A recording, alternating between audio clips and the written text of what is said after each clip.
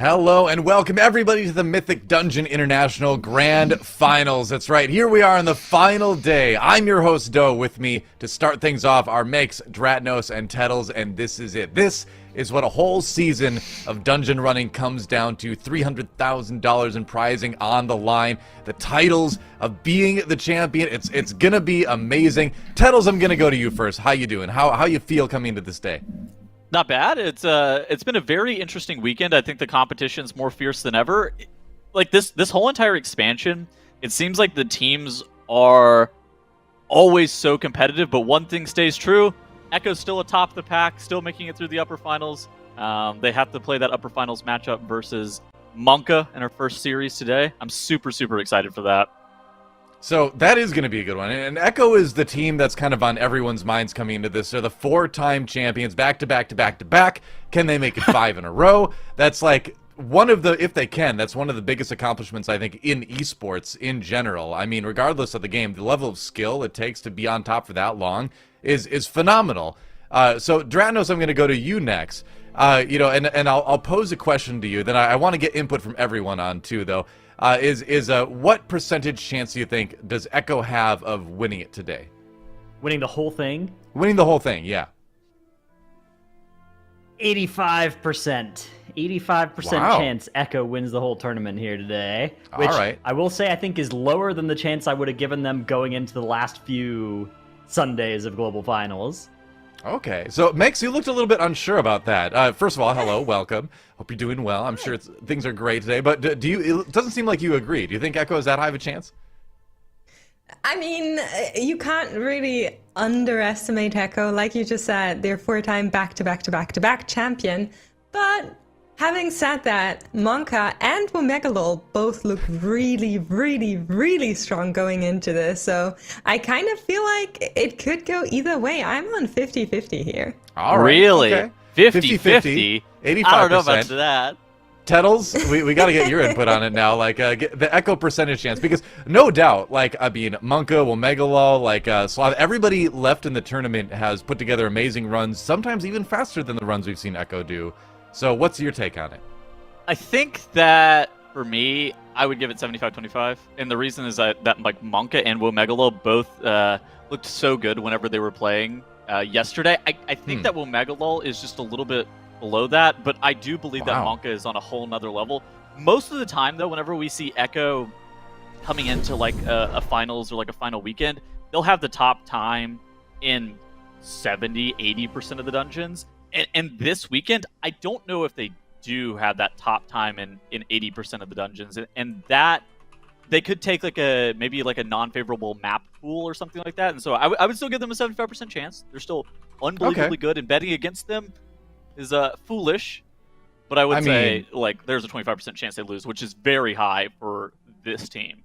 Well, when a team, again, has won the last 4 Mythic Dungeon Invitational Global Finals, then, yeah, you have to kind of bet on them until they don't win it, right? But you can see our top 4 right here. Echo and MONKA are going to be our first match of the day in that winner's bracket semifinals. Then we go to the lower bracket, SLOTH versus OMEGALUL, which is also going to be awesome for many reasons. But let's check out what these players are playing for. Let's see these medals. I love these. It would be so cool to be recognized and be able to put this stuff on the shelf on your in your office, in your bedroom, wherever it is you happen to be playing from. What do you mean? I'm wearing this out in a town. Yeah, exactly. Yeah, with my medal. Exactly. I gotta let everybody Wear it know. to the grocery store. It's like, why? That's correct. Yes, I am a Mythic Dungeon International first place champion. Yeah. How did you know? I wear a giant medal. I love I'm it. so chiseled. Exactly. You would so you'd be like shirtless with this medal just around your neck. Gotta make Just sure the strutting focus is through on the the grocery correct store. thing. You don't right? need a shirt with that kind of bling around your neck. It's Even true. It's equally true. as impressive as that medal to wear around is the Fearless Spectator title Speaking as of well bling. that you can get. Yeah. As long as you're watching and you have your account connected over on that youtube.com/account_sharing page. So definitely go and make sure you've got that now. You only need to watch for 2 hours to get that, but I guarantee you if you watch the first 2 hours today, you're going to want to watch the next 2 hours where we get to see the thrilling conclusion to the weekend. Absolutely. That's right. And it's easy to be a spectator. It's easy to be a fearless spectator, I think, because we just have to watch. We don't have to actually run the dungeons, because the pressure on these teams are going to be absolutely insane. There's definitely maybe not fear, but certainly some nervousness, certainly some anticipation coming into this one. But let's talk a little bit about our first matchup. It's going to be Echo versus MONKA, like we mentioned earlier. Now, MONKA, as you can see, coming through with a 2-0 over OMEGALUL, who didn't look the greatest in day one, but man, have they looked fantastic since then. And then a 2-1 over Donuts and Despair, a team, again, that I think became much stronger than people expected this weekend, but eventually did fall to Sloth in the lower bracket. That said, MONKA's been coming in with some blazing fast times, haven't they? So I have a question. So in this matchup, Echo versus MONKA, they start in the other side. MONKA notably has like a mage main in Crims on their roster, and like MONKA and and OMEGALUL have both been playing mage an awful lot in some of these maps. Is that going to come back to bite Echo not having that consistent mage player? Because we saw it do some really good things in the other side. Makes Stratnos. Which one do you want to take that? I mean, I think that's definitely something they have to think about. We are seeing a little bit of a favor on Echo's side. What do you here. know? To be fair, the Echo website picked Echo to win 96.3% of the time. These pick'ems were made before Before we they saw how strong MONKA. MONKA and OMEGALUL were this weekend. Yeah, That's I think true. That's true. You know, I do think that the chances are better than 3.7% for This is for MONKA in here, though. but. Yeah, here's a look at the teams that we thought would make it to the final four.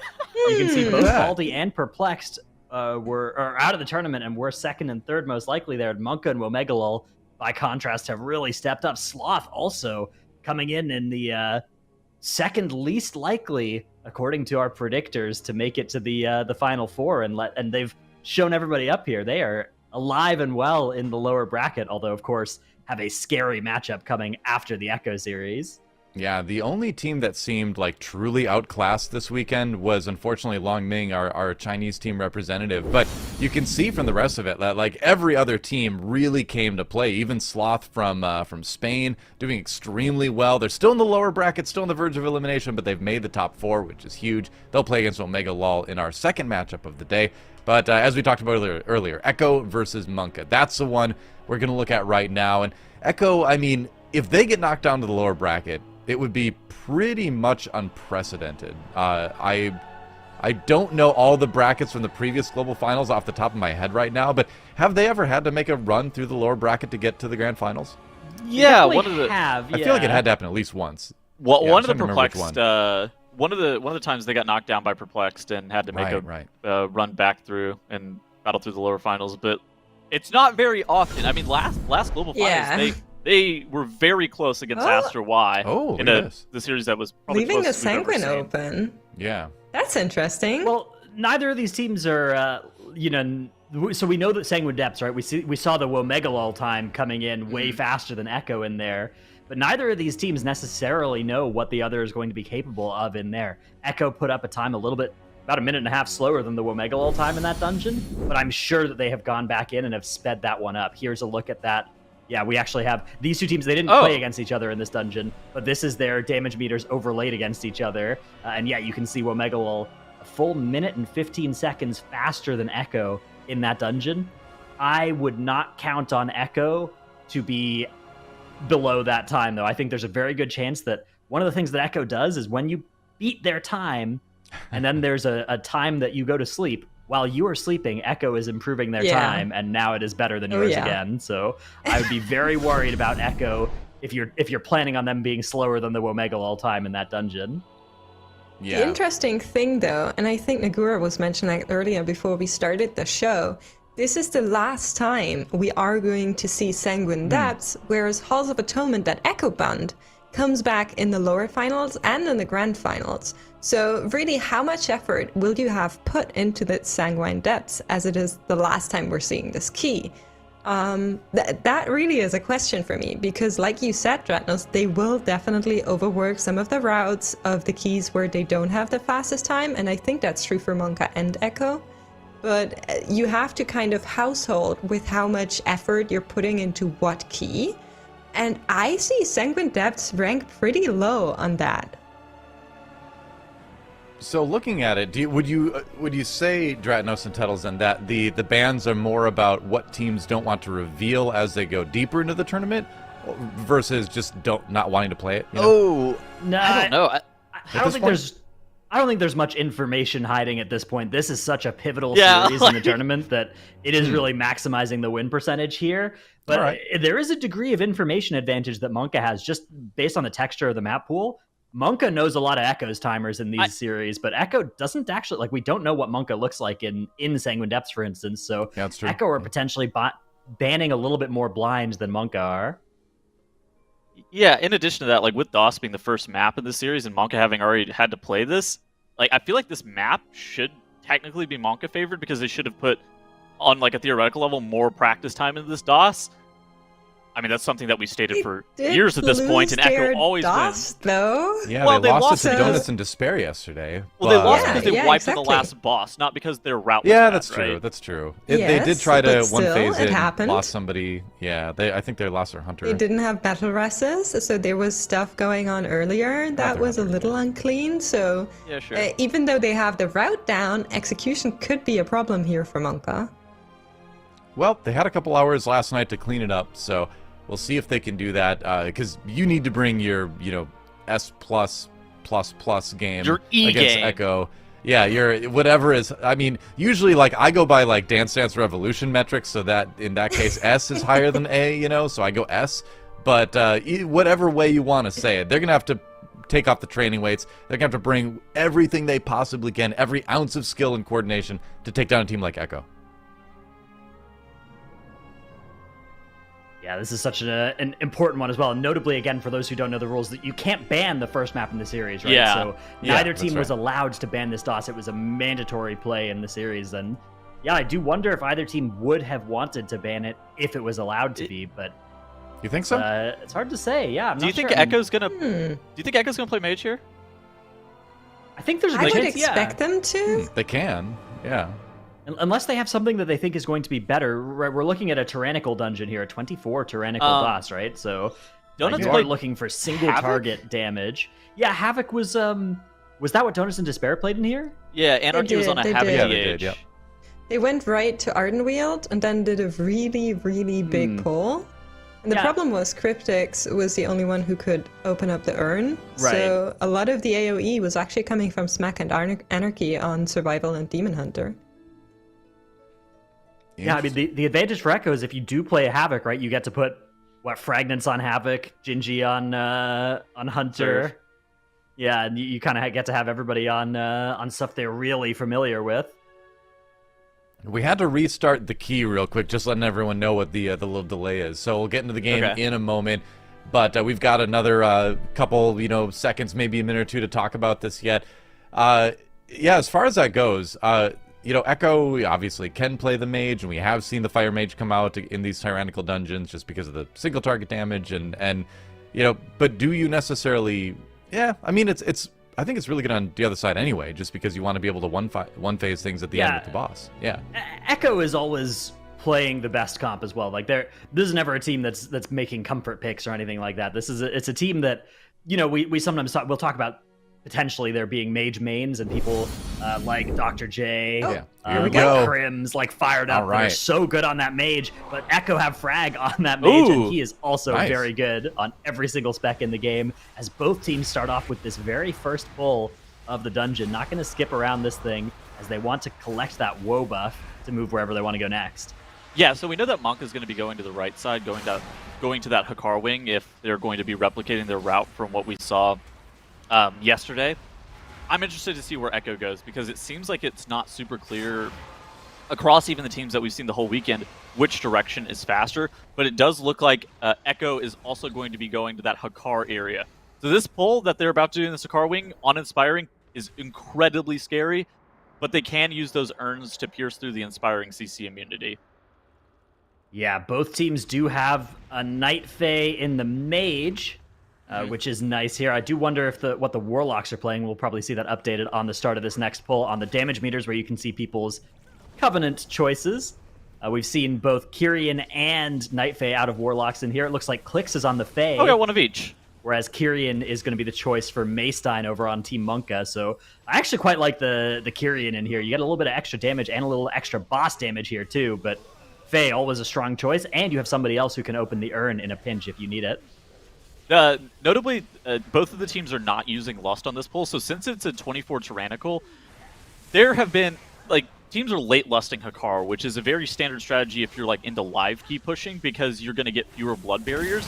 It's not necessarily the fastest thing, because you would rather compound that with your offensive CDs off the rip, but, like, a late lust is the safe play, and with it being a 24 Tyrannical, it makes a lot of sense. Both of these teams able to get through this trash pull in pretty good time. Echo taking a little bit of a lead here, getting their trash dealt with just a hair faster than where MONKA are. Yeah, you can see a great combination of Gateway and Life Grip, bringing Frag up to the group here. They get the boss started, and like you said, that Bloodlust, it is going to be delayed. It's actually profitable to delay it for damage as well when you've burned all your cooldowns on that AoE pull. Because you can see we've still got, Combustion and Infernal recovering. So you just want to wait for those, as well as getting the value of lusting late on a boss that ramps up in difficulty over time. But the biggest thing on this boss is skipping those blood barriers, right? So if you look on Echo's side, they have Hakaru going, his energy has reached 100%. That blood barrier is starting to cast, and it actually gets a full channel for Echo. If you do enough damage right as that blood barrier starts, then you can cancel it immediately. I think if you do like 30k DPS or 30k damage within 0.5 seconds, you can cancel it. The first couple of blood barriers aren't that big of a deal, but once the teams start to get later into those, holding globals and just preparing themselves to skip as many ticks of that blood barrier as possible is important. You see MONKA ripping their Bloodlust before Echo does. They're trying to, they may even be able to get this boss killed off one cycle, one blood barrier faster than Echo if they have the damage here. Yeah, a lot of damage coming in there from both teams. And MONKA are indeed in the lead on the boss HP here, 40% versus 48. But the Lust popped later for Echo means that it will be still active for a little bit longer when it does fade for MONKA. Maystein is going to do a lot more damage to this boss, though, because he selected that Kyrian cover. Yeah, the Kyrian, you get to Scouring Tithe so many targets here, and that gives you so much extra damage on the boss. And you can see just on the damage meters there, Maystein doing 10k more damage compared to Clicks. So much damage coming out here, and MONKA are definitely going to be getting the better boss one split. They need to kill this boss, though. On MONKA, they need to make sure that Hakaru goes down before this next blood barrier goes off. They did just kill off that Woe Drifter. They're going to be able to get out of here in just a second. They have to kill that High Priest. It's at almost like 0 HP. They're just going to be piecing out of here. And MONKA, the bit slower on the first pull, a bit faster on that boss one split, somewhere in the range of 10 seconds ahead of where Echo are. MONKA looking really, really solid through this first boss. Yeah, both teams now going to use this Woe buff to skip out, and let's see if they're interested in this Death Speaker pack at the bottom of the stairs. Looks like the answer is going to be a no from MONKA. Echo also probably looking to sneak around. Yeah, they're just going to hop over to the side, so neither team wants that Death Speaker pack. Both teams looking like they're setting up a pull here, including this Spirit and the Warlords and the Dinosaurs. Echo's Enraged Spirit is getting further away, so MONKA had a preferential patrol here. With where their Enraged Spirit was, they were able to get the pack grouped up almost instantly. Echo has to wait for that Enraged Spirit to get in a little bit before they're able to really start dumping a lot of damage. And things like that can actually cost you maybe like a couple later, of seconds. Right? Like they're at the same spot for both teams, but it was 10 seconds later, right? So it was a little bit, it started walking up the stairs, although it did come in very quickly for Echo as well. It's going to be like 1 or 2 seconds, I think, difference in like just that patrol timing. And now MONKA getting their trash pack killed off. Echo getting pretty close here. Those Warlords are a little bit healthy, but all things considered, I think they're about maintaining that 10-second disadvantage that they have off of the first boss split. Yeah, this looks like maybe it's even a little bit more than 10 seconds here between these two teams killing this trash pull. Is there a difference in cooldowns, maybe? Already nearly done here. Yeah, they're ready to go into boss. Probably going to be grabbing these oils and snapping them up as well. Very standard strategy for MDI teams, at least. Not one we recommend for the live servers, though. Those things are dangerous to include on that boss. So it looks like Skylark either Blood Boiled or Death's Caress the pack. Normally the standard play is to like Blood Boil them to make sure you have threat on all of them. And then you need to make sure that you get into this Mana Storm room as quickly as possible, because those sentient oils can snap you back if you don't snap them in time. MONKA does a great job, gets those oils snapped right on time, and now this Dismantler has spawned. And I mean, things are looking really good for MONKA. They need to make sure that they're getting kicks, interrupts, stuns on all of these oils, because casts going off can cause problems. But this is like a really well-practiced teams. Both of these teams are at the top of their game. I don't expect that this should be an issue here. Yeah, once again, we're going to be looking at that damage race between the two teams here. Echo hoping to catch up a little bit to where MONKA are. Yeah, a lot of damage coming out here from all these mechanics. AMZ coming out for Echo as well. Sentient Doyle casts our magic damage, as is the overwhelming power crystal soak that you're doing here. So there is a little bit of magic damage to mitigate. You can see MONKA able to get Millhouse to 49% on his first phase. Echo actually going to be able to beat that a little bit more damage to Millhouse on the pull here, as they now get started on Maleficent, but they are still a little bit behind on the boss overall.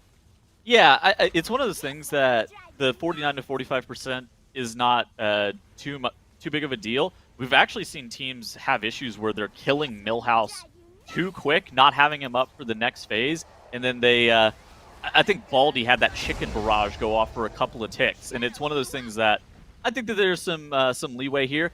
But both of these teams, I suspect, are going to be able to kill Millhouse in this next cycle. MONKA doing a great job of stunning that chicken barrage. Echo, on the left side of your screen, going to be stunning that chicken barrage as well in just a couple of seconds. Yeah, MONKA definitely reached this boss about 20, 30 seconds ahead of where Echo did. So Echo are hoping to close that gap somewhat here, but it's unlikely they'll be able to do it just with boss damage alone. They are making up a little bit of DPS here on this one. So we'll see how that works out as they try and get over the finish line. We'll see what cooldown commitments look like as well. Both teams pretty dry on cooldowns right now, besides that combustion coming up soon here for Frag, who will presumably just press it as soon as the button lights up. Crim's just ripped his on CD there. Yeah, and it's usually that's what you're wanting to do with these. Yeah, so now Millhouse is going to be going down. They're notably not going to have those stuns from Millhouse for this next Maleficent phase. Both of these teams aren't, and so these teams are racing the end of this phase. If they have that chicken barrage go off for... So they already dropped AMZ. If they have that chicken barrage go off for like 4 or 5 ticks without the stun, it could be in some deep trouble. But it looks like MONKA just really has a lot of single target damage, a surprising amount of single target damage banked up for Maleficent, while not really having any cooldowns that they had to commit here. Yeah, Echo also catching up here. You know, MONKA are going to be able to get this boss dead, but I think Echo have closed back the gap somewhat here. We'll see exactly what it looks like at the end of this, as MONKA do get the boss killed with a 503 split. Echo just about to finish off Maleficent here. A 502 split for them on boss 2, so they have gained back 1 second on this split. They were down 9 seconds on the first split, so they are now 8 seconds behind MONKA as they go into this next trash pull, and this is still very much anybody's game. Both teams looking to make optimizations and just do their damage as well as possible, because neither team can rely on the other one making a mistake. That is just so a scary thing to try and have happen against a team of this caliber for both teams. This pack is so sus, by the way. The ARF with the headless clients on Inspiring and that Woe Drifter. Like, just that whole entire pull in general, both of these teams make it look so seamless. I think that I've wiped that pull too many times, more times than I like to admit this expansion, just due to Inspiring on that pull. The combination of Inspiring and the Woe Drifter as well is one that you need to be prepared for, because if you're not ready for the uninterruptible burst cast, it's very bad for your healer. So MONKA, teams do different things at this point in the dungeon. MONKA here is electing to kill this Death Speaker first. It looks like Echo is also positioning to kill off this Death Speaker pack before making the way into the Ardenweald Wing. We see teams do a lot of different stuff, depending on what they want to either pull into Muezala or what they want to pull after Muezala, like the intermission phase. So it kind of depends. We saw Going into Despair do something yesterday where they pulled this pack at like 50% HP into Muezala, and that seemed like that was pretty good time-wise. But both of these teams don't want to... their consistency probably with that pull has not been great. And MONKA end up annihilating that Death Speaker pull. They get that Woe Drifter buff, they refresh it, and now they're making their way into the Ardenweald Wing. Yeah, that urn is still available for either team as well, so we may see them snap some of the Ardenweald Wing back out there, hit the urn, DPS it for a while, and then go into boss while it's dying. That kind of thing might be on the cards here. We'll see how it works out, though, as MONKA getting started with their first Ardenweald pull. And this is a very important section, because if either team can do this area in like one less pull than the other, that is going to be a big time save. This is one of the big advantages of the mage. So since the mage is playing that Night Fae, we don't really talk about it too much, but they're able to dump all of their damage from their combustion very fast and then click the urn, whereas sometimes the Warlock doesn't really want to be that urn clicker because they do a lot of consistent AoE damage, but you see right here, Crims just dumps his full combustion, he casts a shifting power, and now he's able to open that lantern. He's not going to lose too much damage because most of his damage is going to be super cooldown reliant, and so he's losing very little to be clicking that lantern with that urn with that sequencing. And it gets the stun on the pack, which allows Skylark and the remainder of the group to do a lot of damage on the side of MONKA, and they get those blade beaks absolutely annihilated. Echo dropping pretty low here on this pull. Now has to kite around a little bit. I think that they may be losing a little bit of time just having to kite this pack. It gets a little bit spread. I think that could have gone a bit better for Echo in that exchange. Yeah, Frag actually opted to delay the combustion until after rather than before opening the urn, so a little bit of a difference in how they wanted to plan that mage damage. Ultimately, looking at those damage meters, though, it's like, doesn't really matter what the mage does to assign their damage, because that is... No, not really. All the mage's combustion is like one extra Rain of Fire cast from the lock, so, you know, who cares at the end of the day. Ooh, Echo are actually getting into Dealer's Ixa first here compared to MONKA, though. They just ran straight down. Didn't bother setting too much up with stopping and putting any globals into anything. No threat or anything. Interesting. Yeah, they're just going right into the boss. I see what the difference is. So MONKA actually made a pit stop and killed that hatchling. And they also ended up spawning that Dismantler as they made their way down. Right. Whereas Echo just have that Matriarch in here. That is very scary. The Blade Beak Matriarch is a mob that will be beating now up. But he is doing okay so far. That rune weapon is going to be... Oh, the rune weapon is now expired. Oh, Jinji going down. They do have a battle res available here. I don't know here, if they can afford the death here. Look at the lust difference. MONKA's already committed their lust. This is something that is super surprising that Echo's holding it. Okay, and now Echo is committing that bloodlust. It was probably just a difference of cooldown timing. Jinji got pretty lucky the fact that he did not lose that lust CD. It is unfortunate for him, though, that I don't know if they can afford a 5-second time penalty, as looking at Dealer's IX's HP, something like 20% separates these two teams. Yeah, and look at the damage meters as well. You can see just how damaging it is for Jinji to have gone down there over, you know, the difference between the Hunter damage as a result of that death is going to potentially be deciding in this map if no further mistakes are made. Both teams sitting at that 92% trash count. You know, they are basically ready to finish this dungeon at this point. They just have to kill off these last two tyrannical bosses, but Echo are closing the gap a little bit here. 10% Dealer's Ixa health difference. Actually a little bit less than that now as well. Somehow they are finding a little bit more damage still in the tank here. No more ads for that Kyrian Warlock to profitably scouring Tithe here. MONKA are going to be able to get this boss killed first. Echo have to do another bomb explosion, another explosive contrivance there, and MONKA begin drawing that mojo. And we have a split here of... So when you don't factor in the death, Echo gains another 2 seconds in this split. But when you do factor that death in, they actually lost 3 seconds on this split, and they are now down by 12 seconds compared to MONKA going into the end of the dungeon. Funnily enough, a lot of that time came down to the fact that they were able to do that Matriarch pull into that pack. Just not stopping and killing that hatchling is incredibly impressive from Echo to be able to just, for now, to be able to fully face tank that pack. You do see he got purged as a result of that, but overall, I would trade purg for that pull. That was a really good pull from Echo, but MONKA is still in the lead a little bit as they are going to get Moizala pulled just somewhere in the range of 10 seconds before Echo are going to be able to. Yeah, and that 5-second death differential as well may also end up mattering if Echo are able to make a little bit of damage up on this fight. It just might not be enough to cover all the time and that death timer as they're both starting the fight. Also, of course, it's going to be vital. Both teams must kill all their intermission ads in one phase. If either team fails to do that, that team will lose this map. There's no way around it against these teams. What are like the classes that you're looking at to be the most scary for you? Is it just that Warlock? Because Warlock has to commit so much damage to be able to kill their ad, and even still, we've seen teams this season miss that ad check on their Warlocks. Both Clix and Maystein are holding on to that Infernal, so I think that means they shouldn't have too much trouble. Neither of them is trying to do a cheesy no Infernal gaming. Yeah. That would probably ruin their day. Yeah, I think if either the casters, the mage or the warlock, if either of them get locked by quaking, I have a suspicion that we may see a team miss a ad.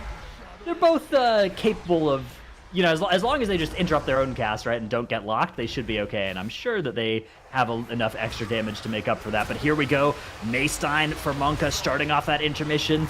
Meanwhile, Echo's hot on their Echo heels. also going into their intermission. Yep, here we go.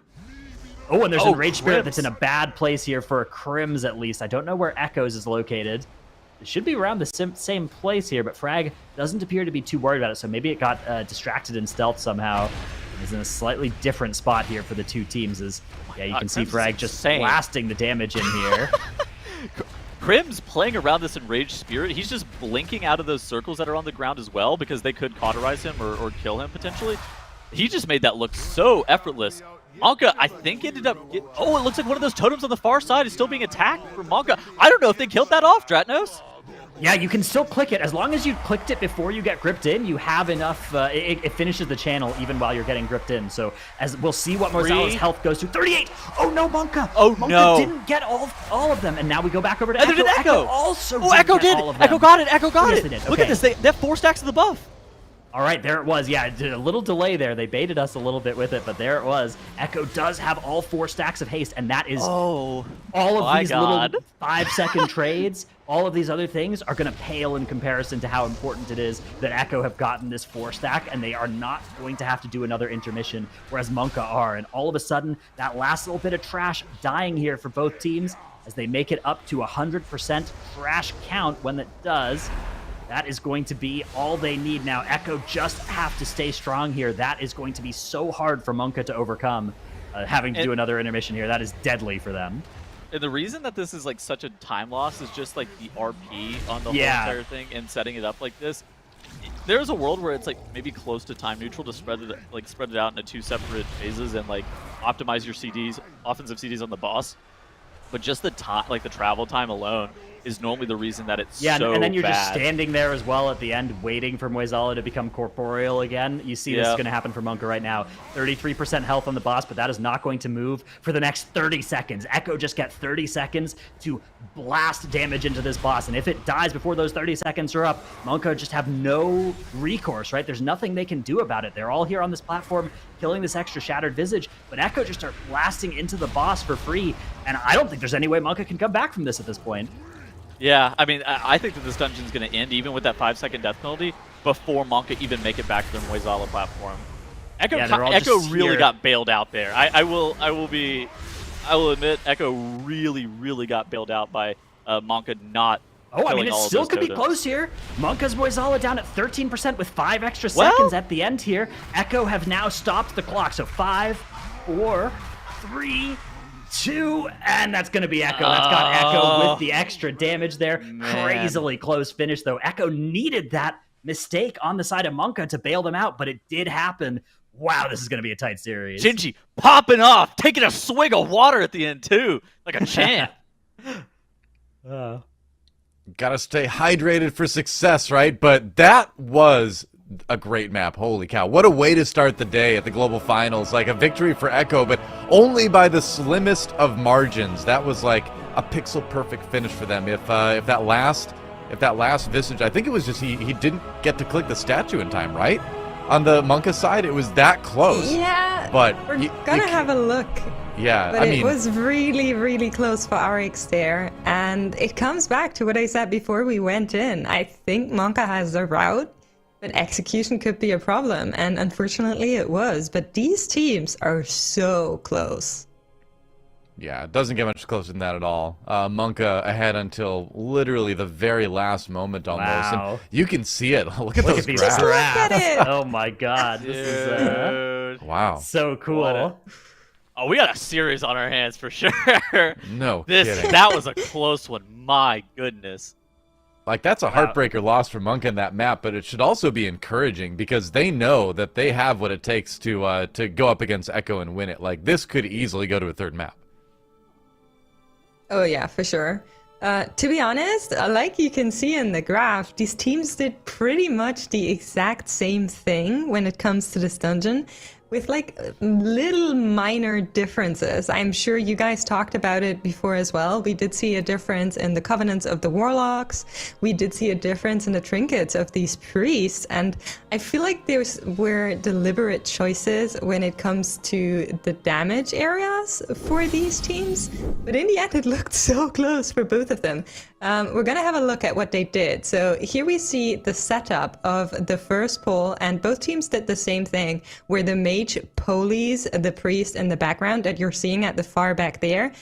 Since it is inspired, you don't want it in this pack. You're just going to pull it after you're finished with the pack, go into Hakar, and here's something that we saw out of MONKA yesterday as well. It's where they skip that blood barrier, and it's so cool. So Hakar is going to cast it. You're seeing it coming right here, and they're going to just blast the damage right when it's there, and that makes it skip. And isn't that such a beautiful thing to do? And I feel like that's what has given them the edge in this series. So they were just those 5 to 10 seconds ahead at first, and every time they were, I think it comes back to that skip here. Now, both of the teams decided to, of course, snap those sentient oils onto the mana storms. We've seen this from most of the teams. I dare say it's not very easy, because they do a lot of additional extra damage, which on a tyrannical mana storm boss, you have to be able to take. So we saw some defensives being committed, but here it is, Mode with the sigil empowered boon in this pack here, doing 36k as a holy priest. It's just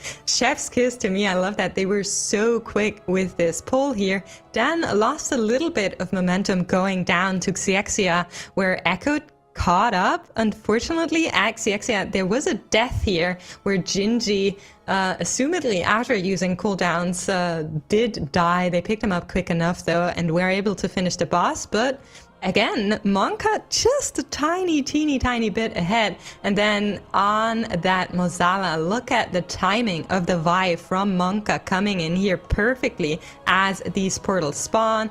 Gonna get that Guardian Angel, and here is RX clicking that totem, but getting ported back. It was so close.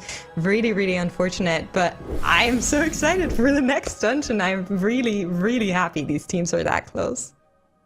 Yeah, it's amazing that it came down to like that one click, and he was there. His mouse was hovering over, and it just didn't happen in time. And like, I mean, for us, we get to watch this. This is exciting for us. I love it. Give me all the close maps. But now MONKA has to really kind of like summon that mental fortitude and be like, all right, well, that happened. Goldfish brain. Let's move on to the next dungeon. Let's see what we can do next. And the next dungeon, I believe, is Sanguine Depth. Is that right? Should be, right? Yeah. Yeah. I think it goes Sanguine Depths and then Plaguefall in this series. Yeah. Yeah, that's right. Because the bands. Oh goodness gracious. If we get to that 25 Plaguefall, that's gonna be spicy. This is the first time we've seen MONKA run Sanguine Depths. We did see Echo run SD yesterday. They had a 13:10 time, but we know from the OMEGALUL game that 13:10 time absolutely could be improved on, because OMEGALUL, while they're not MONKA, they put up a 1140 in Sanguine Depths, which means that there is a large amount of room for Echo to improve on their time. I suspect that Echo came back in here last night after watching OMEGALUL, and they were in the lab limit testing some of that Tarvald intricacies that OMEGALUL set up. But I wonder how good MONKA's time is going to be in here, because that's the big question mark for this one.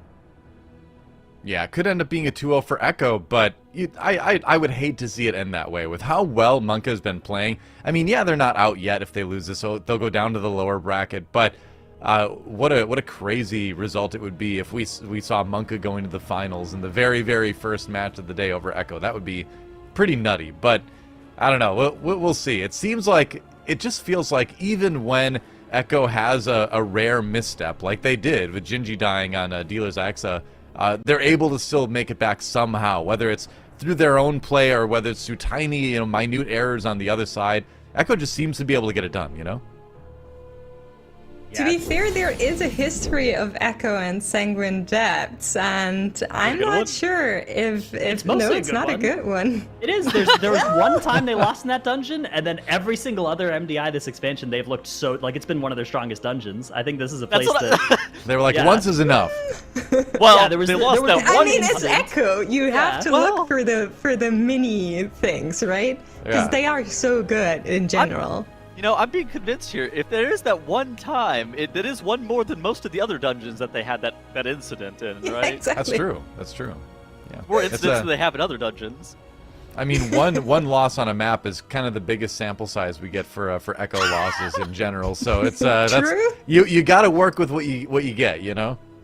That one time in Cup play last season.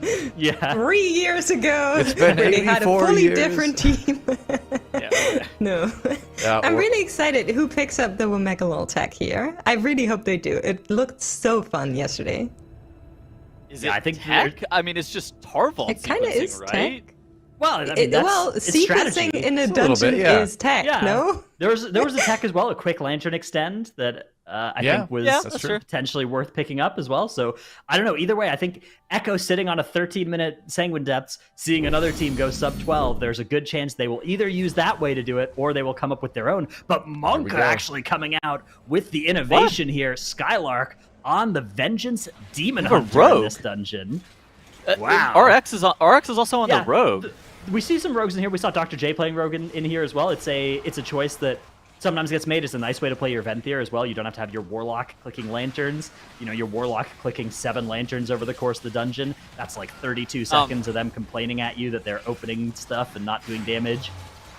We've actually seen Skylark play a lot of Demon Hunter over the course of the MDI. So whenever he was with Obey Alliance last expansion, even they ended up preferring that Vengeance Demon Hunter for a couple of keys. Toldagor being one of the notable ones to kind of get their cannon set up, and then of course Skylark played Vengeance again whenever he was with Obey Alliance at the beginning of this expansion, just because Vengeance was really good though. So this is a class that he has a lot of practice on, especially in MDI settings. I wonder what they're going to be using it for though. Maybe like a Sigil of Misery somewhere? Maybe, yeah, it's also a little bit of extra magic damage, although the pure damage that the DK can bring, as you can see on Echo's damage meter right here, now spiking over 100k DPS on that tank Oh on my this God. pull. Goodness gracious, and he's not stopping there. He's over 150? 150 now, just doing something unbelievably unethical here to this boss. Wait, Maystein is at 350k DPS on the side of MONKA. My goodness gracious, what is MONKA feeding their Warlock, man? Well, there's a Chaos brand for sure that Echo does not feed theirs. That's part of it, although my math Okay. says that's only 5% of the difference, so we'll see So- exactly how it all lines up. MONKA has a comp that is definitely lower overall DPS. Yes. Would you say Although that? the Kyrian Warlock is a nice little gain as well. That's part of the reason why the Warlock is doing more for them. But yeah, you can Hey, see that 1 was kinda second. 1 second of an advantage here for Echo as both teams now waddling on through with this woe buff. We'll see what they decide to do Where's next. It Skylark? looks like Echo are setting up an inside the room pull. Click's going to open that lantern right Oh. away. Echo's tanking this pack in a different spot now. Echo was tanking that pack in the room yesterday, and I thought it looked super sus because now had to stand in a lot of those casts, like the ground effects.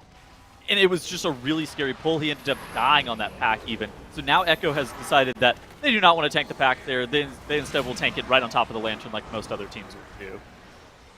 Yeah, nicely done as well. Echo actually looks like are going to be getting the better of this, although maybe MONKA have some more count in here. Yeah, I think they do, because Yeah. both teams are at the same count right now, and MONKA have way more enemies left alive here. Echo getting a little bit less trash involved in this pull. They are going to get this woe skip now.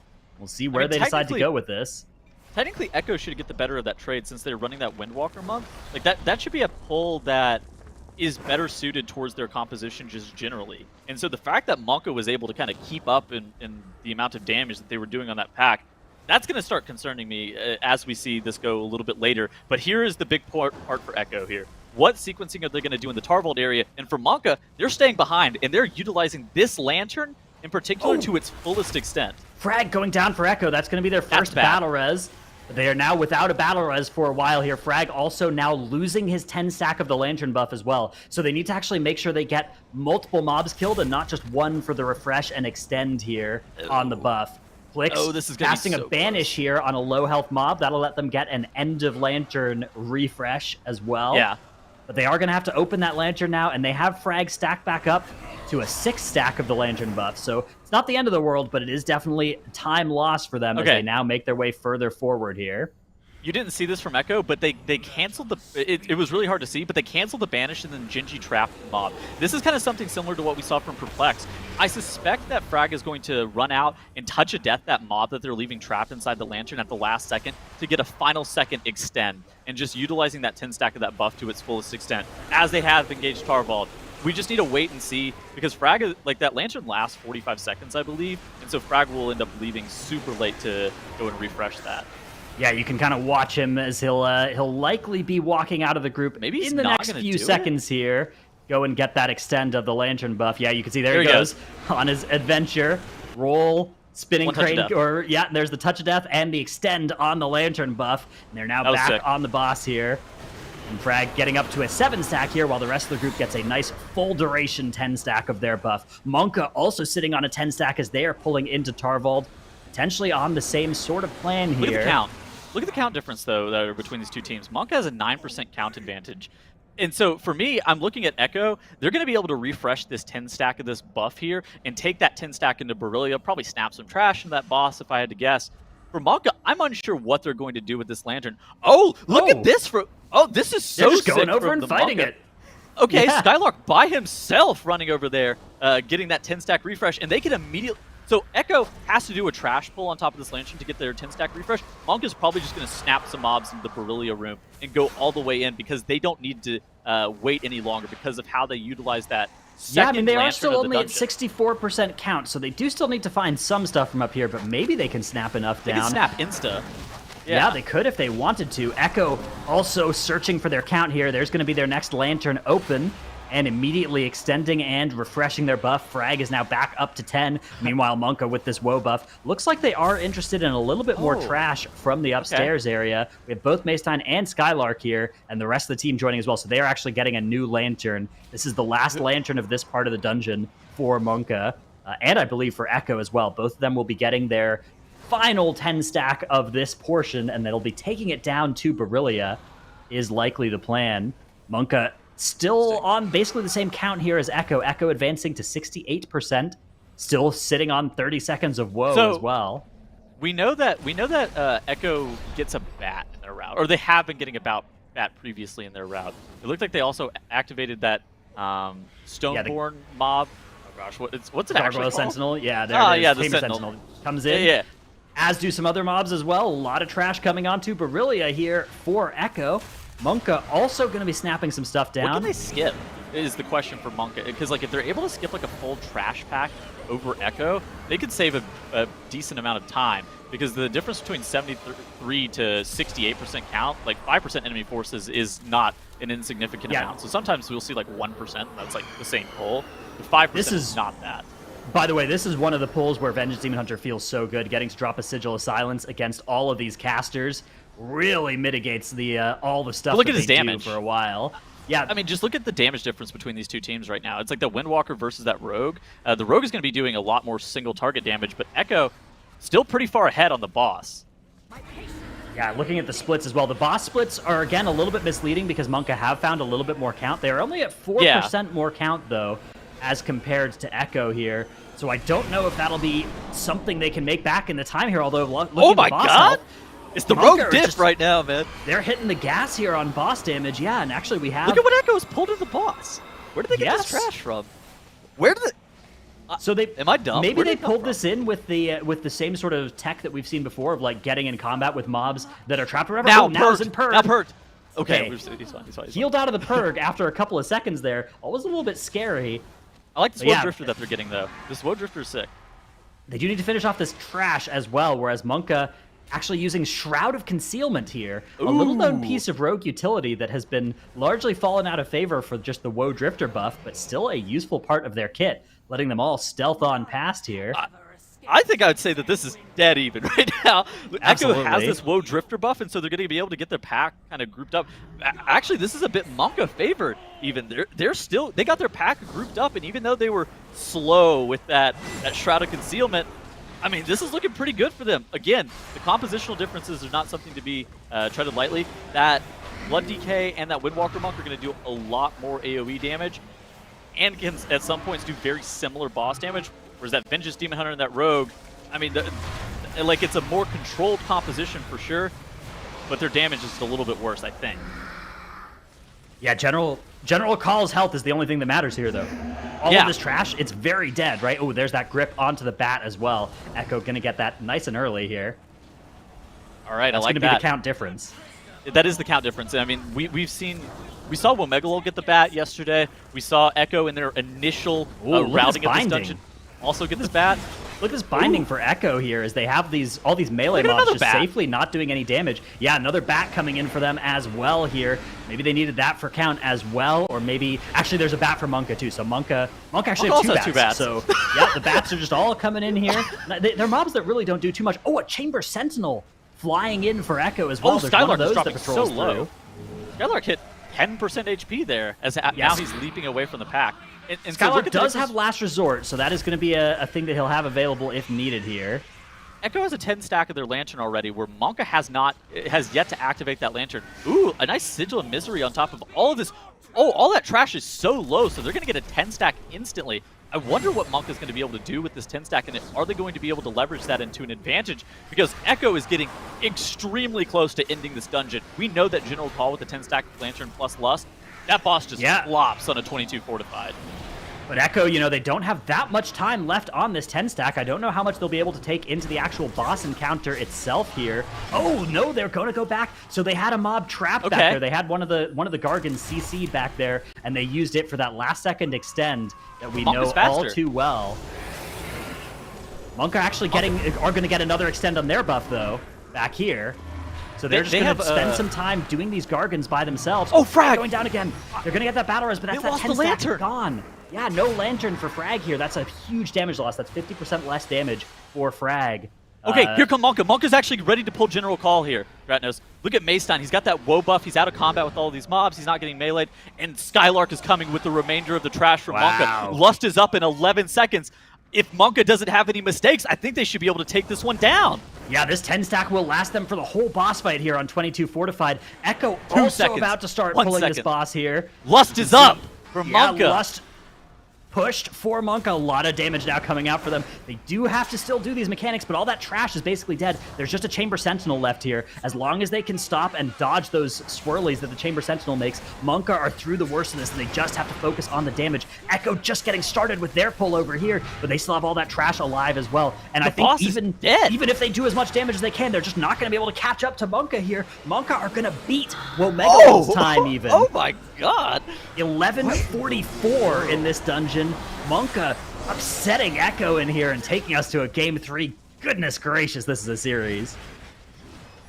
All right, you love to see it. MONKA not only beating Echo, not only keeping themselves alive in the series by tying it up, but like you just mentioned, they actually beat OMEGALUL's time in this dungeon. That is incredible. Echo finishing off General Call right now, but it's a win for MONKA on Sanguine Depths, and we are going to that 25 Plaguefall. It is going to be crazy. This is exactly how I wanted the day to start. I'm so happy we're getting a close one with this. MONKA came to play. We were watching that while the cast was happening, and that was just an insane run from MONKA from start to finish. Yeah, I mean, for the first part, I wasn't sure if MONKA could do it, to be honest, because they looked a little bit behind while Echo was already on Tarvold and so on.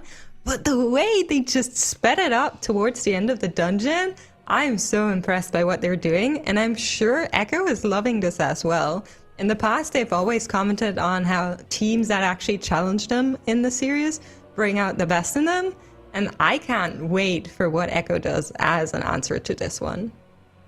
Yeah, they're not going to take this one lying down, and there were a couple little things. I mean, they had 2 deaths throughout the run, and that's going to obviously take some time because you lose out on the damage while you're waiting for the battle res and all that, and they always recover so nicely, but in a game like this, it's always going to come down to just the milliseconds, right? So, I mean, that was maybe like a 45-second difference between the 2 teams, roughly, so still extremely close, but it's just those tiny little things, those 2 deaths for Frag there that ended up being a big part, I think, of what costed them. Yeah, so starting off, we did see some big differences in the teams. MONKA deciding to run that Vengeance Demon Hunter and the Rogue. And the Rogue is something we saw from OMEGALUL as well, where it allows your Warlock to go on a different covenant than Venthyr and just do that insane damage that we have seen in the graphs that just showed up. So I personally really like this. We're going to see a little bit about the Vengeance Demon Hunter later, but yeah, at the first, Echo looked very, very strong going into this. They were a little bit quicker done with Grixis and rounded up this pull here. I love that technique. So clicks with the Woe Invis going up, waiting for the rest of the team, now rounding up the trash, and clicks utilizing that Woe Invis, opening the lantern as everything is stacked perfectly. That is Echo as we know them in perfect execution moments. However, there was some upset throughout that run as they had 2 deaths, but here's some cool technique both teams did. So while on Tarvold, their stacks were going a little bit lower, and to extend this, they had a vestige rooted or actually trapped at the back of this lantern here to just extend that 10 stack or the 7 stack on fragments. And then the same thing happened for MONKA, but this time around it was Skylar, and Skylar actually running back here with mode to defeat the vestige that was taken out of the trap that they had set it in. So both of the teams getting that extra stack here. And MONKA actually had a little bit more trash going into Tarvold, so Echo had to play another pack there, and thus MONKA was finished with Barilia first. Now, I was like, why do they not have a Voe? But they brought the Rogue, remember? So they could just easily skip through here and then move on to the Gauntlet, where the Demon Hunter really started shining, if you ask me, because it allowed them to set up some of these pulls so beautifully. So Skylar running all the way forward, pulling all of this. They also had a Drat Bat in there, and then here waits the rest of the trash in the Fear Sigil, and then there's gonna come a Silent Sigil following that. So really, really beautiful technique, utilizing those sigils.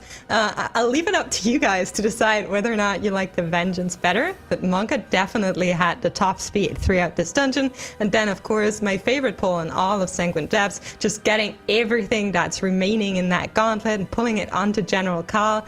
You just full send it, and it's so, so nice to see. I mean, the Vengeance Demon Hunter pick is definitely a question of can you do that pull without it. That is where they saved the most time. I think that was one of the only difference. That was one of the biggest differences in like the back half of the dungeon between both Echo and MONKA.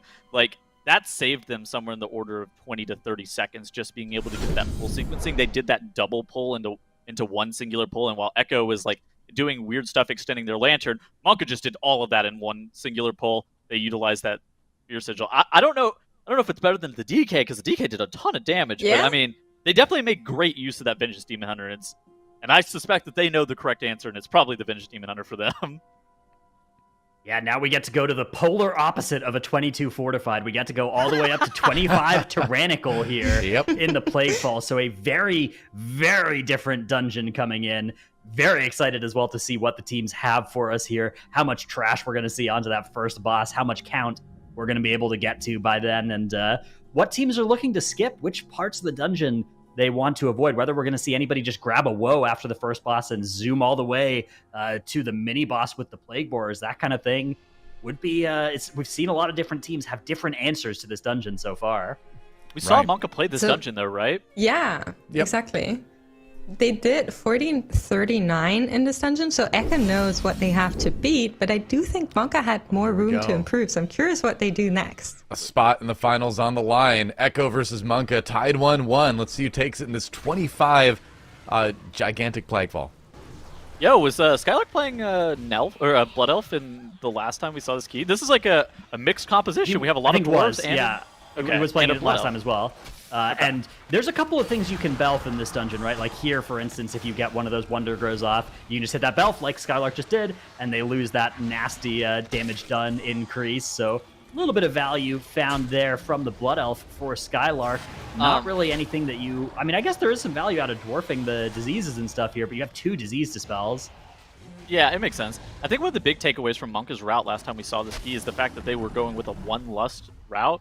And they were just lusting the third boss room. I wonder if they've changed their strategy, if they're going to continue with that 1 lust route as opposed to the standard 2 bloodlust, like 1 on Globgrog, 1 on Margaret Stradama.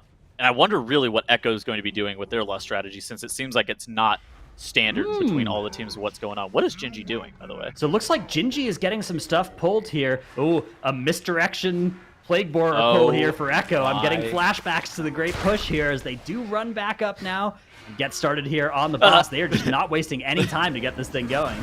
Those are notably not the same Plague Borer. Yeah, not these ones aren't the ones that explode. These are just the ones that nuke your tank. not those Plague Borers. They are still called Plague Borers, though. Bloodlust for Echo here on this pack, though. I mean, this is an incredibly lucrative Bloodlust, if you ask me. This is an insane amount of trash on top of Gloggrog. It's a 25 Tyrant as well, and if you've done this dungeon, you've had things go wrong in this dungeon, notably on this boss. And so Echo doing a great job popping that Lust, having all of their offensive CDs available, and really just burning this boss down. Yeah, wasting no time as well getting started with the boss. They just pulled it right away and let Gingy grab all this. A beautiful binding shot as well to let them just kill off those morsels for free without having to overcommit to them. You can see everybody is standing in this red pool here, that haste puddle. A lot of extra damage being done as a result. Now is also playing Necrolord here for Echo. So they actually get to do this red buff extend, where one of the Necrolords flesh crafts early, and then one of them flesh crafts right before they leave, and that will let them have, instead of just 2 minutes, they'll get to have almost 4 minutes of this haste AoE buff around them. So extra value found here by Echo at the cost of losing that Kyrian damage. But, you know, Necrolord grips in this dungeon are not bad. Prim's grabbing some of these gushing slimes at the bottom 25% of Gloggrog here. We do see they had some slimy morsels contact the boss, which is not great on the side of MONKA, but those small morsels don't do a ton of healing to the boss. And I mean, this looks like a really good pull. This is an adaptation that we've seen them made. In addition to that, they did commit that Lust, and so I suspect that they're going to be going for a 2 Lust strategy. They have a bit more count than where Echo are after leaving this first boss, but I think I would prefer to be where Echo are here. MONKA is grabbing this Woe Drifter, so they're going to have this speed buff.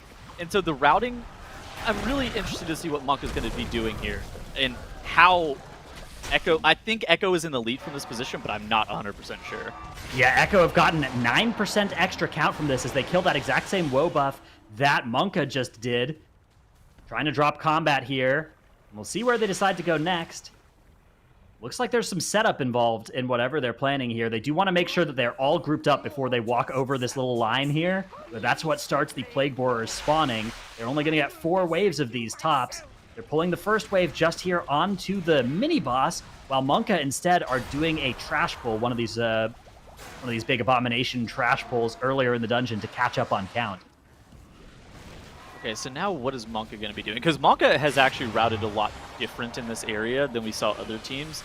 So OMEGALUL and Perplex had very similar routing in this area, but MONKA does that pull that they were just able to get off. Look at the count difference. So they're 10% ahead of where Echo are, and so that's going to allow them to do some interesting stuff in the back half of this dungeon with the count that they can save instead. So they can maybe skip some assassins. They can maybe skip some of those defenders. It's really going to be up in the air. I'm excited to see what they do differently. If I had to guess here, I'd say Echo is about to fight all the trash in this room with the boss as it does jump onto their platform. Now is going to activate those grippy hands as well and get everything nice and grouped together. A lot of damage coming out here, but they have that red puddle. Give them some extra haste as well, so they are just pumping onto the boss here. This boss is so sketch on 25 Tyrant. So across this whole entire weekend, we've seen teams, so they're like immuning / using intense DRs on the first set of these bombs that are going to be going off here in a second as Ickis is about to phase. And then on the second set, they race the boss. But the race has been very close for a lot of teams. We even saw Perplexed have the bomb go off and kill 4 of their members. And so I'm interested to see how Echo are going to be able to do this. Are they going to have enough damage just to be able to deal with that? But it looks right now like they're just... Are they killing this Plague Bomb here? Okay, so they're actually playing a little bit safer of a strategy where they're going to be killing this first Plague Bomb.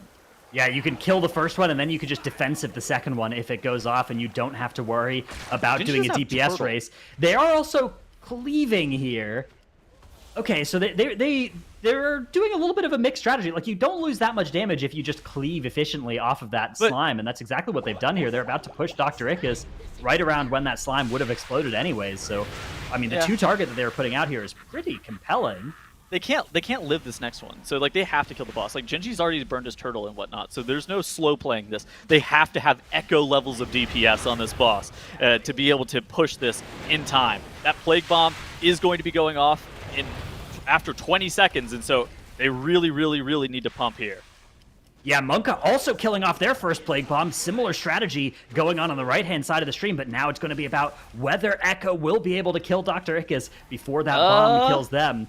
For added suspense, we aren't going to show you the timer on that bomb, so it's going to be close. Oh, it's right at the end. No! That's okay, so minus 15 seconds? It looks like minus a pod tender and just 5 seconds. Minus pod tender, really? purgatory. Oh, no, okay, and 10 seconds. Yeah, 10 seconds are going to go away here for Echo as a result of 2 deaths for them. That's not the worst situation. Oh, what is this? Defender of Many Eyes and relics that have come in for MONKA here on the right-hand side of the screen. Is that the relics from the front right, like next to that tentacle? That's after I think it may well be. Yeah, I think they may have ran ahead and grabbed that mob somehow. Interesting. And an extra woe buff that's going to be fought with the boss here. They are also hoping to just kill off Dr. Ickes. They committed Infernal here. No, they got this. They have this plenty fast. They committed Infernal. So like they are committing a lot of offensive cooldowns just to be able to get that dealt with. I think that this from MONKA, it looks sketchy because you're worried about oh my god, never mind. I'm making stuff up. The bomb is going off. Never mind, they're fine. I'm also making stuff up. The bomb didn't go off. Ooh, wow, that was a roller coaster. That was a roller coaster. I was like, oh yeah, they're gonna be fine. Wait, that bomb is going off. Wait, never mind, they're fine. All right, well, with that woe buff, both teams now are going to be able to set up a large movement through the dungeon. 69% trash for MONKA, 65 for Echo as they enter the third boss room. And this is a make-or-break moment here. We already know MONKA are on a different plan than they were last time. They used their Bloodlust earlier in the dungeon this time, and they won't have it for whatever they're doing here in the Domina room. Echo also no Lust available as Domina gets pulled for both teams at exactly the same second.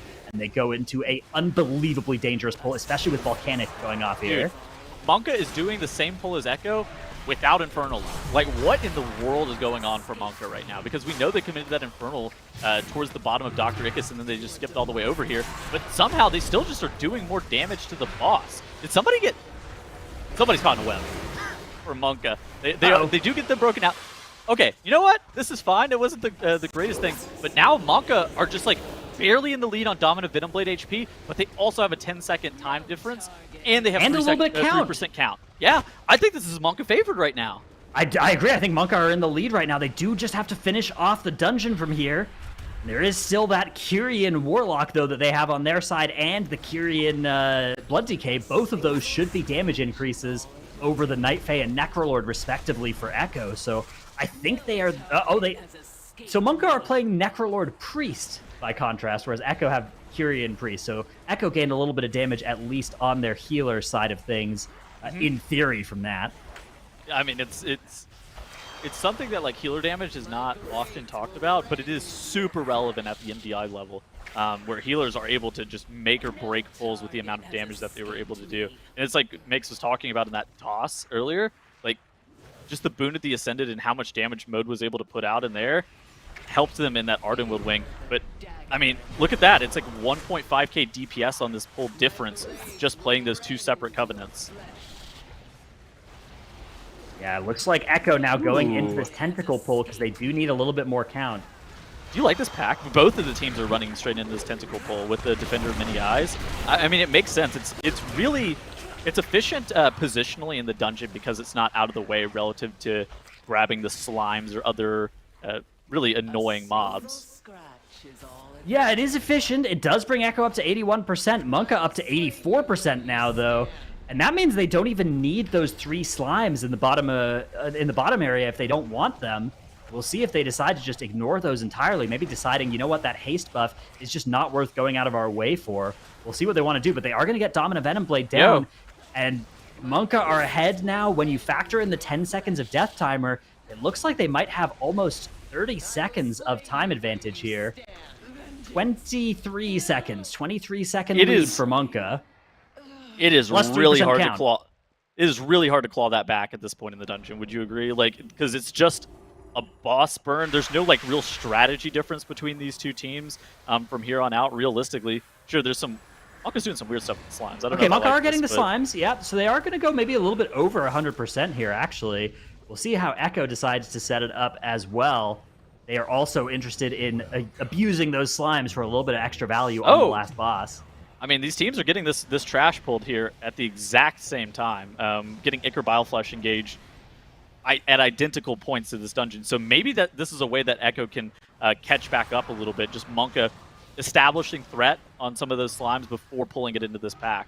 But Ichor Bileflesh is always going to be the limiting factor in getting all of this stuff dealt with. Yeah, they need to pump as much damage as they can into that mini-boss. Hey. That's going to be the thing that stops them. Echo mass gripped all of those Devout ads on top of Ichor Bileflesh, where MONKA's playing like the bolstering / bursting strategy of where they're just damaging Bileflesh down to 33% and just having him teleport into the Devout ads. Yeah, this allows us, in theory, Skylark should be able to do a little bit more damage because he's able to stand in the pack for longer. And just like look at the damage difference between Skylark and now on this pull. But look at Clix's damage that he's gotten to do because they were all stacked up. Also, MONKA already killed their red slime, so that is expiring on the floor somewhat soon, whereas Echo are going to kill theirs sooner. However, MONKA are into boss first, and I think that the advantage that MONKA has here is going to be enough. If they can just keep their heads screwed on tight, they are going to be able to get into this grand finals in the upper bracket and upset Echo here. It's just going to be coming down to this fight. If they can do this boss fight properly, it should be okay. Skylark's just going to pop the AMS and stand in that slam, immuning the stun. Or yes, IBF, I'm pretty sure, to stand in the slam. You AMS as well, but yeah, it's, it is a scary amount of damage, but no big deal for Skylark there. I'm confused as to why MONKA had 100% enemy forces and then still killed that defender. That seems like I think they maybe something pulled earlier in the dungeon that wasn't quite planned to, but they are still doing just fine here as they make their way now in through this intermission. Echo are also in the intermission, but they are about 5 or 10 seconds behind, plus 10 seconds of death timer. Echo also need to finish off 1% more count here. That's going to be this congealed slime that they do during this intermission. So this makes sense that they're doing the congealed slime during the intermission. MONKA has a congealed slime as well, but they're repeatedly banishing it off to the side. Yeah, they don't need that count. They just are going to banish it for the rest of the dungeon. Exactly. But it's annoying because Maystein going to have to continue to banish it and make sure that it stays banished. Because, like, look, it's coming out of that banish right there. He does get a perfect rebanish on it, which is super sick, by the way. I was worried that it was going to come out during this phase and he wasn't going to be able to get it dealt with cleanly. But assuming that they're able to get this done, I mean, MONKA is looking like they're just in this intermission first. As long as they can avoid any kind of disaster here during the last little bit of this fight, which, yeah, I mean, it is a 25 Tyrannical, so it is a very hard boss fight to avoid deaths in, but I think MONKA are through the hardest part of this dungeon now. They just have to get over the finish line here. Margrave Shadama entering her final phase. This is all that stands between MONKA and beating Echo and taking it to the grand finals, which would be such a good outcome for them. The AMZ comes down, they stand in, and they are just pumping the damage here. Dwarf Racial is being used to immune that last infected rain. 3% on Margrave Shadama, and MONKA have done it. 2-1 victory over Echo. Wow, that was crazy. It actually happened. MONKA gets a 2-1 victory over Echo. I can't believe it. Echo's going down to the lower bracket. MONKA goes on to the grand finals to await whoever out of the 3 remaining teams, Echo, Sloth, and OMEGALUL, make it back up to face them later in the day. This is great. This is perfect. It's exactly what we hoped for. Finally, it seems like there is a team that can give Echo a run for their money, and now we have to see what happens in the lower bracket, because MONKA might not be the only one. Yeah, I mean, MONKA definitely moves on to the final game after this 2-1, which is borderline crazy to me, but I just love it so much. We were talking about the chances of this happening before the game, and our predictions looked like 90% to 10%, and you guys looked at me crazy for saying it's 50-50. So I just want to say I was right, you were wrong, this is what happened. Well, we're talking about overall. Nobody said 90-10. You're actually just making stuff up. You can. There's this great feature on YouTube. Was on 90-10. It's called VODs, and they can actually rewind to the beginning of the The crazy part is even the DOS that Echo won, it was off of a MONKA mistake as well. MONKA were also faster in that dungeon too. So all 3 dungeons seem like ones where MONKA is faster, which is crazy. You rarely think about that as a possibility against Echo, but here's a look at the graphs. You can see MONKA, a slightly different strategy, right, compared to Echo in the start of the dungeon, yeah, Makes? Yeah. Yeah, definitely. So while it seemed, again, like Echo was in the lead for the first boss and then also kind of the second boss, MONKA was just grabbing additional trash wherever they could. So they prolonged these boss fights and pulled some more into it. We're seeing Echo here who started this fight with 19%, same as MONKA, and then finished this boss a lot earlier. And MONKA actually ran out and grabbed some more of these little slimes, just upping up their trash count. And what happened next was, I was stun locked when I saw it. So MONKA used their woe after they finished these slimes. They used a woe drifter that you're seeing right now, and they set up a really, really, really big pull in the next area. And I think it's the first time we've seen a pull this big. So I really want to stress that what they did there was super, super scary, and definitely something that they must have practiced a bunch of times to get it right. So let's just look at what's happening. They're all running around with the Voe, making sure they're standing in the right spots, getting additional buffs here. And Skylar is actually grabbing these mobs, and just look at his nameplate. He's dropping so low again and again. The detonation goes off there as the mobs run through. But here is the big pull that they all kind of commit into, and everything has been set up for this leg sweep to just come in, make sure they're getting it, followed by the Shadow Fury, so really beautiful tech. And this was the Dr. Ickes, where again, Echo was quicker, but MONKA had more trash count. So they decided to focus on the boss, something we've seen a bunch of times, and just lift this explosion, but it didn't quite work. So there was some deaths happening here, adding 10 seconds death penalty on the side of Echo, and MONKA just added some more trash at the end with Mode running out, grabbing a defender, and they DPS that down as well. This is the big pull both teams committed to, pulling everything into Venom Blade. The last time we saw MONKA, they actually held their bloodlust for this one. Now, this time around, they decided, okay, we're just going to do the same thing without lust. And there eventually was one person getting web wrapped as well, but they still managed to come out on top of this. So really, really crazy tech that MONKA showed here, upsetting Echo in this series. And I'm so happy this happened, because it means Echo will get back, and Echo is their best when they're challenged. I have a question. How much do you think Echo's deaths factored into the series as a whole? Because they had an atypical amount of deaths for this team, right, relative to what we expect out of them. Yeah, so we were talking in the green room a little bit about that. And maybe they felt so challenged by MONKA to go with strats that are not as easy, not as safe as they normally can, which led to these deaths. Or it's just we really have to play very well to get it right, and then the nervousness comes for them.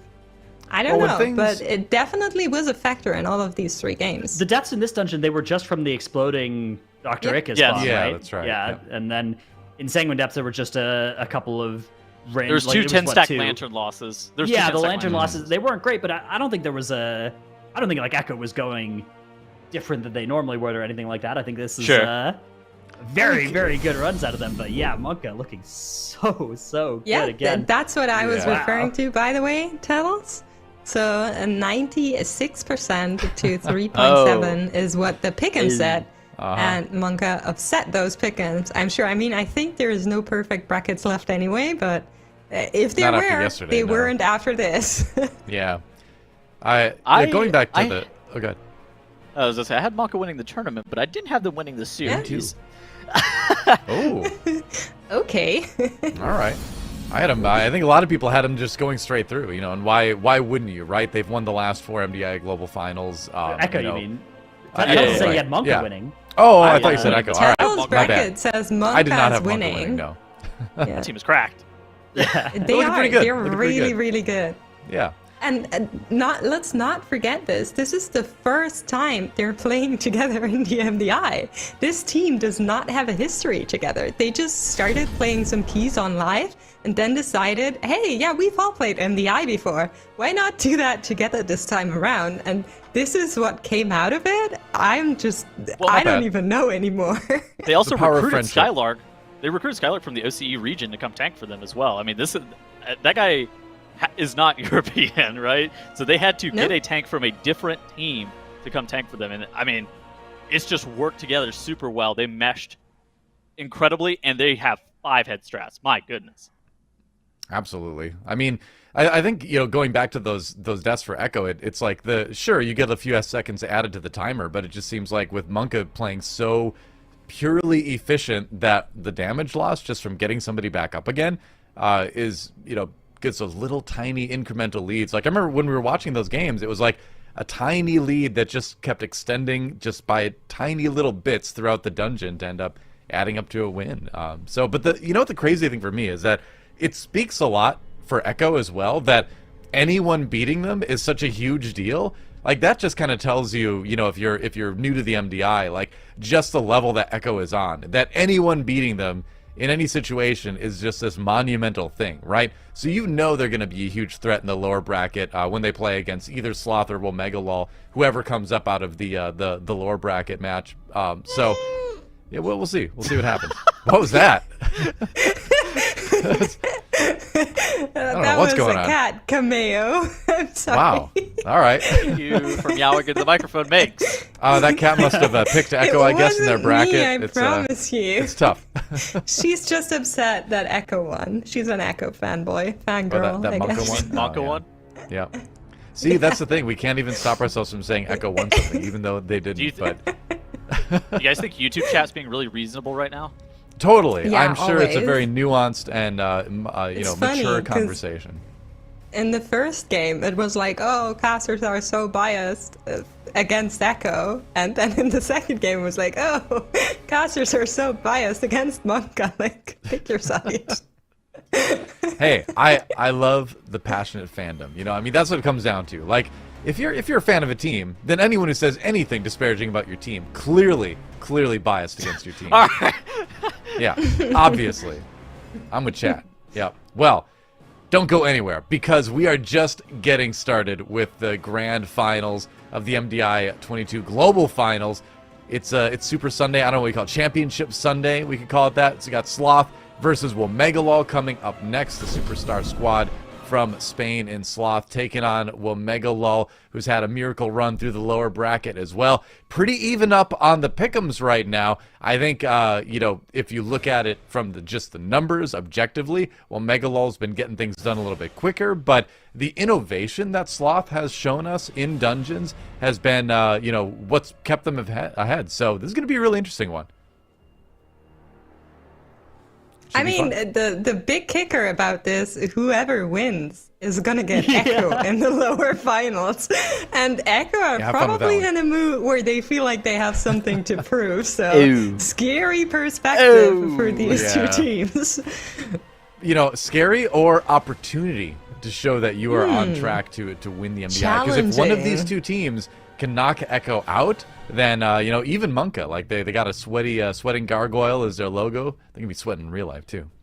We'll see. Huh. We'll see. Do not go anywhere. We're gonna take. Oh wait, let's check out some tweets first. Yeah, there you go. Mode. They did it. They are in the finals. I'd be hyped too. Why did he add a bunch of characters like that? A question mark, a pound sign, a Well, that's dollar just how sign? Mode talks. think that might be our He laser always mind. does that. Yeah. Is that like Question a mark, I hashtag, love this dollar from sign, the, at, exclamation mark, at, exclamation mark. I always speak like this. You guys don't? From the JB tweet as well, the Yeah. lol, whichever team gets pissed off Echo in lower finals. Yeah, that is Yeah. real? unbelievably scary situation here, but of course, either team would be really, really delighted about the chance. It is a risky run. Wow, and MONKA practicing at 5 a.m. EU time.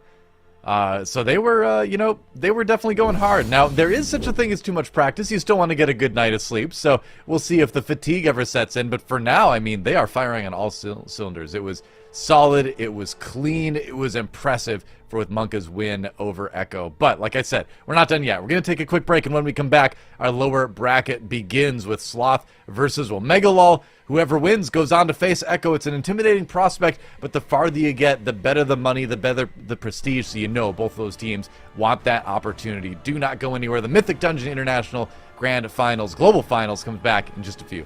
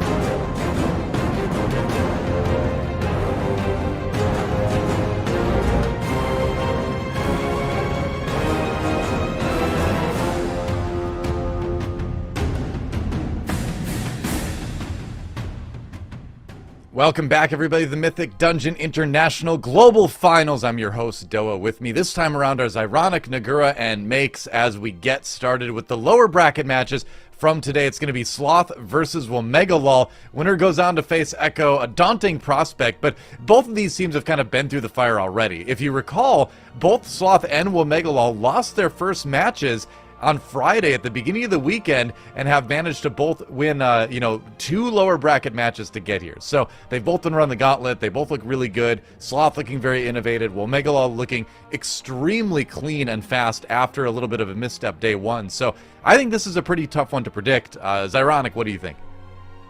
Not to mention also, on top of everything you just said, also both of them managed to take series off of teams that they were going into as underdogs, right? Donuts and Despair and Perplex were definitely favored to come through to today, but Sloth and OMEGALUL unexpectedly both took their series over those teams. So, yeah, you got to think about that match. Winner of this plays Echo in the very next series, but you got to remember, the pay jump for going from 4th to 3rd is very large, so you got to focus on winning this match right now, then you can worry about your Echo match later on. I think this is going to be an incredibly close series. We already saw the prediction bracket. I think it was like 54 to 46. It was really, really close, and I think that's pretty accurate. It's going to be a good one. We've got some tweets from Sloth as well that we're going to take a look at in a moment, but there is that pick'ems bracket that you just mentioned, Zyronic. Very close. If you can see some Google Translate. Google did translate the Sloth emojis, though. but, So, right after they qualified, Sloth, of course, being the organization here. And I just love the use of these little sloth emojis. So if somebody in the chat could please come up with a copy pasta with the sloth emoji, I would really like that. The same in English and Spanish when you translate it. Who knew? Well, there you go. I mean, it's a huge deal too, right? Bloodlust.io is the big Spanish language World of Warcraft community over there in Europe. Huge moment for them to get this far, to make top 4. You can see, quite surreal. Yeah, it's great to see. I mean, they have been putting in the work, and like I mentioned earlier, innovative is the way I would describe Sloth. They've probably shown us. Does this sound like an accurate statement that they've probably shown us the most adaptation to routes that we've seen this weekend compared to the usual stuff? I don't think they're the only team that's being as innovative as they are right now. So OMEGALUL has some similar type of new routes that we've seen, even though Shadowlands has been running on for so long. And so did Baldi, so did MONKA. So I think we're seeing just a new level of teams in these global finals for once, with all of the teams coming in with new innovation, new strats, new routes, and things we didn't really expect from them. So I'm really, really excited that Sloth is up there with them, because they have been competing in the MDI for a while now, but it's the first time they've done so well. Yeah, well, here are our bans here. It looks like Sloth taking out Mists of Tyrannoside, and then Necrotic Wake banned by OMEGALUL. I bet we're not going to see that one until the grand finals, when you just can't avoid it. Nobody wants to play the 25 Necrotic Wake. But Nagura, there's still some pretty scary maps to look at here, namely this 23 Fortified Sanguine Grievous Spires, right? Yeah, I think the Spires is going to be a little bit of a... okay, so there's two possibilities, because Sloth has never played Spires at all. They banned it versus Donuts and Despair. So either they were trying to keep some strategy safe, which is a bit unlikely because Donuts and Despair was the favorites in that series. So keeping strategies secret is a bold thing to do. So I would think that maybe they hadn't practiced it as much yet, but of course they had time to practice Spires overnight, because they know they're going to have to play it against OMEGALUL here. So I do think they can do well, and OMEGALUL also lost their Spires run when they were playing against MONKA. Exactly. So, getting set for Spires of Ascension. Coming into this one, I'm curious. Makes... Oh, never mind. We're going. All right. Map number 1 underway. You'll have to hold that question after the key. Both of the teams with very similar setups that we're seeing here right now. Would you have liked something different than the Monk, Nagura? We've seen mages come up here and there.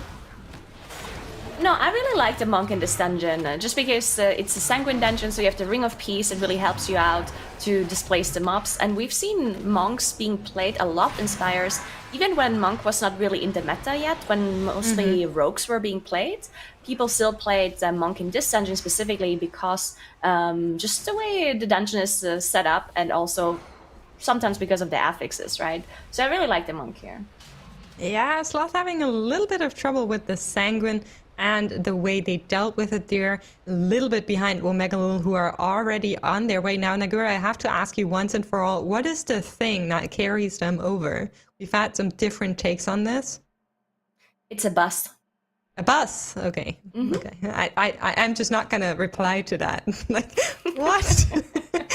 Both teams going to go into the next poll, and this one is very, very scary. They have to get all of this trash here, and interrupts are essential. They really have to make sure nothing goes through and nobody dies here, because this pole, if one of the DPS goes down, is basically not handleable anymore. So they're doing a fantastic job on the side of OMEGALUL right now. Both teams bloodlusting. Sloth now also with Kintara in this pack, looking really, really nice.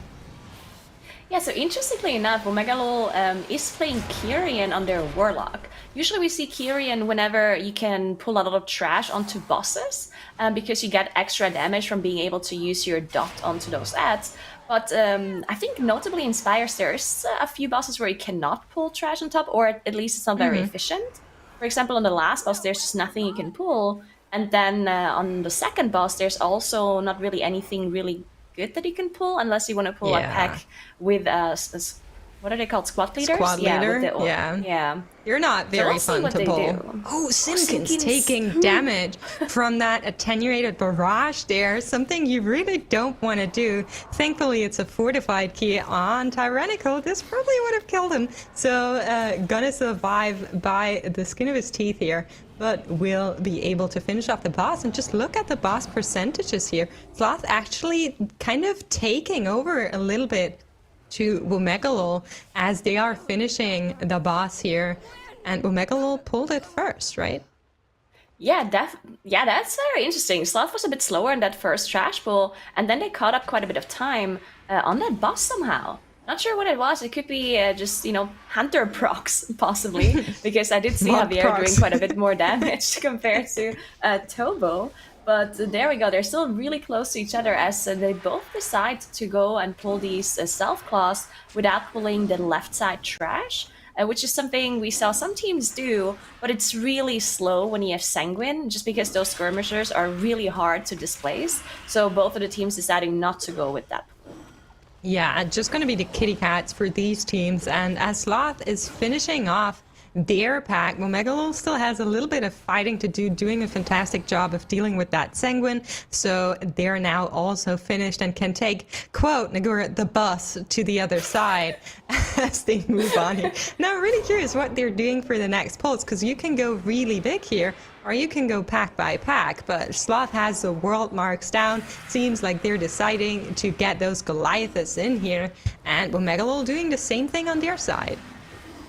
Yeah, it looks like they are going really big. You can even see Igloo going all the way around the corner to pull these Ether Divers in as well on OMEGALUL's side. Now they gathered up the whole platform in one pull. You can see they're using all of their defensives to survive the start of this, and they have to deal with Sanguine like really Christmas nicely. Lights up there.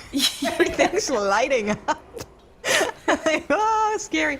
But they did manage to do it. 2 Goliaths are still alive. They didn't get any Sanguine healing on them so far. Hopefully it stays that way, as they need to do probably one more interrupt. Sloth now also in fight with these Ether Divers, and will be able to move on. And it seems like OMEGALUL kind of made up for the delay that they had at first.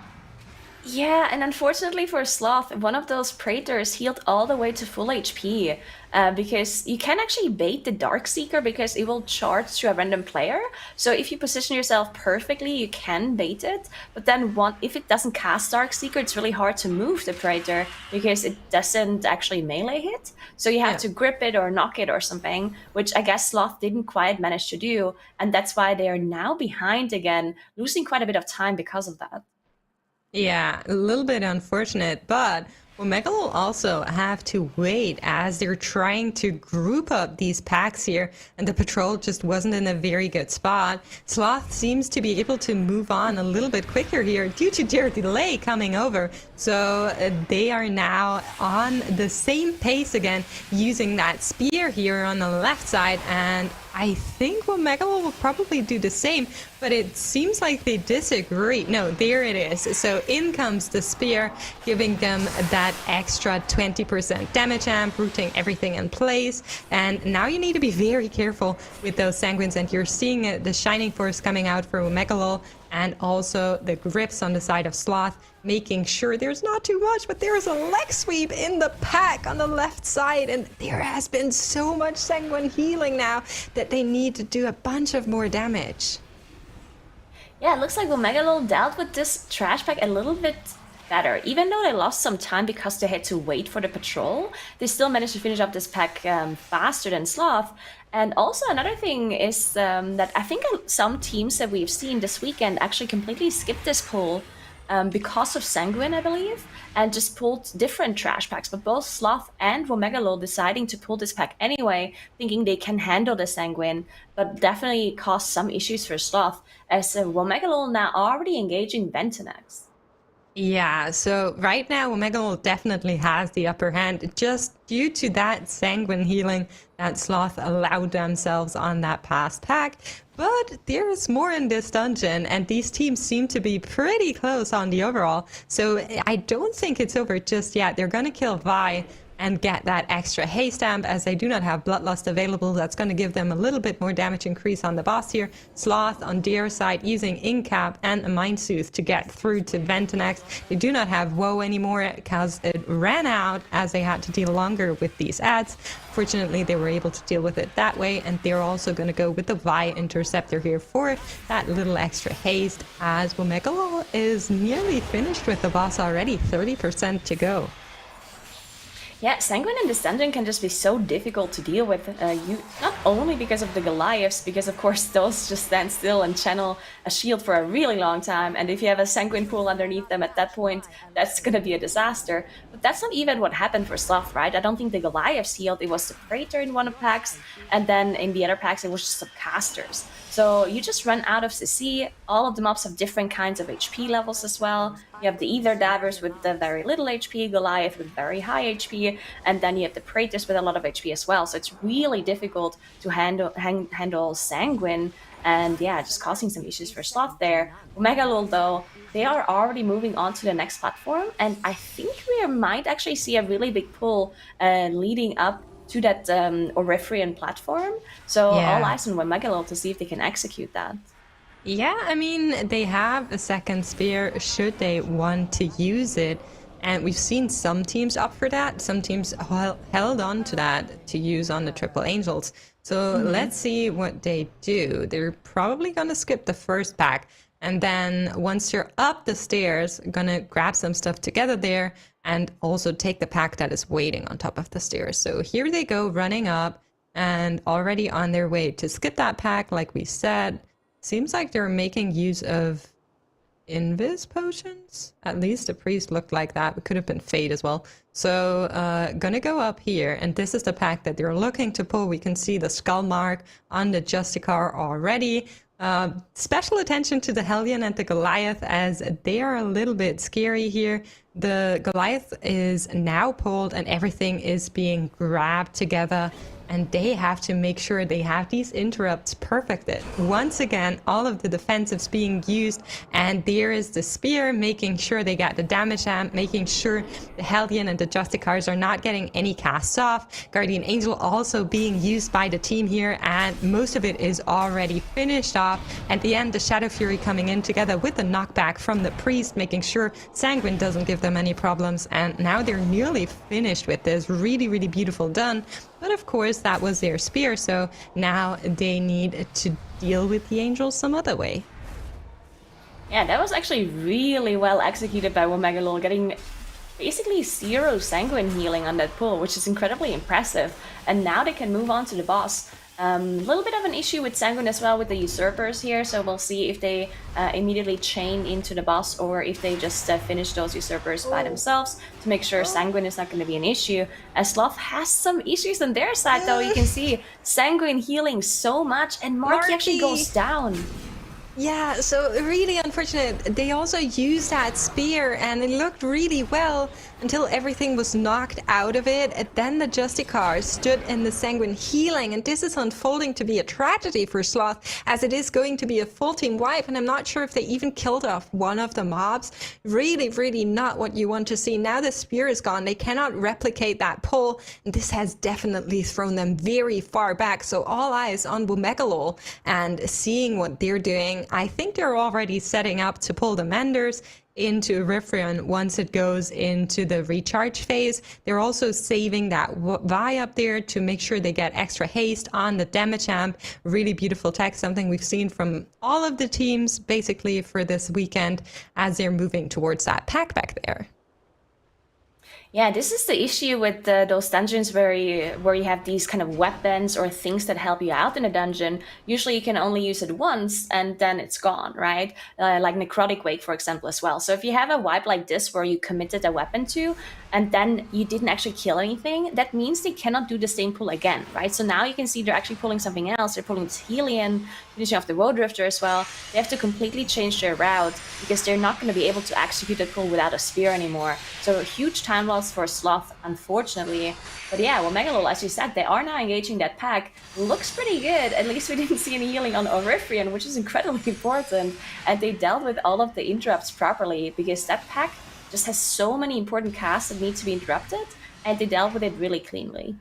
Yeah, beautiful tech coming out from OMEGALUL. I really like their execution thus far in the dungeon. It seems like Sloth on the fly deciding to actually pull this pack back here that they initially tried to skip. I'm not sure if that was a conscious choice or if they got in fight here, but like you said, they need to come up with a new strat to deal with this mishap that they had. So anything goes right now. They really have to see what they can do to make up for that count. As OMEGALUL are finishing off a Rifrion. And now, Nagura, the question is, are they going to go for the triple angel or will they just go 2-1? I think the safe... Well, actually, sometimes it's not even the safer play, right? Sometimes you'd say, oh, you're so far ahead, the other team wiped, maybe you shouldn't go with the triple angel. But if you practice the triple angel, if you have Bloodlust and Spear and everything available to you, then maybe you should do it anyway. But OMEGALUL could just save all of their cooldowns for the third angel and just use everything on that, because the two angels that you pull on the left, like the middle one and the left one, looking at the angels, they don't actually do anything super dangerous other than throwing out the spears that you need to dodge. But yeah, I think they could do either way. It looks like they're might be pulling all three. Yeah, there they go. Triple Angel for OMEGALUL, even though it seems like they should be safe. Let's see if they can do it. Bloodlust getting popped, and they really need to make sure that they're using everything here. PI going out from Igloo, of course, buffing up his team members, making sure they have all the damage amp on the coolies that they can get right now, and these angels are melting in front of our eyes. 23 fortified, I might say, is not very easy to just deal out that damage to this pack, but they're doing a fantastic job so far. They still have all of their defensives as the dot gets nastier and nastier, so they should be really, really safe here. Just make sure they kill them at the same time, and here's where the monk comes in. They can just touch of death the one angel that is the highest once the first one goes down. Make sure they're all dying at the same time, just as they did. Perfect execution once again from OMEGALUL, looking really strong in this first series. Now only have to deal with Devos, and to be honest, that boss for me is always like a RP section. You have to be a little bit careful that you don't stand in the run through and that you go into this little bubble here once he does the AoE, but that's it, and really, really sure that OMEGALUL is not gonna mess this one up. What is this sanguine icon we have on Sloth's side below the healing? It's toxic, that's what it is. That's very toxic. Production. Come on. OMEGALUL is having a really fast run. I mean, the fastest run we've seen so far was by MONKA. And in fact, it was the first game OMEGALUL played against MONKA, and OMEGALUL lost. So presumably they changed their strategy a little bit to be faster and adapted some things. And the fastest run was 16 minutes, 25 seconds. And OMEGALUL could technically beat that, but Devils is definitely a boss fight that takes really long, even on 45. Yeah, definitely. I mean, you have to be a little bit careful, right? If it's like a tyrannical fight, you have to make sure you're not stacking up too high in these phases here. But of course, you have the Monk, you have the Priest, Master Spell, the Single Dispel, everything is available to you. There's really no reason why your team members should be dropping low here. So I really think this boss on these affixes specifically is non-mentionable, and there's no way they can throw this. I'm gonna say it, and if I jinx it now, I jinx it. Okay, I'm gonna use that power. Yeah, so I'm not allowed to basically say that another team is winning, because I said OMEGALUL is gonna lose against a team, and apparently Ricky heard this, and after they won, he whispered me, "Don't ever doubt me again." So I'm not allowed to doubt OMEGALUL more. So clearly they're not going to wipe, and clearly they're gonna win this series against Sloth. Sorry, Ricky. Oh, that close up on the door. That was just intimidating. Thank you for that. Just as I was talking about it. It's like, oh, hello, Ricky. Awfully close to the screen there, mate, but don't ever doubt me again. Zoom in. But yeah, so it is a 1-0. I think we can confidently say that. But do you think they will? Hey, don't stand in the run through. Do you think they can stay on that trend, Nagura? I mean, they looked really strong yesterday, right? So I definitely would say they can. But this tournament, we've seen so many ups and downs from teams, right? Some dungeons, they just like completely blast through and have this like insane time. And then in other dungeons, they maybe don't perform so well. So it's really, really hard to tell. But yeah, OMEGALUL doing a really good job at the Spires. Good job.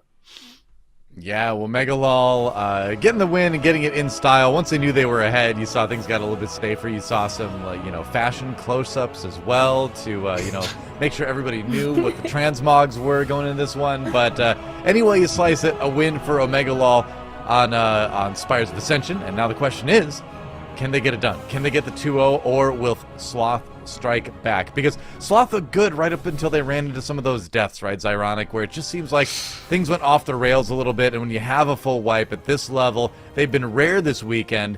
Everyone's been playing so well, but when it does happen, that's usually kind of the end of your run right there. Inspires is such a momentum-based dungeon as well, right? Like, if you start to make any mistakes, the timing of your entire dungeon just gets completely messed up. Things like the patrols on the other divers are really important to hit. And, I mean, both teams hit the patrol timing. They both ended up pulling that pack at the same time, but it just didn't go quite as well for both teams. So we have a couple different views of how those pulls went. Of course, first for Sloth here, just didn't quite get it down right. I mean, if you look at that healing meter and you ever see Sanguine Ichor there, you know something has gone horribly wrong in this pull. Right. The Ring of Peace was not at the right time. The Mass Grip was at the wrong time. But check out what happened for OMEGALUL. They had a Mass Grip first. The second that a mob died, into a Ring of Peace, and they also had a Hunter knock in there as well. So they got not absolutely zero Sanguine healing, but compared to what we saw from Sloth, where they ended up having to kite the pull around for almost an entire minute, this was pretty much textbook. And the same thing happened again later in the dungeon when they went towards that double Hellion pull. Using the spears when we have the Sanguine affix on this key is probably the meanest thing we can do to teams in the MDI. I think the only thing that would have made this meaner was if we gave them like a higher key level, right? You really have to execute these goals absolutely perfectly. And look at the positioning of the Hellions in this pull right here. Both of them are on the edge of the circle, so there's absolutely no way they could get Sanguine healed whatsoever. The AoE blitz is down, everything but the Hellions and the Goliath is alive, and they can very safely kite out this pull. I mean, this was just textbook Sanguine management from OMEGALUL the entire dungeon. And again, we saw the Dr. Jekyll to the Mr. Hyde here, where just didn't go well for them at all. One death, you have one less melee kick, you got two Hellions casting on the group at 70% HP, you're eventually going to wipe. Doesn't look like a wipe at the start, but it's going to be a wipe, and from there was nothing that Sloth could do to get back into this dungeon. I mean, OMEGALUL just played a very, very clean dungeon. And that's been the trend this weekend, right? They looked kind of not on the ball at the start of the tournament, but as they've gotten more games under their belt, they've looked like a better and better team. And they're looking, honestly, if Echo wasn't in the lower bracket, OMEGALUL would have been my team to make the lower bracket run into the grand finals, but we're going to have to see what happens later on. I think Echo's a tough matchup for either of these teams. Yeah, I mean, Sure. I don't think anyone's relishing the idea of having to play Echo in the next round, but like we said earlier, you want to get there, right? I mean, you at least want to get that far, be in that battle for third place basically. But OMEGALUL definitely playing that one cleaner. Like you mentioned, Sanguine management is going to be the key there, but I wouldn't count out Sloth yet. Gambit has been a pretty decent map for them, hasn't it, Makes? Streets. They were going to go to Streets, but Streets, that that's what I hasn't meant. been a bad map for them. So both of these teams have played Streets before.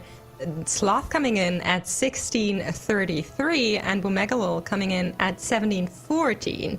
So I'm really curious how these teams adapted. The last time we saw Sloth, they had probably the most fun route I have ever seen in Streets. So I'm extremely happy we get to see that again. There's just a bunch of shenanigans with the parked woe drifters and pulling dire horns and nightcats into stuff where they shouldn't technically be. So very, very crazy, and I love it a lot. And I'm curious to see what OMEGALUL is doing, because we have seen a bunch of street runs, remarkably the one from MONKA being the quickest, I think, with 15 minutes 37. So we'll see who practiced this one the most. I think the other thing to keep in mind too is that in that Streets run that OMEGALUL won against Baldy, they won it, but they had 4 deaths along the way too. So it wasn't the cleanest one we saw. Remember we mentioned OMEGALUL not looking as strong the first day and then kind of picking it up throughout the second day. Streets is kind of where things started, whereas Sloth had 0 deaths on theirs, and like you said, finished it quite a bit quicker. So I think I think OMEGALUL is going to have to show us a very clean, very fast Streets to be able to contest Sloth on it. Yeah, exactly. The thing to keep an eye on here is we really want to cover the Sloth Streets route here, right? Again, this was the really interesting, innovative route where half the team goes left after the first boss, half the team goes right. They have their priest and the warlock setting up pulls for later in the dungeon, also starting the menagerie RP, whereas their tank plus the other 2 DPS are setting up a large pull in the postmaster room, and then they all kind of converge with a bunch of relics and try to blitz down the postmaster. If they're able to speed up that postmaster room pull, they could easily clock a sub 16-minute time in this dungeon, which would be on par with MONKA and would be really, really good news for them going forward in this series. I think that OMEGALUL is definitely a team that could have easily come up with some innovations overnight and gotten a faster run in here, but we'll just have to see. Yeah, that's right. Time will tell, and then if Sloth is able to win that one, that'll send us to the other side as well, which has been an exciting dungeon to watch over the course of the weekend. But, we'll see. I feel like the prophecy has kind of stated OMEGALUL, but I think this one is a little bit too hard to definitively call right now. Yeah, I mean, in the first dungeon, like we've been saying, OMEGALUL looked really strong when it comes to execution. I think it's a lot kind of on them to show that they adapted their route in Streets and are able to pull it off. On the other side, there's Sloth, who's just this team nobody thought they were going to make it, right? They were like bottom to last team in the overall pick'ems. So coming in the 7th place overall into the grand finals, and they're in the top 4 now. So it's kind of like we really don't know what we're getting with these guys, because sometimes they have these crazy routes that are super fun and they pull it off, and sometimes it's just, when it's not a hit, it's a miss. So I really hope they get this one, and we're going to go into the 3rd series just because that's the most fun. But we'll see as the preview is starting for this dungeon. Yeah, I think Sloth just needs to play it clean. I mean, we know their strat is good. We know the route is good. They just need to have another 0 death one and just need to play their game as best they possibly can. They definitely have the capability of doing it quick. So we'll see if they have the capability of tying things up, or if OMEGALUL will get the 2-0, punch their ticket to the match with Echo. Oh, here we go. Interesting. All right, so we do see the mage again from OMEGALUL here. Dr. J, of course, being known to be a mage player. And Streets is definitely a dungeon where we've seen many teams pull out the mage, while Sloth is sticking to that more standard meta MDI kind of come. And yeah, we'll see how it goes for them. As OMEGALUL did finish up that first trash pack a little bit quicker already.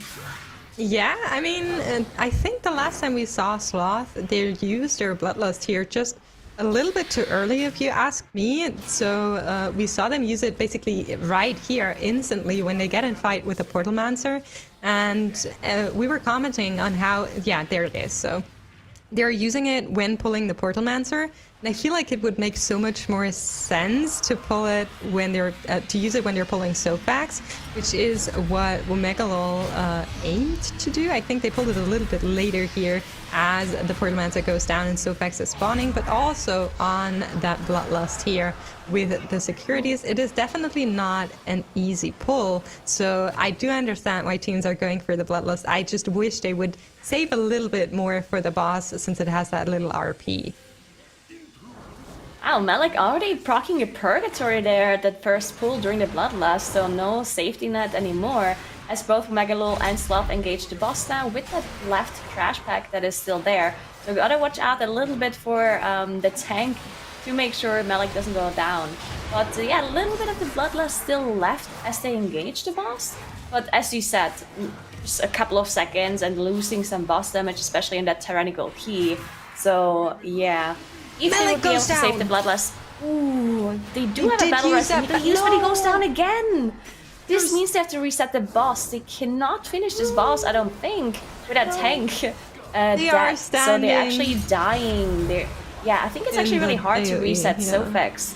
So they just end up completely dying, and they're gonna have to go again, which is definitely a really big time loss for them. Thankfully, they managed to finish off the trash pack at least. But yeah, very unfortunate for Sloth. Not having that Purgatory available there, really unfortunate. Yeah, I mean, that's really not what you want the series to be, right? Have that full wipe at the beginning during a boss fight, 30 seconds penalty against you. Really, really unlucky. I would have liked to see how the routing plays out between those teams, but they will have to wait for Sofax to respawn until they can go again.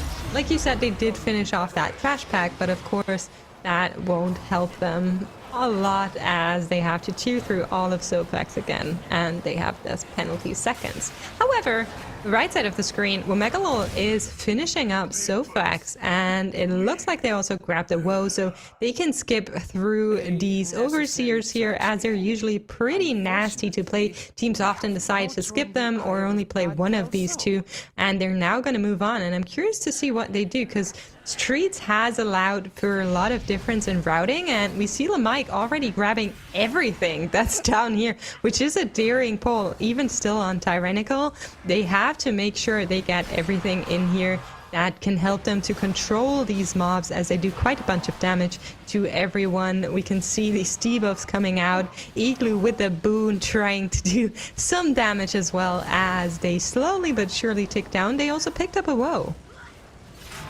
And look at all the debuffs coming out as well onto the group that usually needs to be dispelled by a healer, magic debuff, but they have the dwarf racials in case they're running out of mass dispels or single dispels to help them out. Ricky is actually playing human, it looks like. I would assume for damage gain. Actually, I think you can even get out of the containment cell with the human. It's like a trinket, right? So you're asking boss, me?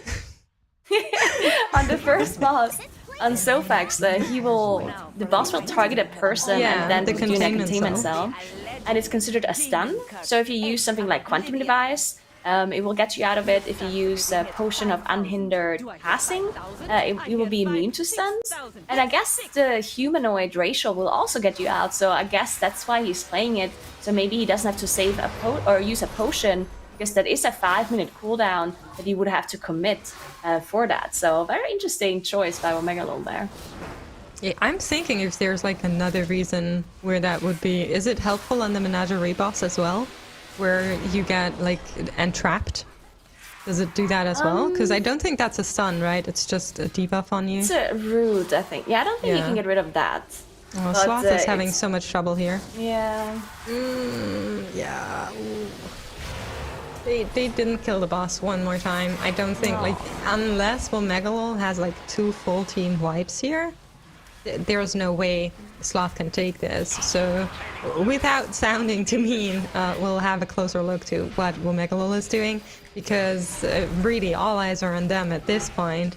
A little bit unfortunate for Sloth. I really like their routing. I wish we could have seen it again. It was so fun with these dire horns and cats everywhere. But yeah, OMEGALUL on the postmaster. Money order now coming in, but the group is looking stacked and healthy. This shouldn't be a problem for them. Gonna grip the male elemental to kill, as the first bubble will run out in any second now. They now have the second one, just giving them a little bit of haste increase here, which helps to kill the boss. They have some packages on the floor, but it seems like they're full sending it, just kill the boss before it kills you, and they're doing a fantastic job of that. The boss is melting in front of her eyes, and they can move on. Now, I'm not sure if they place down a woe somewhere so they can be a little bit quicker, but it seems like they didn't.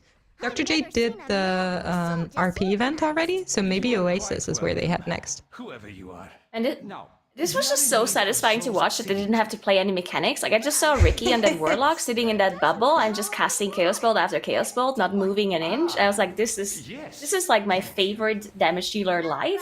And I do this on live keys as well. Just sitting in a bubble, telling everyone else to do the bombs or whatever. It's like, I'm sitting here. I saw this in the MDI, so... They did it, so I can do it as well. Don't blame me.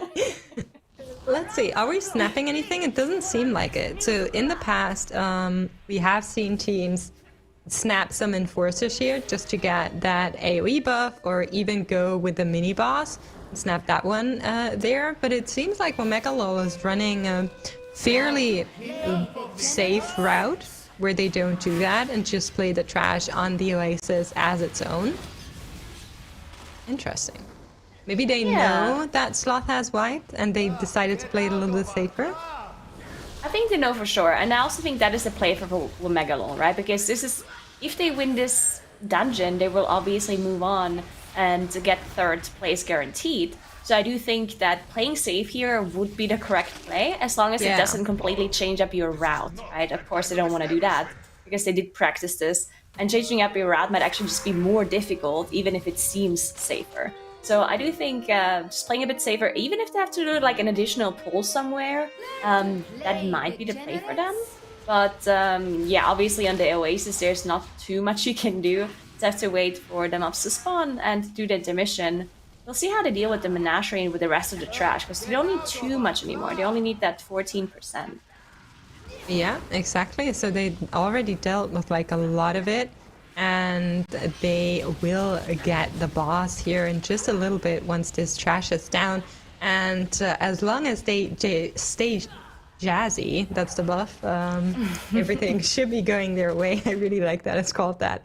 So I didn't know that. I love that. Really? So if you play your instruments, for anybody that's unfamiliar, you pick them up and you get a little extra button, and it will show notes on the floor, and you have to look into the direction of the notes and press that extra action button. And then you stack up a buff that's called Jazzy, and you can see it on the party frame up there. It's that little instrument buff that they have on the party frames. And Zogron actually has an ability where he pulls everyone in. It's called Suppression Spark, and you get the chance as team to perform a great, moment together. As it runs out, you'll get the notes, and you can extend that jazzy buff to stay jazzy. Yeah, it looks like they did stay jazzy. Good job for OMEGALUL being able to extend their buff there as well. And I mean, look how nicely they're holding their instruments in the back as well. I mean, obviously they managed to extend their jazzy buff. Looking very jazzy. Agreed. They also did finish up the Woe Drifter here, so they're gonna be able to skip all the way to the Menagerie if they want. We'll see. They use the gateway to get back up, and we'll see if they pick up any trash on the way, or if they just immediately go to the Menagerie. Yeah, I mean, they can pull some of the trash into the Menagerie. We have seen teams do that. There are some enforcers here that they could grab. Usually it's the peacemakers that get picked up along the way somewhere, but it seems like OMEGALUL is just deciding, no, Lamike is in fight with something. I'm seeing the damage done taking out. So Lamike definitely has grabbed something, is taking damage here. And there it comes. We cannot see it just yet as the nameplates roll in. It's a relic pack. And it seems to be the mini-boss, right, Commander, so far? Oh yeah, interesting. Yeah, so this is something we usually, as you said, see being pulled to the Oasis boss rather than this boss. But OMEGALUL decides to pull it onto Alcrux here, which I don't hate this, but it's possible that they maybe just forgot or that they changed their route as well. We'll see how they can execute this. It's looking good so far. Keep in mind it's bolstering though. They want to make sure they don't kill the Peacekeepers too early, because otherwise that mini-boss is going to have a lot of HP. Yeah, exactly. So they are focusing down that mini-boss. There is an Enforcer as well, just buffing everything up. That increases the damage taken on everything, so mobs and players alike. But they managed to do just that and also finish up Alcrux as Acolytes is coming down now. I kind of like that they used this moment where they had to wait for the RP and did the mini-boss here.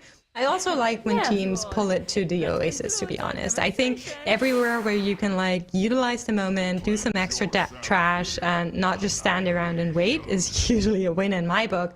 So they are now on kind of the halftime of the menagerie as the venting protocol comes in. We're seeing the team move Acolyte to the corner here, making sure these little orbs that you see coming out bounce off on the walls and allow the player that gets the debuff, which is Tobo here, just to stack up really easily as they are all cuddled up in that corner there. So very, very nice and easy technique. You can copy in your keys as well that OMEGALUL are showing here. All of the teams have done this so far. And we should see Bensar in a little bit. Here she is.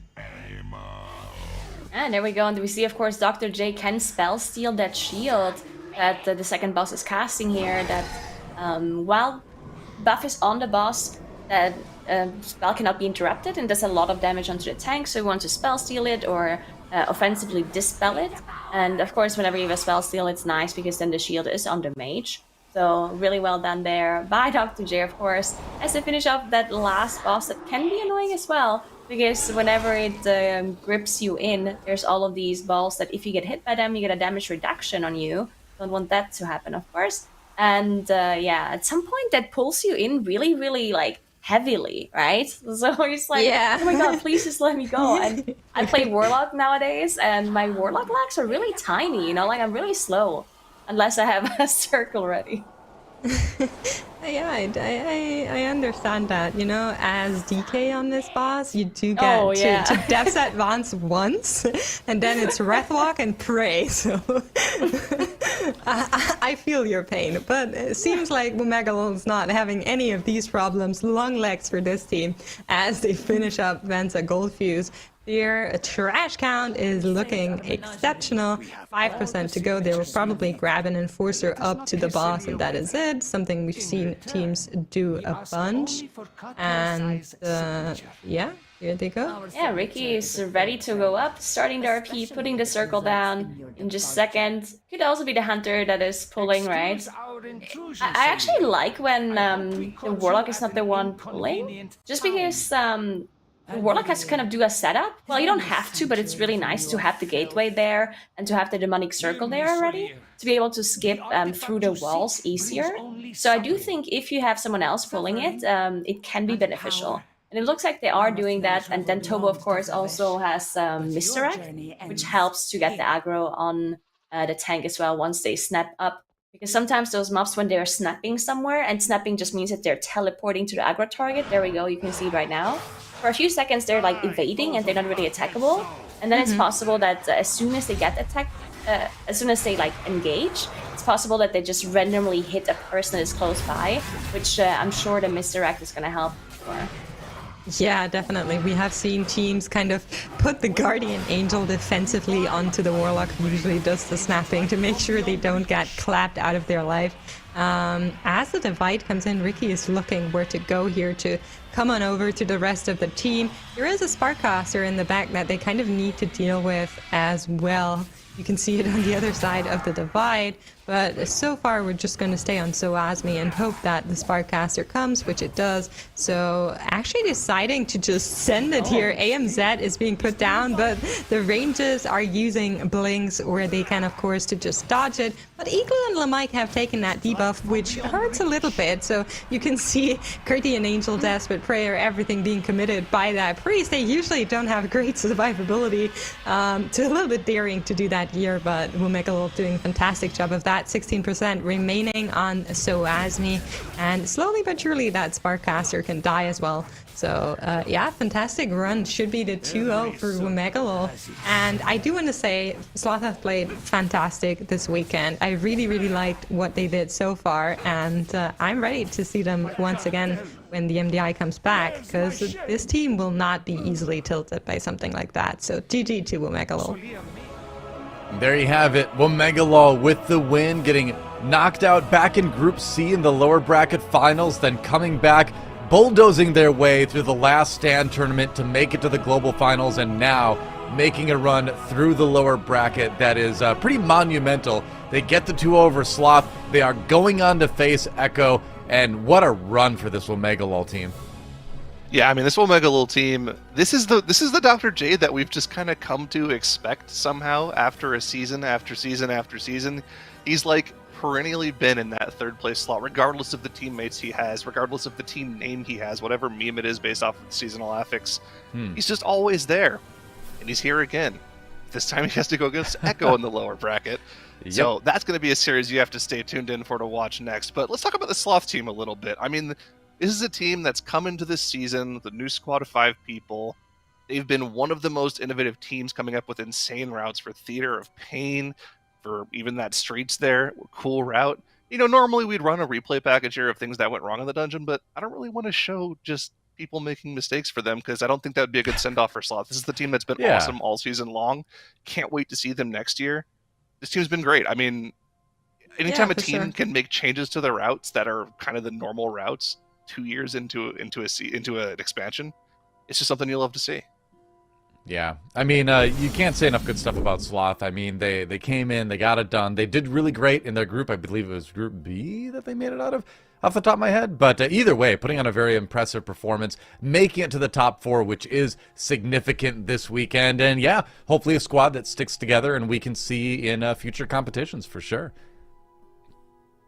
I mean, for them, this is a win, right? Like, they made it into the top 4. That is unprecedented for their team, even making it to global finals. So really happy that they made it this far. And I think it's just going to elevate them even more. Absolutely. And so now we look ahead to our next series. It is going to be Echo versus WOMEGALUL. And like we said, like, miracle run for WOMEGALUL. They had to go through the last stand tournament to get here. They had to go through an extra tournament, essentially. And now they've had to go through the entire lower bracket as well to get to this point. And it's not going to be easy. Obviously, Echo is not going to take their loss against MONKA sitting down. Yes, I know the pick'ems are on the Echo website. That's going to play into it a little bit too. But still, I mean, it's hard to pick anyone against Echo, even after they lose, right? So WOMEGALUL's got their work cut out for them.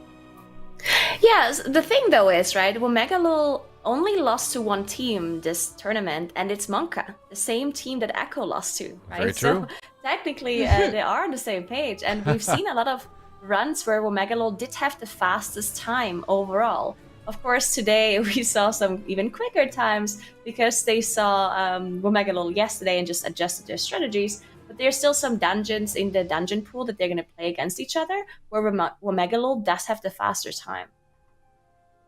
Yeah, I'm curious. We're starting out with that Theater of Pain. So I'm trying to look back over the course of the weekend to see if that one's been played by WOMEGALUL yet. Don't think so. Don't think so. No. They managed to dodge it, but Echo played it. So Echo had 14-15 in that TOP, which is a fighting time for sure. Yeah. Yeah, they did that in their match against Perplexed. Yep, that's right. So remember, Echo. Echo is going to be hard for WOMEGALUL because of that whole Pandaren fall damage kind of skip that Echo did, right? So unless they manage to adapt to it, because they showed it on the very first day already, right? Mm-hmm. If I remember correctly, or did they show it yesterday? either way, they did have time to adjust it if they wanted to. But yeah, it's really, I guess it's not that easy to just adjust your whole route like that and try this trick when you don't even know 100% how it works. I'm sure they would have to go into the dungeon and like practice this a few times and see how it actually gets executed. So yeah, we'll see how the theater goes. I think that's definitely an Echo favorite. I guess the question is how many matches ahead do you prepare for, right? Where OMEGALUL was looking at Echo doing that early in the day yesterday. You know, they had to play through 2 more matches to get here. And I don't believe Theater of Pain was in either of those. No, it was banned out in their match against Perplexed yesterday. But either way, it's you wonder how far ahead you kind of plan for it. So I'll be curious to see if they do try to do that, or if they're just going to try to run the route straight up and, you know, hope Echo makes a mistake, I guess. That dungeon pool is nasty too. I mean, all 4 of those dungeons could very easily be ban targets. I think the most bannable of these dungeons are probably the halls and the gambit, though. When you look at the way that Echo plays, yeah. I think Echo's gonna ban the halls because they've been banning halls all weekend, and we don't really know why. If they just don't like playing that dungeon, or if they have a secret tech, or if they don't feel as confident in it, we don't know. So they have been banning it a bunch, and I feel like they're gonna do it again. So the question is, what does OMEGALUL ban? And they can't ban the theater. I think you ban the Plaguefall because you have a better time on Gambit than Echo. So you're feeling confident with that one. You know, Plaguefall is one that they lost to MONKA earlier. So yeah, you probably just maybe hope you can do it in 2, or at least you hope you can take it to Spires. Because I'm looking back and I don't think. Well, OMEGALUL haven't. No, they just played Spires in this series. Yeah, they had a pretty good time. Here's the thing, though, right? It's possible that Echo banned Halls because Halls is both in this lower final and also in the upper final bracket. So technically, it's possible that Echo has banned this dungeon because they actually have a good strategy for it and they have been hiding it. And OMEGALUL has banned Halls as well. They have not played it at all. They have banned it. So do you believe that Echo is going to ban Halls if you haven't prepared it yourself and you just like trust in that? Or do you have to ban Halls yourself thinking that Echo maybe just has been hiding a strategy? Nagura's playing 4D chess right now. I don't know if it's necessarily that in depth. I do know from talking to a lot of other players that Echo just generally hates high variance dungeons, which is why they're usually banning dungeons like Halls of Atonement and Gambit, because they're extremely short dungeons where one major mistake or even one minor mistake can just cost you the entire dungeon. Right. And they hate that. So I think they're just going to flat out ban the Halls in But this can you series trust and in that probably so the next much if you series. haven't practiced it, right? Like if OMEGALUL doesn't play Halls, can they just not ban it? I don't know. Are you kind of rolling the dice with that? Yeah, that's. I feel like that feels like too much of a dice roll to me. I don't know. I don't think so, because if they've done this before, they've done this in previous seasons and previous expansions. If you go back to BFA, Echo permabanned Junkyard, and they actually just never practiced it because they knew they were just going to permaban it. All right, I could see them doing that with Halls too. Yeah, fair enough. Yeah, maybe. Well, we'll find out. We're going to take a bit of a break here, and it's going to be a little bit longer of a break because we do want to give OMEGALUL time to sort of like reset, take a breath before going into a match against Echo. So of course you want to take some time and get yourself mentally prepared for that. So a little bit longer break, but when we come back, we will see which team goes on to the grand finals to face MONKA. Will Echo get the rematch, or will OMEGALUL make it all the way to the grand finals? Don't go anywhere. Mythic Dungeon International Global Finals returns in just a bit.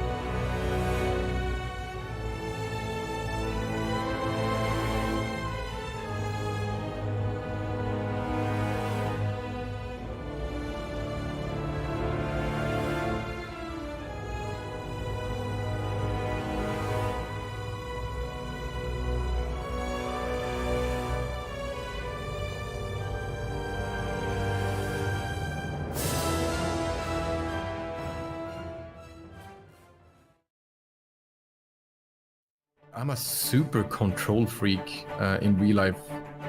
If I'm not aware, if I don't know what's going on, I won't have a good time.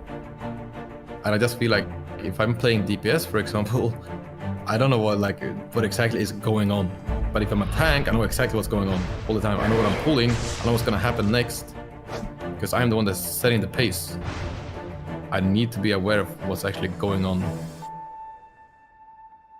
I never like to talk, like give myself credit, I guess. I think every team is very, very, we never disrespect any team. We did that once, I think, in Sydney, where we felt like we win this, no issues. Do you have any doubt that you're going to win this tournament? No. That really, really backfired, and it was a very harsh lesson. NA are going to close this out over Method EU. They've done the impossible. They've downed the... From that moment on, we treat every team with the same amount of respect, and and after that we just kept on winning. I don't think Method NA is going to be able to pull out this one, and Method EU will take the series 3-0 and will be our BlizzCon champions. Winning in front of that audience, it was amazing. It was the best experience I think I've ever had. You always have a lot of people watching, from home, but it's not the same feeling as when you have a live audience in front of you, cheering for you, and winning in front of that audience. That was insane.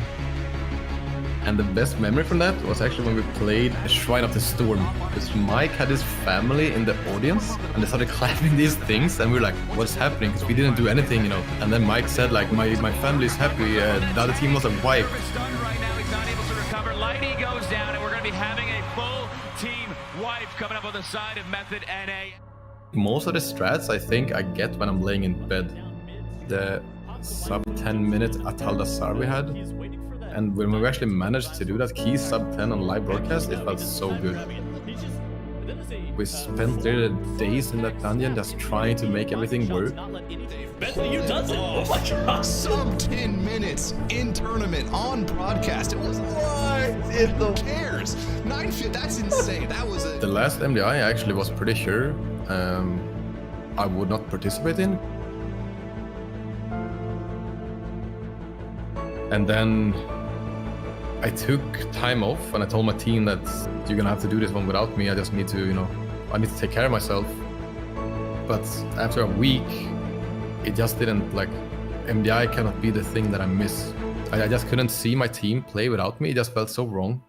And that's why I came back. It feels like everyone is irreplaceable, where you couldn't think of a single player you would want to replace and have the same result. And then myself, I'm just a tank, I'm just there, I just tank the mobs. Looks like Echo is pulling the boss immediately onto this whole first trash pool. This is incredible. So they use the Ashen Howl by Sally, they pulled the whole area. And I guess if we speak about the last 4 MDIs, going into this 5th MDI coming up here, I feel like I would say almost stronger than ever. I feel like now we're all 5 pushing high keys, and I think it's gonna gain us a lot going into MDI.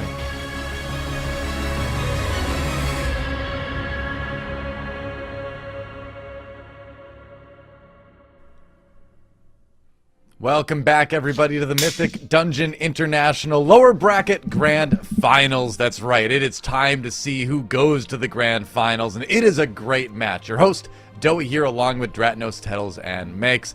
We've got OMEGALUL taking on Echo. Yes, that's right, that's not a mistake. We actually do have Echo in the lower bracket Grand Finals. Kind of amazing to think about when you think about what Echo's been doing in MDI for a long time. Not unprecedented per se, but unlikely, unexpected, and OMEGALUL, we were talking about this a little bit during the break, Tettles, but you think maybe it's a pretty decent map pool for them coming to this, huh? It really depends on where the bans land, is what I will say, but I think that OMEGALUL, if you're looking at map pools that would not be preferred for them, this is not one of them. This is certainly a pool that is pretty good for them. Oh. Okay, so I expected both. I did not expect both teams to ban the HOA. I did expect Cyrus that, right? I expected OMEGALUL to ban the Plaguefall, but I expected Echo to ban the HOA. Now I think that this pool is a little bit worse for them. So if OMEGALUL did ban that Plaguefall, that would allow them to have Gambit and Spires in their pool, which I thought would be pretty good for them. But with Plaguefall, I think that may be a little bit Echo favored. So it's a less strong pool now, seeing the bans than I would have initially anticipated. Yeah. I think the I have theater to pan's a bit of a imagine- lock.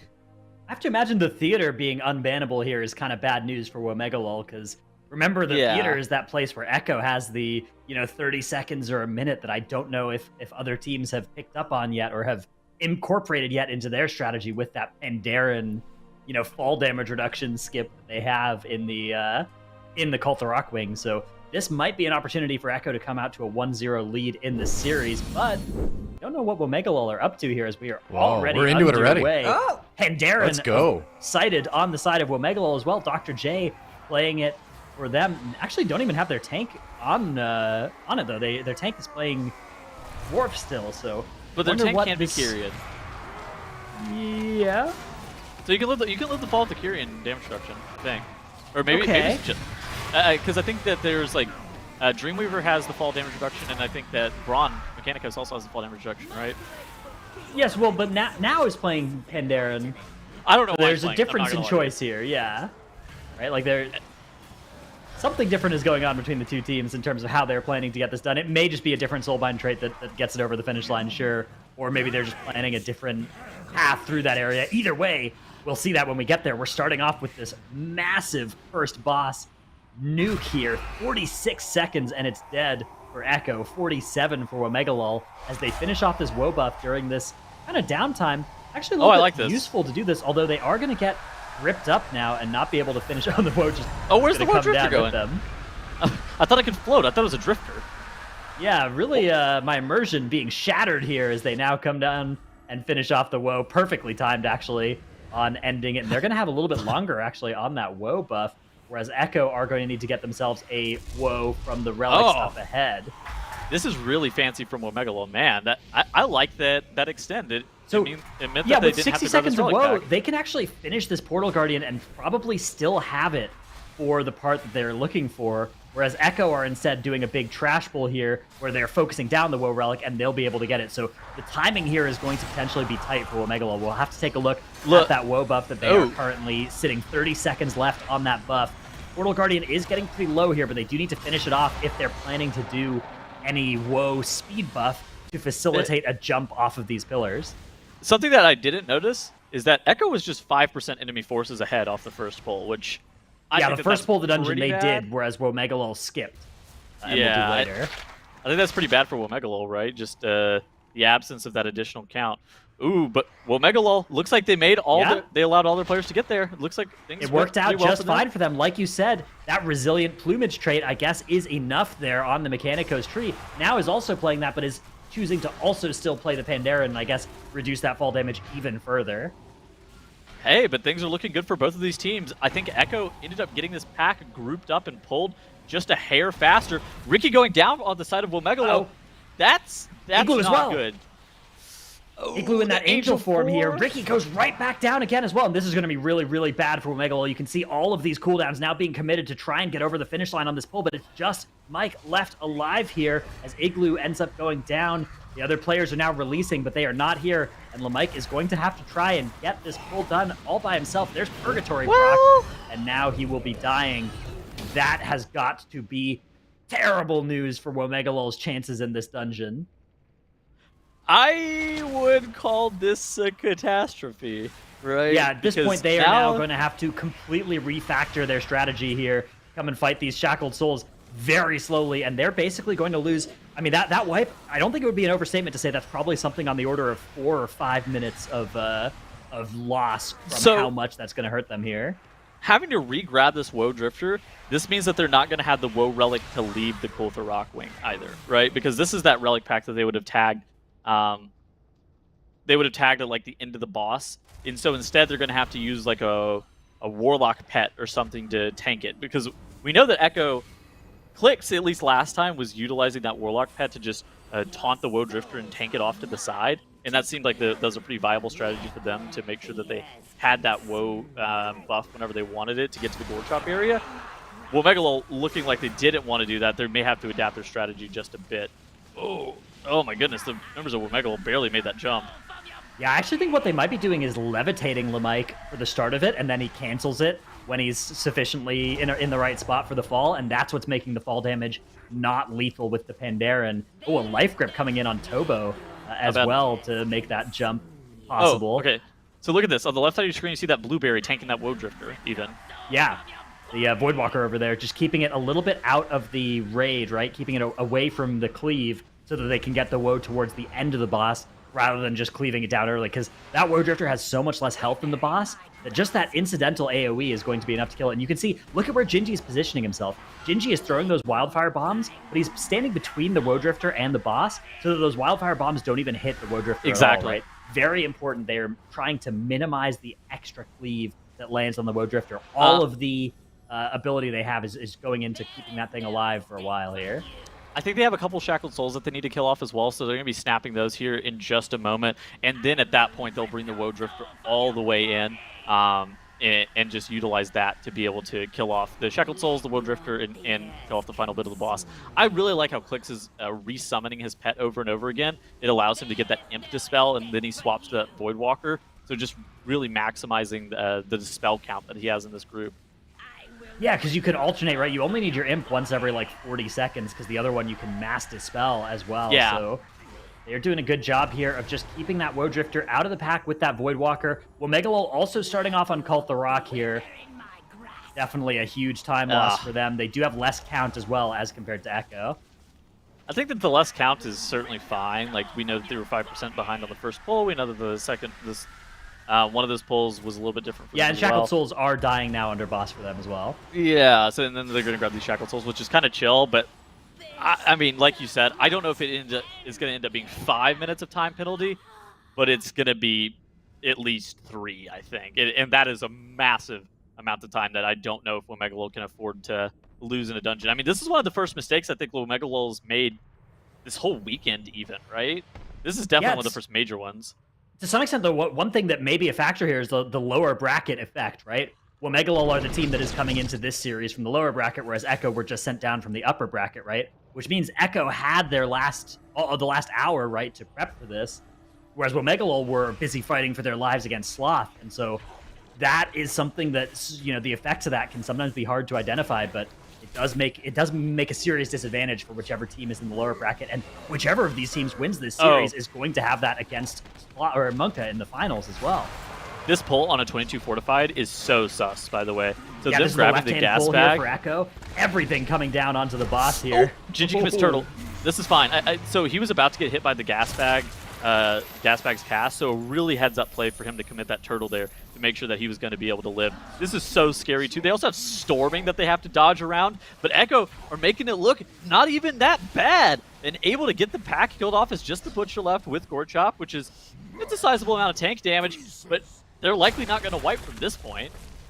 Yeah, these are one of those pulls that you're just so excited about having this much AoE DPS for, right? When you have that Survival Hunter, that Destro Lock, and that Windwalker, complemented by the, you know, the Kyrian Priest and DK, you have so much AoE that you can get those pulls done in like 20 seconds, and that means that you don't have to exhaust all your defensives, and the pull dies before you do. One of the big strengths of having just this much damage in your comp.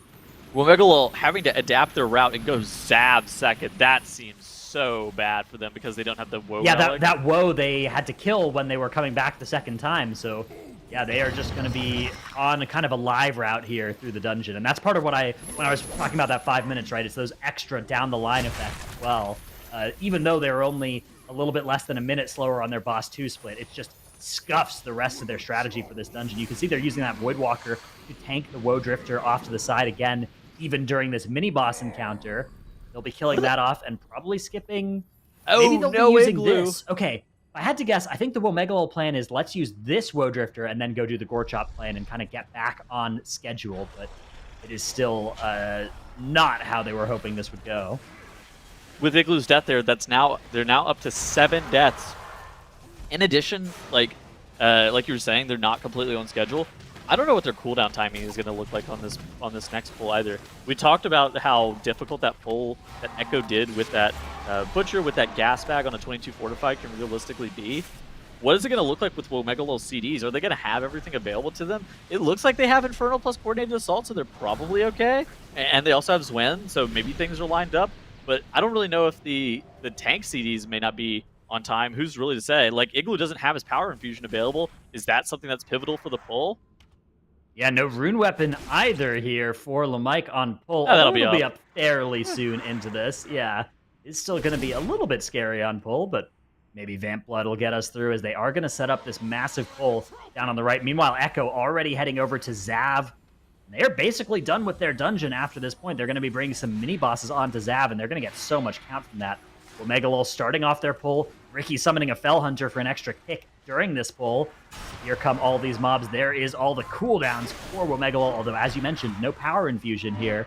Might mean that this pull survives a little bit longer than they're used to, and that might cause problems. We'll have to pay close attention. Echo also on a very scary pull here as they are setting up these mini-bosses and getting ready to go right into Zav here as soon as they are prepared. There it goes. Zav is pulled along with all of this trash. This looks like it's the final difficult part of this dungeon for Echo. Assuming they're able to get through this without any deaths, they should be okay. Zav getting pulled with all of this trash can be obscenely obnoxious, and it's mostly due to this like oppressive banner. But MDI teams across the whole entire expansion have learned how to play this boss with the banners active basically the whole entire time. And so I suspect that Echo is going to be fine here. They pop that lust, they get that trash dealt with. And I mean, now it's just a boss, right? Now this is just the normal boss that they have to be dealing with. They're going to want to hopefully skip a second PvP phase. They're going to be snapping that final mini-boss up here in just a moment. But with Zav at 40% HP, they should be mostly fine. Yeah, leaving that mini-boss down there and then pulling it during the first PvP phase is really nice because it will just break you out of that PvP phase instantly. It'll just auto one of your squishy DPS and end that PvP phase without you having to do damage to each other. So they're able to bring that and another set of relics here. Once Zav dies, they'll probably be sending Zalia to start the RP while they finish off that last mini-boss. Yeah, it's a bit slow coming up here. For some reason, I thought it snapped up. Maybe it just stands there looking at the pack. Because we've seen teams snap it up here before, haven't we? I think we have as well. Yeah, I'm curious as to where that mini-boss exactly is. Looks like it might still be hanging out downstairs. Yeah.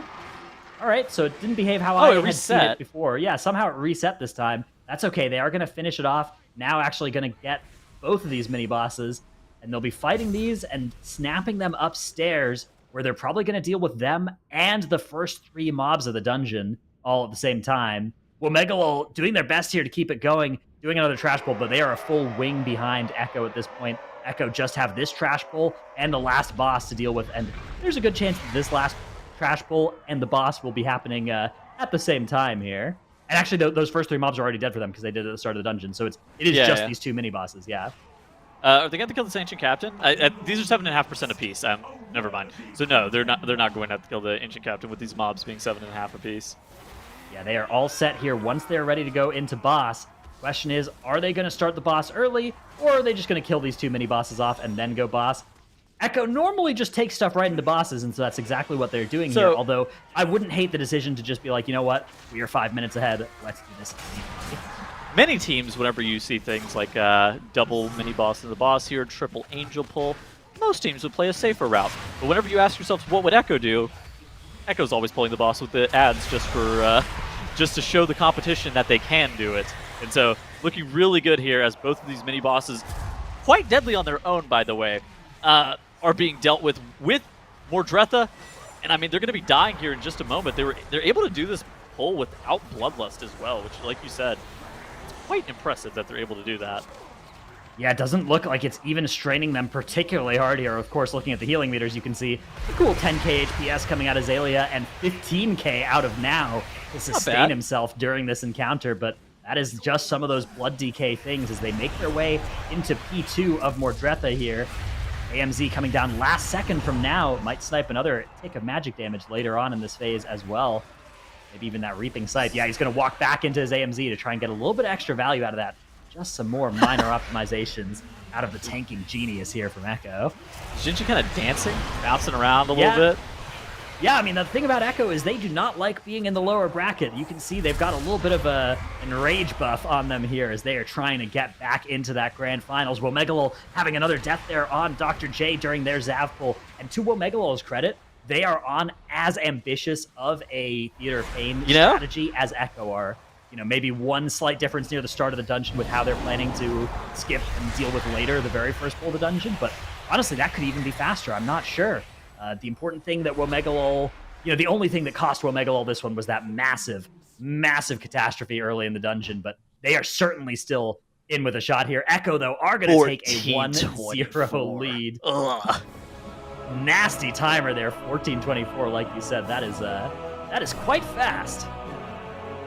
Yeah, that is smooth and stylish and good, which we're pretty much used to from Echo. Their fastest time on TOP was 14:15, so even slowing things down, playing a little bit safer after they knew they were in the lead, they still almost beat their initial extremely good time that they had against Perplexed yesterday. But a victory for Echo in map 1, and you kind of, I always hate it when we have those early wipes, right? Because then it kind of feels like the result is a foregone conclusion. That's not always true, but against a team like Echo, it kind of seems that way. So I do wonder how WOMEGALUL would have been able to do if they would have been able to stick things a little bit cleaner and not die after that drop pull, which, it's cool to see they incorporated it, but then that pull after it is so scary. It just ended up being too much for them in map number 1, I guess. Yeah, to be honest,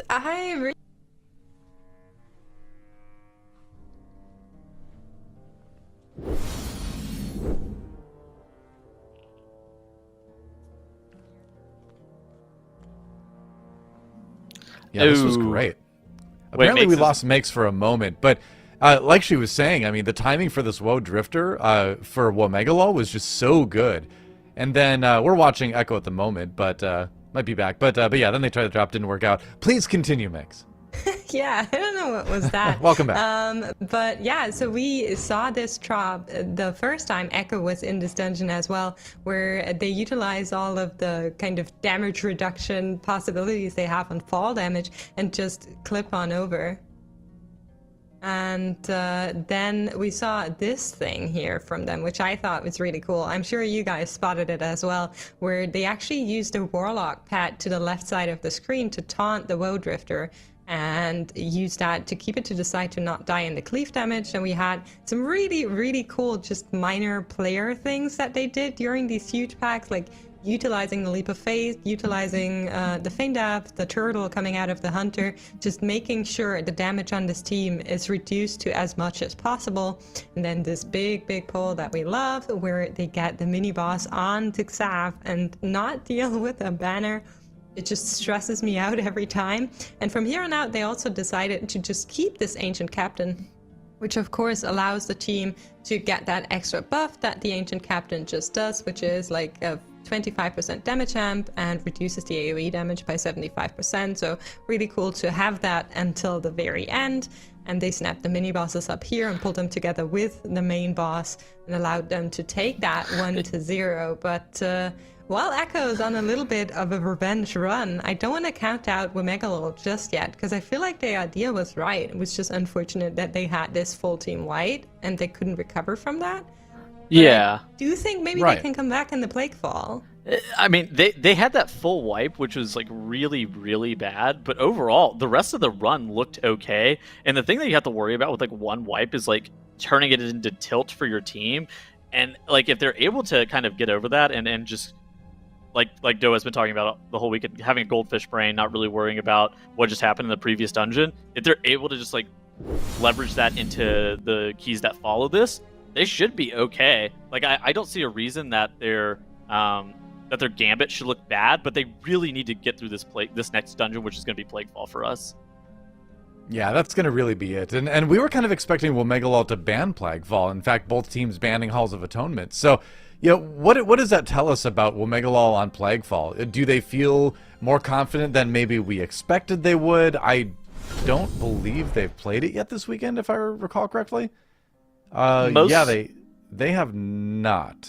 Yeah. Most teams have elected to ban HOA almost uniformly throughout the whole entire weekend. That is true. And so it may have been like a ban where they're like, we can play Plaguefall and we may be a little bit slower even, but if we don't ban Halls of Atonement and Echo bans something else, then we're really, really in trouble. Yeah, it's scary as well, because if you see Echo banning Halls of Atonement in their first few series, and then you're like, oh, do we want to leave this unbanned? Because maybe they were just banning it to have it on Sunday, right? Like maybe it was a Sunday special for Echo, and we'll get baited if we leave this thing in the pool. So I don't blame both teams for taking that one out. We will see that 25 Tyrannical Plaguefall, though. Very, very intense boss fights, and we know that Echo are quick in here. It's just a question of are OMEGALUL quicker, because this is a dungeon that Echo has been beaten in, right? They were beaten in those upper finals in Plaguefall, so it can be done for sure. And OMEGALUL are, I think these three teams that are still alive in our tournament are all capable of winning maps and series against each other. So it's going to come down to how well they execute their plan in this one. I mean, OMEGALUL had a 15-minute Plaguefall that they lost to MONKA with. I think that whenever we saw Echo a bit earlier in this dungeon, they looked a hair faster than a 15-minute Plaguefall. But if OMEGALUL has improved their time at all after the fact, I mean, it wasn't by that much, right? Like Echo was looking like they were on pace for a 1440 or something like that, with a couple of deaths on Ickis. But like, it's gonna be really tight to the finish, I think, in that Plaguefall, and it's about consistency of play. Yeah, that last one versus MONKA was super close, and I agree. It does seem like the deaths on Ickis kind of maybe made a bit of a difference. So if that's a little bit cleaner, they do a little bit more damage, have to spend less time battle resing, then we'll see. But you were saying, Mix. Yeah, the question is like, how ready are these teams for the Plaguefall? Because I feel like they kind of bet on the other team to take out the Plaguefall while banning the Halls of Atonement. Because if you're not betting on the other team to take out the Halls of Atonement, you bet on them taking out the Plaguefall. Those are the two dungeons you go for banning here. And if you think Echo is going to ban the Halls, why would you ban it, right? So maybe both of the teams were just hoping that it wouldn't come to this Plaguefall. So I wonder how ready they are. Echo played Plaguefall today already. Echo's probably fine with it, right? What about OMEGALUL?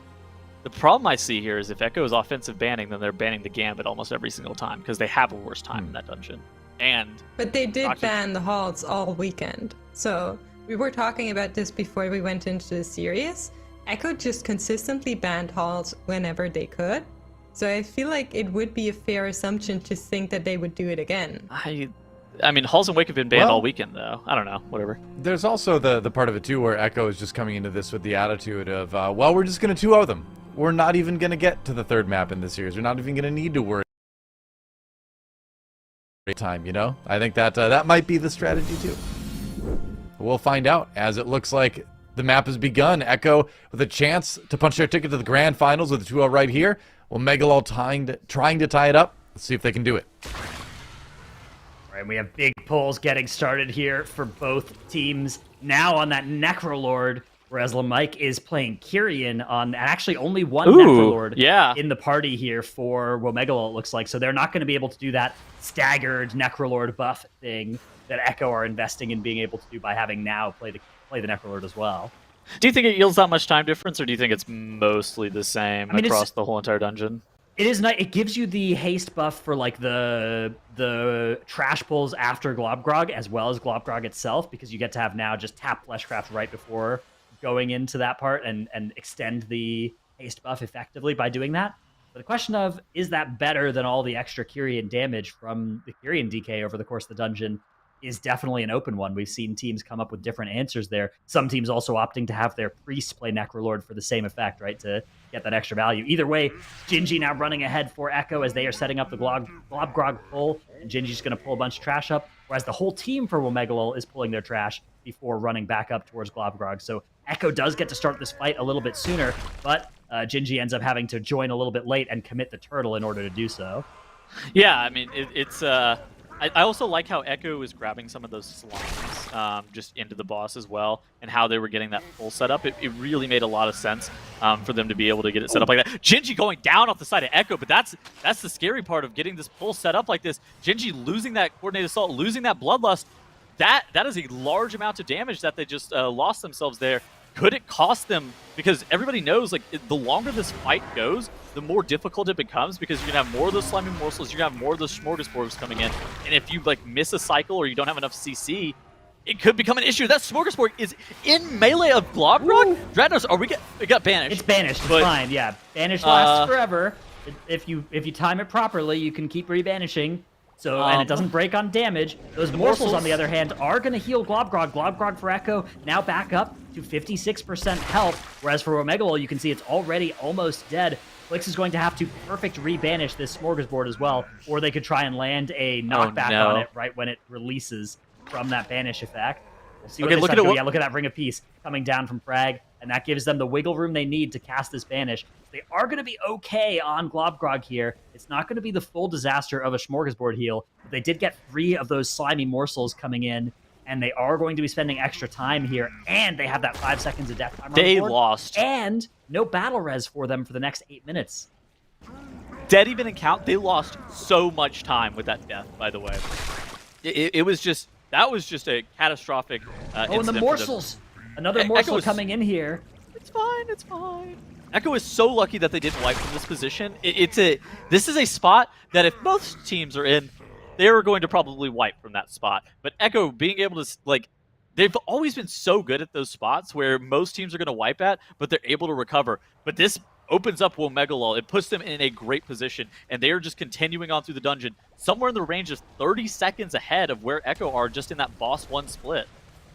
Yeah, this is a huge lead for so early in the dungeon to have against a team like Echo. It is so rare that you can take, 30 seconds or more in a split against that team, but that death is absolutely going to cost them as they now OMEGALUL now make their way towards that mini-boss. Echo are still working on this trash pull, getting that woe buff before they'll be able to join them. So Echo actually made very short work of that trash pull and may be able to claw back a little bit of the time here as they are also on this woe skip. OMEGALUL get that first Plague Borer explosion on the mini-boss, and now Tobo is actually going to go and just grab the boss right off the bat. And then, okay, so it's a boss Thane extra set of relics for free decision here. And what they're going to do is they're going to get the Woe Drifter here and probably leave it for later. Exactly, and so Tobo's going to feign death it off to the side, and this is like super good. We saw them do this earlier in their series versus MONKA. The downside is that OMEGALUL looks really slow to get the boss engaged here, and it's very, I'm very unclear with how much time this realistically saves them doing it like this. However, it's something that OMEGALUL believes is going to be very good for them. And look at that Woe Drifter. Tobo perfectly feign deathing that off to the side. The rest of his team was just getting this pack set up, getting this red slime killed off. Where for Echo, they're going to be able to pull the boss here in just a moment. As it's like, so Tobo like feign deathing that boss. Dr. Ickis has to respawn. There's a lot of stuff that's going on here that's going to be different for them. But now OMEGALUL is allowed to engage this encounter. But Echo's kind of caught up with the just difference in strategy. So it's a question of how much does that Woe Drifter really work? Yeah, the Woe Drifter will be coming in later for OMEGALUL, whereas Echo are just going straight into boss. They're just getting an on this, as are OMEGALUL on pull. But yeah, like you can see on the boss health here, Echo actually are a little bit ahead here in dungeon progression. So it is a question of whether that investment into that Woe Drifter will pay dividends later for OMEGALUL, because if it doesn't, Echo have just clawed back those 30 seconds as a result of all that extra time spent setting up for OMEGALUL. All right, so now it looks like Echo has pushed the first phase here. They do have this Plague Bomb. Whenever we saw them in Plague Ball earlier, they were having some issues with their bomb killing. It wasn't this first bomb, so they commit like a full DPS set of cooldowns into killing the boss before the second one goes off. And so they have to be super careful here. Killing off this first one seems totally fine. They do actually have Turtle available this time in case that that second bomb does go off. So they are going to lose fewer people if they don't have the damage to commit to killing it. Yeah, they're going to be going to their last platform now, and it looks like it's not going to be the one with that red slime still down, so maybe a little bit of a damage loss relative to if it had made that choice. We know that they have the damage for this, almost. The question is, can they actually get over the finish line this time? Last time, they were about a third of a second too slow on getting this boss killed. This time, they are really hoping to turn that around. They commit the Infernal here, which should make short work of this. I don't think they did that last time, so that may be the difference that they need here. That boss is dying. No power infusion being used, but the Infernal commitment. 8% on the boss now. The AMZ actually is coming down, so it looks like they are maybe planning on letting this explosion go off. Yep, they're just saying, you know what? We'll tank this. Turtle use this time, like you said, was available for them, along with all of their other defensives. That seems more consistent just as a strategy as opposed to committing to the boss. Like, you saw the boss was even at 3% HP, so I mean, there's some roles probably where they're able to kill that boss in time. But like the one that they had and the one that they had previously in this dungeon, it just seemed like it was inconsistent. Now Echo, they really want their offensive CDs available. So you called out that Infernal specifically. This is when they do like this Defender and they do this middle island pull. And this is more of like a cooldown pack. So They really want their Infernal back up for this big Domina Venom Blade pull, and so they're just going to utilize this pack in particular to allow their cooldowns to come back up. I feel like WoMegalul kind of squandered that early lead that they had here with that Dr. Ickis sequencing. Would you agree with that? I mean, just looking at the split here, it's hard to argue that they didn't lose time here, right? Oh man, at least woe buff. A minute slower, right? And that woe buff isn't even going to persist for them where they want it here, and I don't know how they're going to recover this. Something must have gone horribly wrong for the timing of WoMegalul here, right? Because there's no way that this was worth otherwise, that woe buff really not providing them that much value, unless they needed the DR to survive a bomb explosion or something, but I don't even know if that would have been the case, as they are going to go on the same island, but Echo right into Domina Venom Blade here, getting all of their cooldowns sent on this really, really hard pull. No Battle Res, no Bloodlust available for them, so a death here would be catastrophic. They are through most of the trash now. That huge AoE damage that this composition provides is just melting those enemies. They now have that to help keep them alive as well. I think this is super good for Echo. The fact that they were able to get through this pack, like you said, no battle reses, so any death can become problematic. So even deaths to super minor stuff can be an issue here. I think that overall, Echo's looking like they're having a commanding lead over WoMegalul, even though WoMegalul was something in the range of 30 seconds ahead coming out of the first boss. It's just that boss 2 split for WoMegalul, you can see it at the bottom of your screen. With it being 508 compared to Echo's 350, it was just better pathing for Echo that's allowed them to kind of have a 50% HP lead on Domina Venom Blade. Yeah, certainly not over yet, as that boss is still nasty, and the end of the dungeon is also not without its potential pitfalls. But right now, it is definitely WoMegalul firmly in second place here, hoping to catch back up to where Echo are. Echo just needs to hold on. There's, you know, the hardest parts of the dungeon are certainly behind them, right? There are a few more things that could throw a wrench in their plans, but if they hold on here, they should be able to get this one. And I think that's actually really important for them because, like you said, that map 3 on Gambit is a really scary one for Echo in this series, given the existing times these two teams are on. So they are really hoping to close this one out here. It's a terrible proposition for them. It's one of those things that it's probably WoMegalul favored if they go to a game, if they go to a map 3. So Echo needs to be closing this out here, and they're doing a great job. They pulled Domina Venom Blade into this Tentacle Defender pack. They dropped the AMZ for a little bit of added security. I think it's super nice. They're just trying to make sure that everybody has defensives whenever those stuns are going off. Because if your hunter gets targeted, or one player gets targeted over and over again, they can start to run into some issues.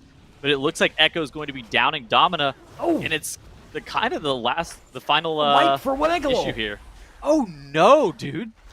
Igloo and Dr. J and Ricky all going down here. Now, they do have 2 battle reses here, so they're probably going to commit one on Dr. J, and one will come out on Igloo in a second here. And they are going to still try and get over this finish line on the boss here. But that is going to slow down this boss kill tremendously, and it's going to cost them so much time.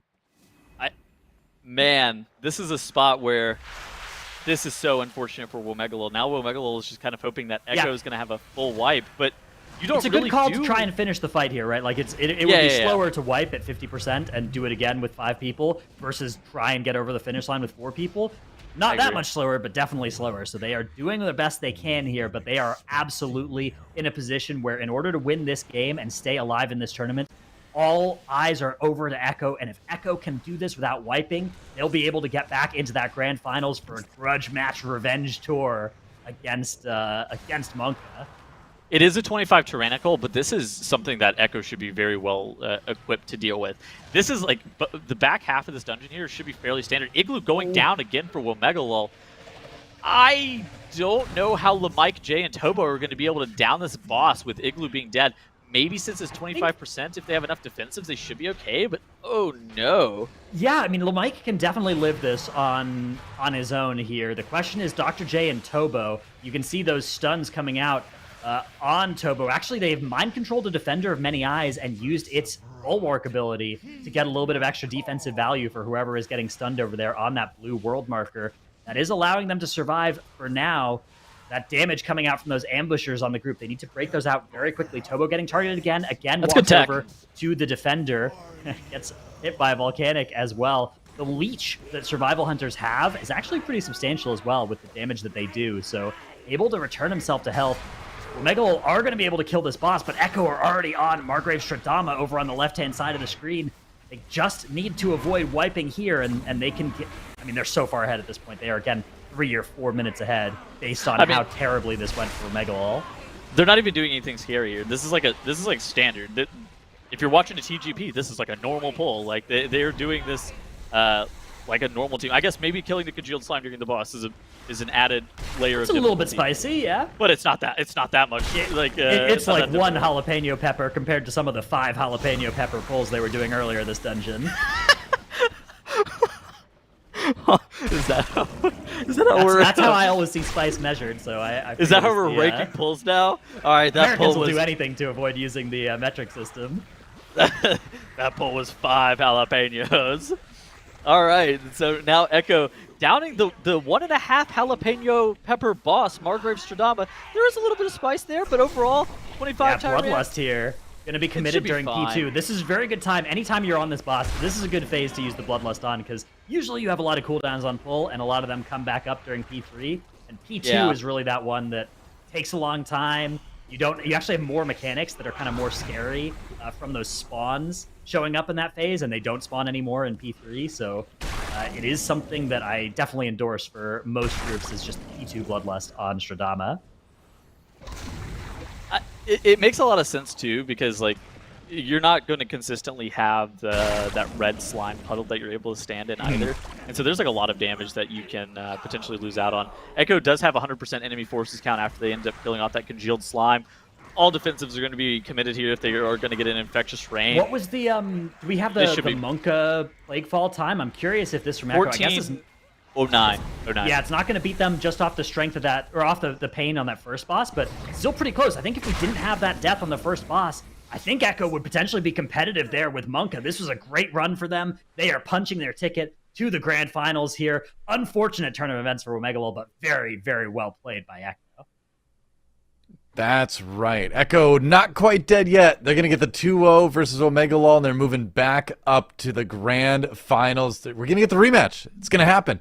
We're going to get to see them take on MONKA. I can't wait.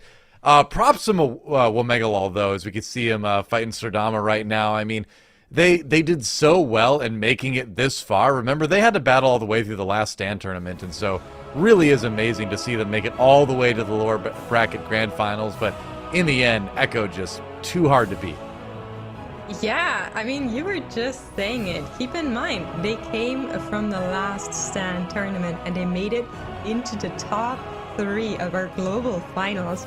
That's definitely a feat you have to recognize. So very, very good played, well played by them. Super, super proud of what they've done so far. But Echo, of course, getting that 2-0 sweep in against OMEGALUL again shows us how strong MONKA really is, as the 3 games we saw earlier today looked super close.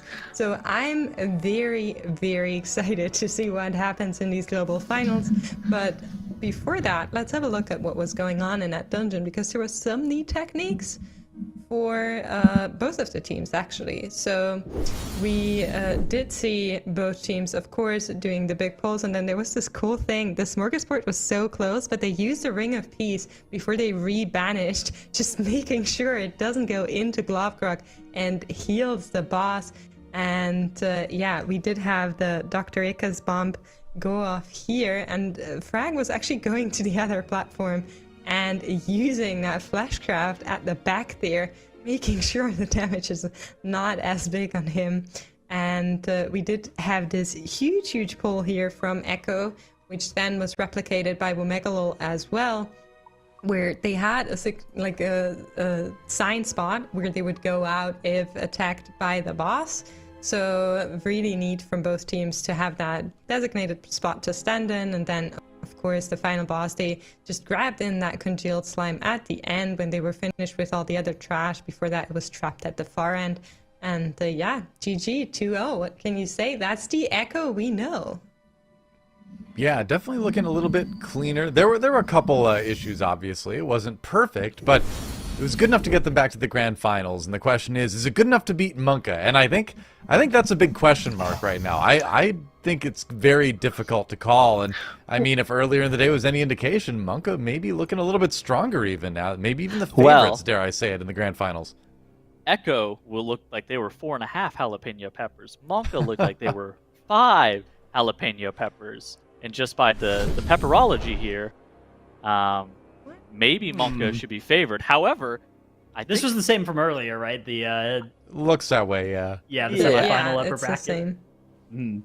I think it was. I think the yeah, grand finals, though. Oh, up to 8%. So, of people who thought that MONKA made it to the grand finals, they were more confident that they'd have the ability to actually take Echo out. Tettles, you are one of the 8% here as well, if I'm not mistaken. Tettles, how do you by feel? people, I feel vindicated.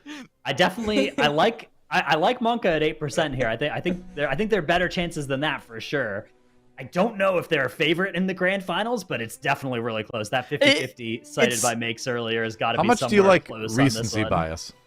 That's the thing is you got to be careful to not over update based off of just one series, right? Echo are still back to some large number of backs. 4 in a row, right? 4 backs. I can't count that high, they so have I'm just 4 backs. Back to back. Yeah, again. The only thing no I'm idea how many concerned that about, was. I'm not actually worried because they lost to MONKA. I'm worried because even in that plague fall, they still just had like a 30-second time loss. And MONKA is a team that will punish that every single time. If you're gonna throw them 30 seconds, they're gonna beat you. And then and normally we talk about this whenever we're talking about Echo. Echo, if you throw them 30 seconds, they're gonna beat you. But MONKA is the team that's also on that same level where it's like, if you give them an inch, they are going to take it and they are going to run with it the whole entire time. Yeah, I mean, keep in mind, this is best of 5 as well. So there's going to be lots of opportunity to go back and forth. And on top of that, the first map is going to be Necrotic Wake, which no team has played yet this weekend. And it's a 25. It's huge. It's going to be a terrifying map.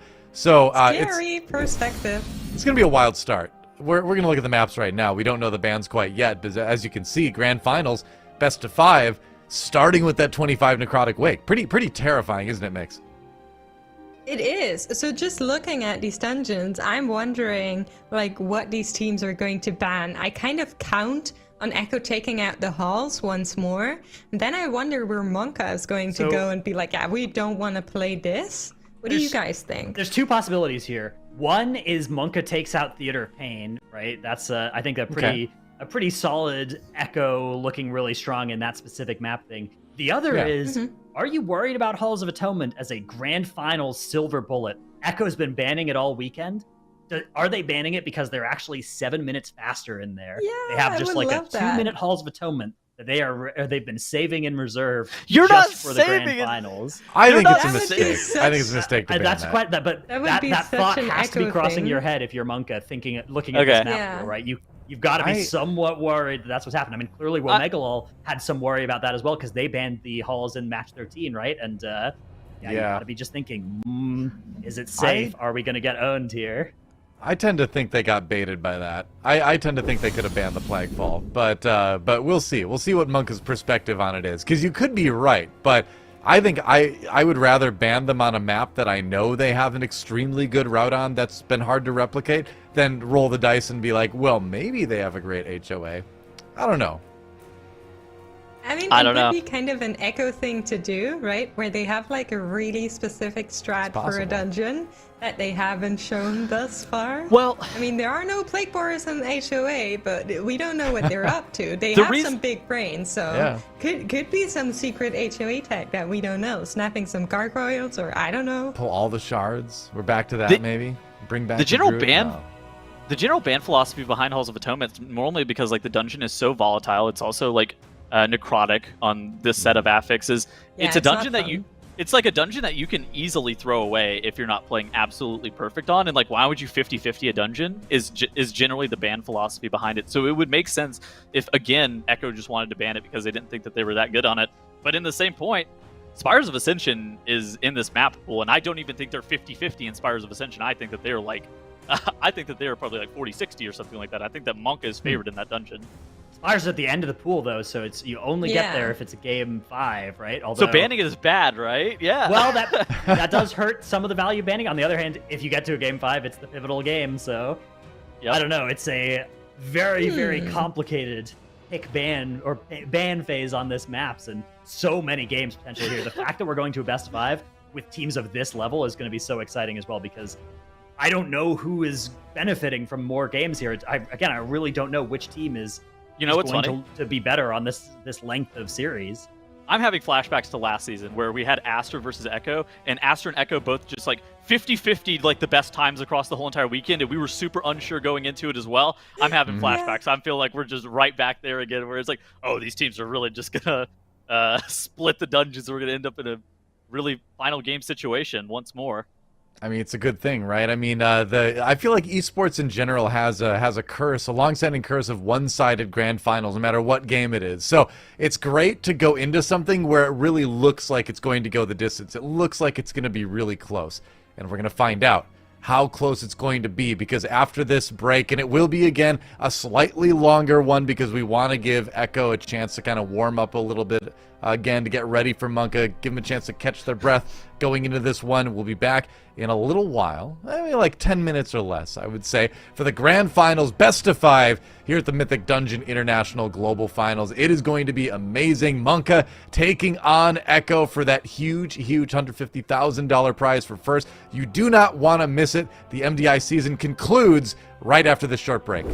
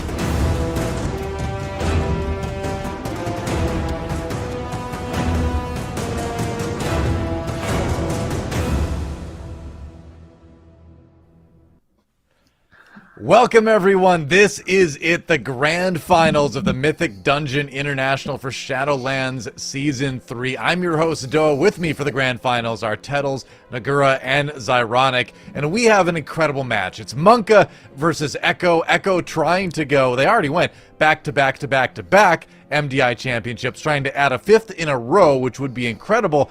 But MONKA just earlier today sent them down to the lower bracket. They had to battle their way back up with a win over OMEGALUL. They made it. Here they are. But this is anything but decided. This is anybody's finals at this point. Isn't that right, Nagura? Yeah, for sure. I mean, MONKA just looked incredible earlier on when they won against Echo. Then Echo, of course, we know they are the back-to-back champions, so we know they have the potential to be even better than that. But yeah, honestly, I was thinking that Echo is going to win this whole tournament, which a lot of people thought. But with the performance that MONKA showed earlier, and with the additional time they had to prepare as well for the grand final, I would even give the edge to MONKA for this one. But it really can go either way. Recency bias kind of does state that, but I should say, before we get into preparing too much for this grand finals, we do have a bit of an announcement to share with you. It's been rumored, it's been talked about, and it's true. The Great Push returns in August. It's going to be great. I love the Great Push because it's great to have this kind of dungeon running thing, right? Where there's going to be more information next week about it, but we've got MDI, which is about speed. It's about efficiency. Then we've got the Great Push, which is about min-maxing, pushing your class, pushing the numbers to the absolute limits as you try to finish the highest key possible. We've seen world records hit every single time. It's going to be awesome. I can't wait for that. Are the rest of you as hyped as I am? Dude, I love the Great Push. It is Me too. It is what I live for. It is. I mean, I push keys best. on live. We all push keys on live, and it's definitely the format that I think we're the most intimately familiar with because, I mean, it's just something that we have been all in love with. At least I can speak for myself. I've been in love with it forever. I mean, because the thing, it's a little bit closer to, like you said, what we kind of experience as just like players on the live server, right? Where the goal is to just get the highest keys done you can, possible, right? Whereas in MDI, it's like I feel like it's like the maybe F1 of the esports MDI racing world. Zyronic and I were talking about that a little bit during the break. He's trying to get into it, I guess. But it's like the high performance vehicles, the speed, the efficiency, right? Getting the perfect lines around every corner, the perfect routes through every dungeon, right? Where the Great Push is just like straight up, like I don't know what you'd say, like just top speed racing. I was going to go for like a battering ram versus a scalpel scenario, right? Oh, the MDI, you're kind of just battering ramming your way straight through the dungeon as quickly as possible. Yeah. Whereas Great Push is more about taking the surgical scalpel, making sure you make no mistakes and you have the absolute perfect crafted route to finish just in time. Both good analogies, though. I like both of them. Yeah, we could do like track and field or weightlifting as well, where the Great Push is like trying to like lift the perfect form, the biggest lift, right? Whereas track and field is just being fast, agile, all that kind of stuff. Any way you slice it, it's a great format. I'm so happy it's coming back. And again, there's going to be more information on that next week. The Great Push returns. It's going to be awesome. So, back to our grand finals. Echo versus MONKA. It's hard to call. We talked about it. And Nagura said in her mind, and I feel like I kind of tend to agree with it, MONKA coming in with a little bit of an edge. Again, recency bias. We did just see them beat Echo earlier today. But they looked really clean doing it, and they have looked really clean all weekend. How much of this is just what we just saw versus the reality of the situation where MONKA are definitely in that position to win? What do you think, Titles? It comes down to, I think, at least in my mind, how good they're going to be in this Necrotic Wake. So the Necrotic Wake is the first map in the series, but the map pool just in general looks kind of MONKA favored in a weird way. But the thing that's up in the air is the Necrotic Wake. We haven't seen it the whole entire weekend. It's been basically perma-banned. If Echo is somehow able to get the edge in the Necrotic Wake, that seriously puts them in a decent spot. MONKA banning DOS even, and so they don't even have to run. That's crazy to me, because they looked in their DOS earlier like they could have taken it from Echo if they didn't have those mistakes towards the end. Echo banning that Halls of Atonement that they banned across the whole entire weekend. If DOS is MONKA's worst map in this pool, and they're like, oh, we should ban that, I don't even know what to expect anymore, because they've looked just crazy here. Leaving the TOP open is really surprising, though. I could have sworn that would have been MONKA's ban, because Echo's TOP is disgusting. They're just like, oh, we'll just 3-0, and then we don't have to worry about it. You know, I'm sure that's the mindset, right? Interesting. Wow. Well, they got that Spires on the back end, which I think is pretty heavily MONKA favored. I don't know. They ran that dungeon twice so far. They had to practice it a ton. It was the first map that they were going to have to play this whole entire weekend. In general, you're going to put the most time, just practice-wise, into your first map of the first series. And so I suspect that their Spires of Ascension is going to be, like, it is really good. And if we get to a Game 5, that's like a win con, I think, for them. They have the fastest Spires this weekend in a 16:25 that they played back on Friday against OMEGALUL. So they certainly do have a good one. They do have that kind of epically good sanguine management. So I suppose, but will we even get that far? That's the thing. It's that would mean we'd have to go the distance, which I would love, but it'd be kind of amazing to think about having happen.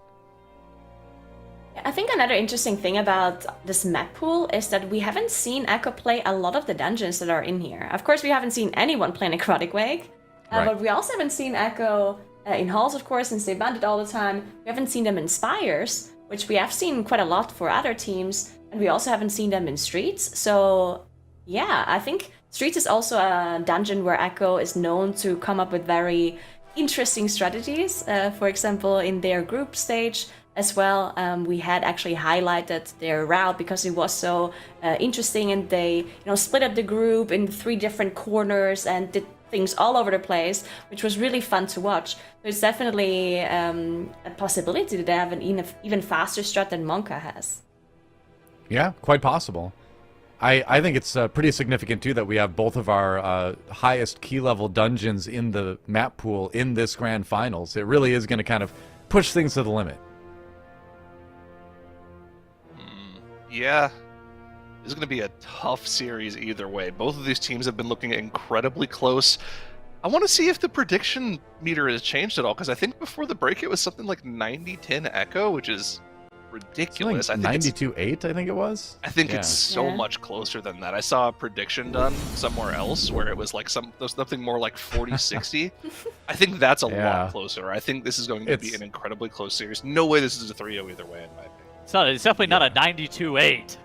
No, absolutely not. I think there might be a little bit of a org website bias there. Yeah, maybe just a bit. But in reality, this is a much closer series than that, Okay, all right. Total brackets. I had this one. Interesting. Not too bad. Yeah, almost 10% of brackets had this as the finals, including you, Tuttles. You're part of the 10%. 9.9. It was me. I knew this one, and I picked MONKA to win. I picked MONKA to win. I just had the foresight. I knew it. Wow. You might actually be right. I guess we're gonna find out if I was right. Prophet Tettle's mystic powers on the line as well during this grand finals, apparently.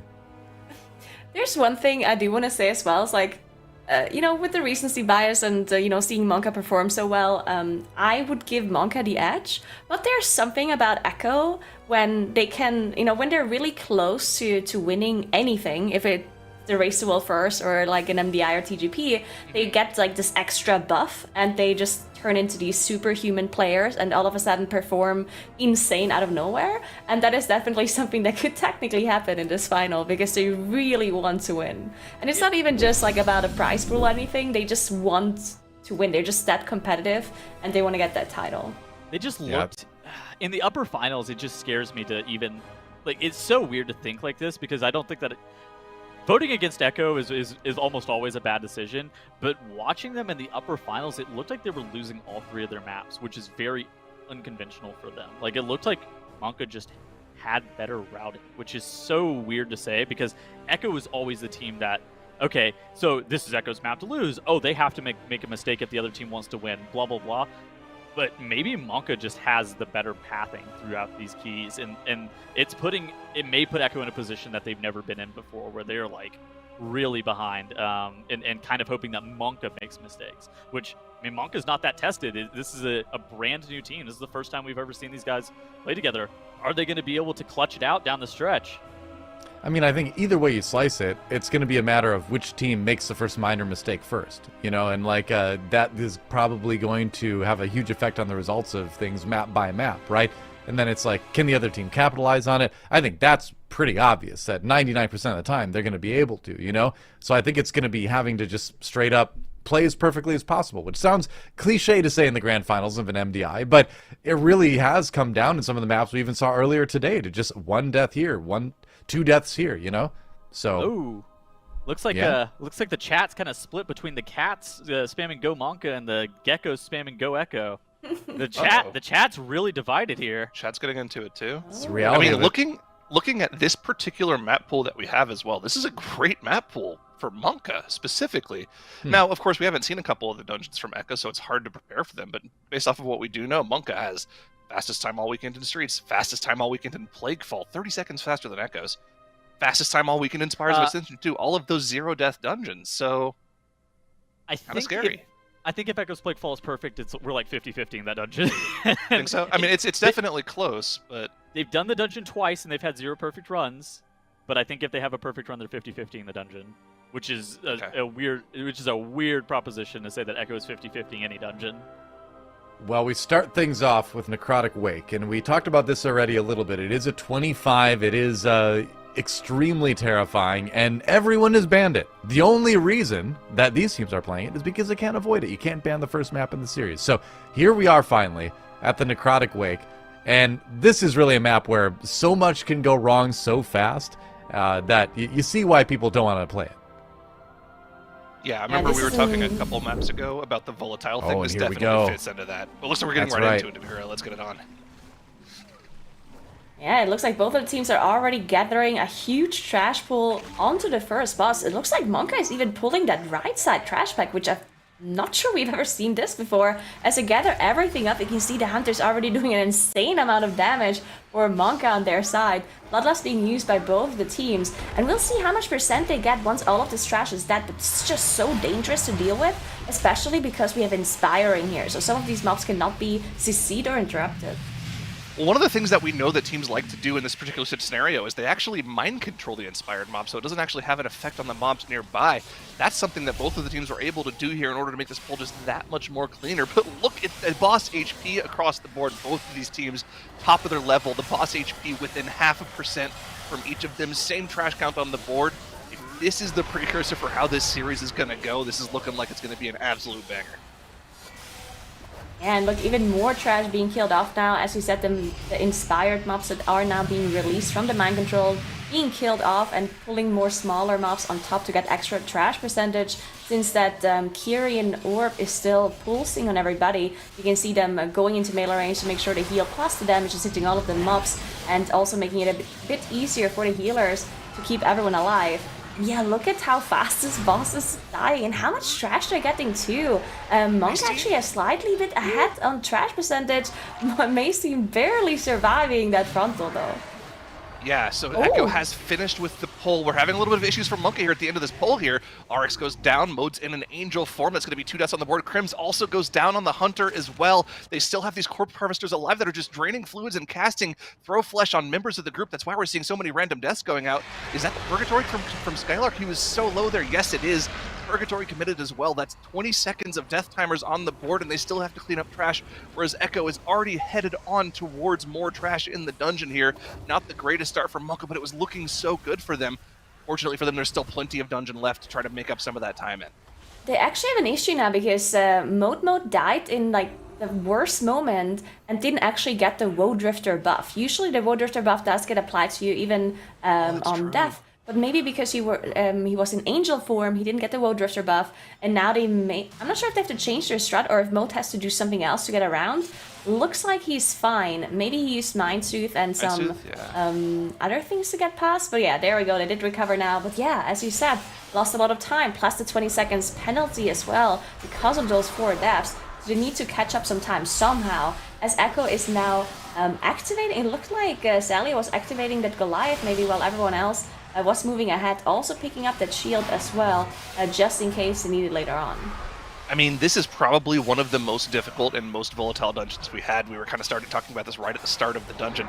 25 highest key level on Fortified in a dungeon where the majority of your difficulty comes from doing tons of trash all at once, like we're seeing from Echo here, running past every single trash pack in this area once they have their Goliath buff, pulling 3 packs of trash on top of the boss.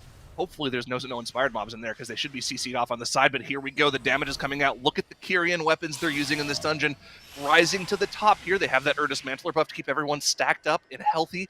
They also have a little bit of CDR to help out as well. The volley goes out, but it doesn't even matter because everyone's instantly topped as well. Just after he's blitzing through that AoE, and they've got the perfect comp for it too here. The Warlock, the Monk, and the Hunter all doing tons of damage here, keeping them safe. That was a great pull from Echo, and it looks like we're about to see MONKA do the same thing. Yeah, MONKA also gathering up all of this trash on top of Amarth. Amarth has already been, the RP has already been started by someone earlier, so they can immediately just pull the boss on top of all of this trash. You can see some of the weapons are being picked up as well, and everyone is stacking up to make sure that Goliath Orb is ticking on everything. Yeah, this is just such a dangerous pull. There's so many things that can go wrong if you don't deal with this very quickly. You also have the ads spawning from Amarth as well that have to be CC'd and gripped in if you don't have a perma CC on them because of the Dark Harvest that is being casted afterwards. Looks like MONKA did not hard to see any of them, just grip them in and use those orbs to deal with them. Yep, absolutely perfect. And if I'm not mistaken, actually, doesn't the Arcane Exhaust Orb silence through Inspired anyways? So I guess it's not as dangerous as we might have True, yeah, you might be right, early on. But either way, very dangerous, and both teams making quick work of that pull. Honestly, I think MONKA caught up quite a bit there. Let's take a look at the weapons that they have available across the board. Maybe they committed a little extra there. We've got 3 hammers and 2 spears for Echo. You can see their buffs on the character pane at the top of the screen, as well as 1 Anima Exhaust Orb still on now. I believe it looks like MONKA used 1 of their hammers, so they only have 2 hammers and 3 spears. 3 spears. Little bit less available there. That's actually kind of surprising. But they have an extra spear, right? Spears. They have an extra spear. Yeah, that's going to be huge. Wow. Yeah, that might be really big for the bosses, right? If you want to, maybe they use double spear on the next boss, and then they have an additional one for last boss. We'll see what Echo uses their spears for. But yeah, that might actually be an advantage that MONKA has. They also have a little bit more trash percentage somehow, which means that they maybe don't have to finish off that last harvester that they might be mind controlling to help them out. And look at that pull for both Echo and MONKA. There's like so much trash they're gathering up here. Oh, Moat actually going down. You can see the angel form right there. And it looks like they did commit a spear for this pull, so this is what they were saving their spear for. Yeah, honestly, yes, that's a death, an extra death on the board, 5 extra seconds of death timer, but that's really all it's going to be because you can release here almost instantly, take that angel right back up to the... You don't get flesh crafted as you come back up. It looks like he's going to be totally fine. The fact that MONKA were able to get back into this dungeon so quickly after having those many deaths at the start of the dungeon is really impressive, and I think that comes from the fact that they really didn't need to pull that much extra trash, right? Because they actually pulled like an extra 8% or so trash on the first boss, so that's allowed them to stay very, very active in this dungeon and very close behind Echo. That 25 seconds of death timers is going to be a big deal when we get to the last boss, though. Yeah, and Echo also used a spear on that first pull on the Necropolis as well. So that means Echo only has 1 spear left, MONKA has 2 spears left still.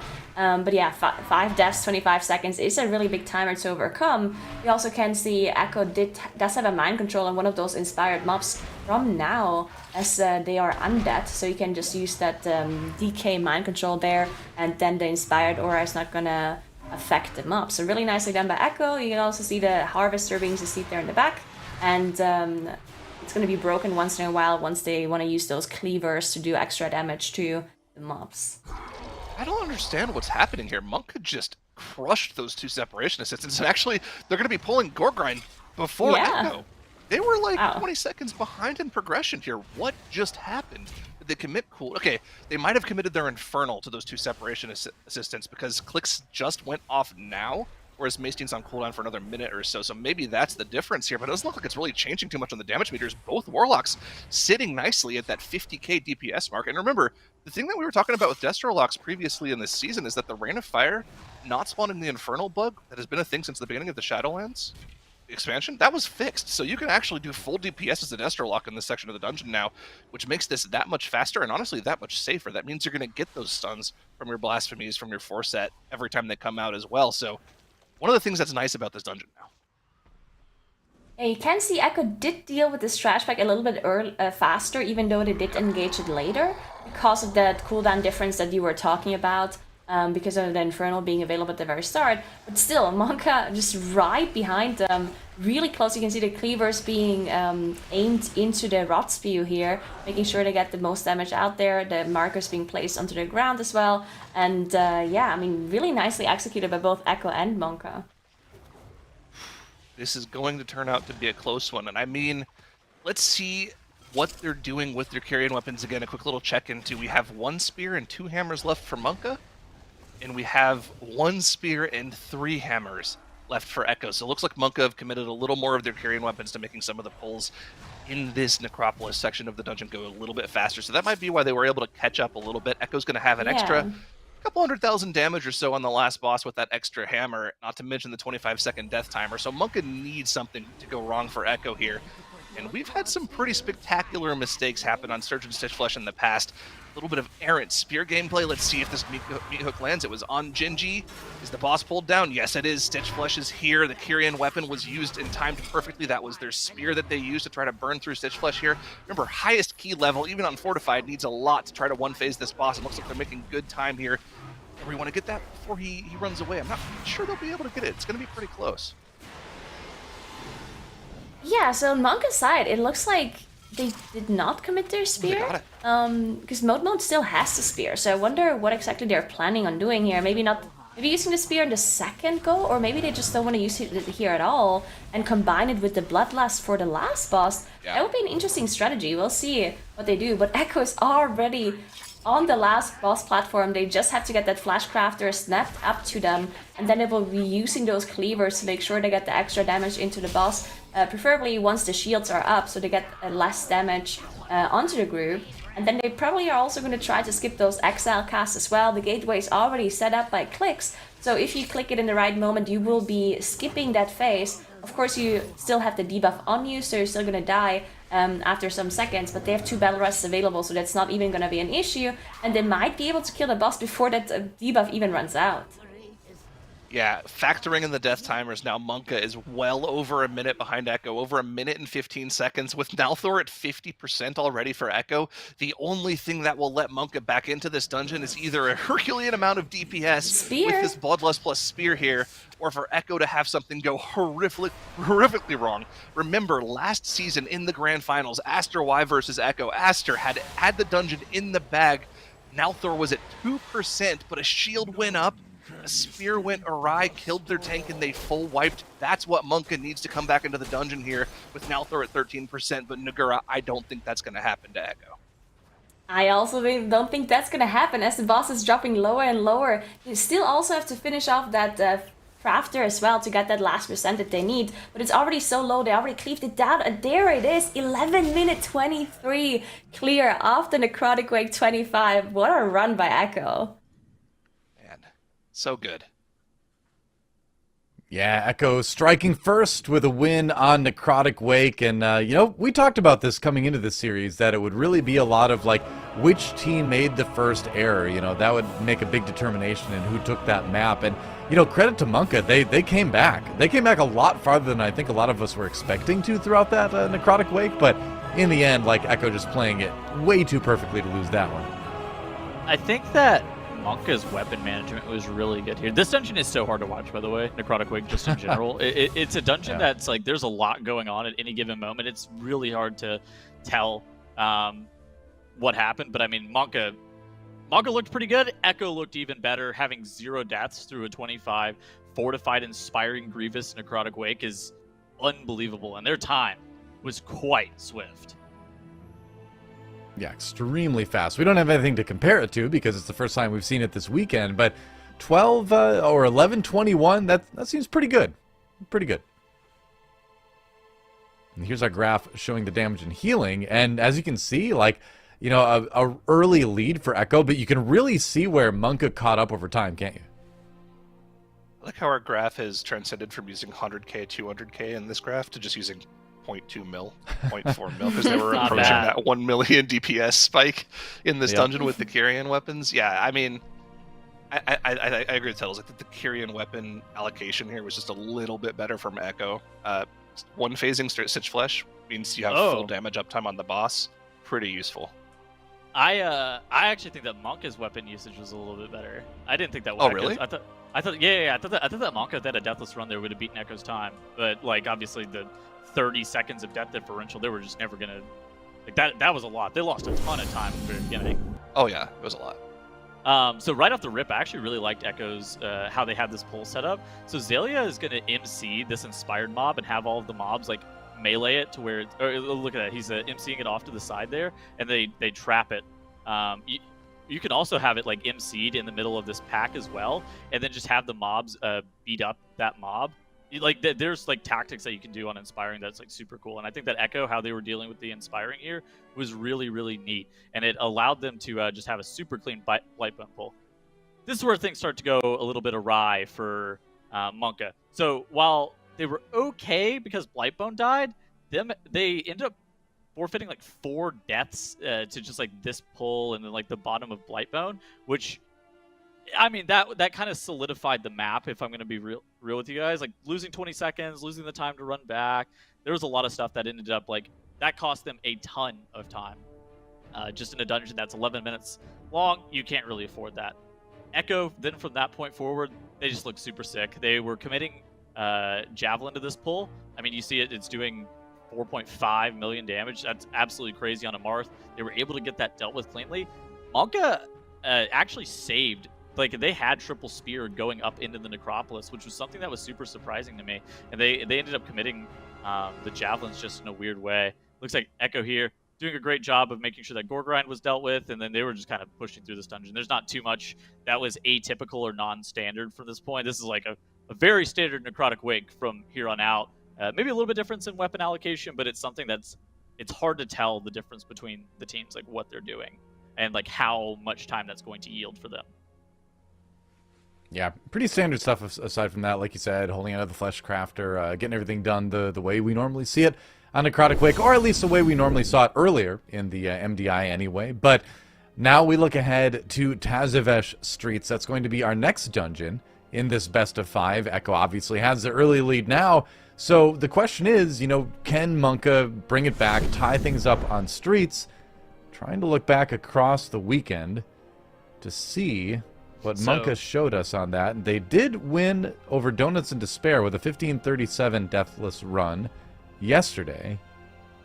I think that's the that's fastest the fastest run of the tournament. Yeah. Believe so. Yeah. Yeah. I think That's this is right. the pivotal dungeon of the series. I think if Echo can flip the Streets and win the Streets, then they're going to win the series probably 3-1. But if they lose it, then I'm worried that they're going to lose 3-2. The Streets is interesting because we haven't seen Echo play it, and usually, like, MONKA thinks, okay, we have the fastest Streets of tournament. We don't have to, like, necessarily improve the strategy, right? But Echo knows exactly how fast MONKA is, and they can work on a route, on a strategy that is even quicker than that, while MONKA doesn't know, do we have to put more time into this route? Is Echo going to be faster? So I think this dungeon is definitely going to be an important dungeon for both of the teams. Well, also, just like looking at the remainder of the keys, so you have Streets, which is like, I think it could go either way. Then you have Plaguefall, which is probably MONKA favored. You have Theater of Pain, which is Echo favored. And then you have Spires of Ascension, which is MONKA favored. So then I think that this Streets is going to be the most pivotal dungeon of the series now. I guess a big question is, does having the fastest time on a given dungeon in the tournament matter if Echo has not put up a time in that dungeon yet? Yeah, I don't think so, right? No, I really don't does think not. so. Yeah, that's the thing. Well, remember, Echo are no strangers to this dungeon either, right? They Right. had the fastest time in time trials here. They're the team that kind of showed off that Enforcer snapping up to the last boss and other places in the dungeon to make things take increased damage. I mean, if there is a team in this tournament that has a faster time to show off in this dungeon, it's going to be Echo. Right. I mean, those time trials were ancient history, but still, Echo is Echo. You know they've got to have a good route planned. You know they've got to have the good execution for that route in their pocket as well. And they've got the momentum, right? They won the first map. That's a big deal after losing to MONKA in the semifinals a little bit earlier today. So kind of shaking off a little bit of the shadow of that match resting on them already in this series. And it's got to put the pressure on MONKA as well. I mean, that Gargoyle's sweating for a good reason here, right? Because now you're down a game. It is a best of 5, so you have a chance to come back. But, you've got that Grand Finals pressure as well.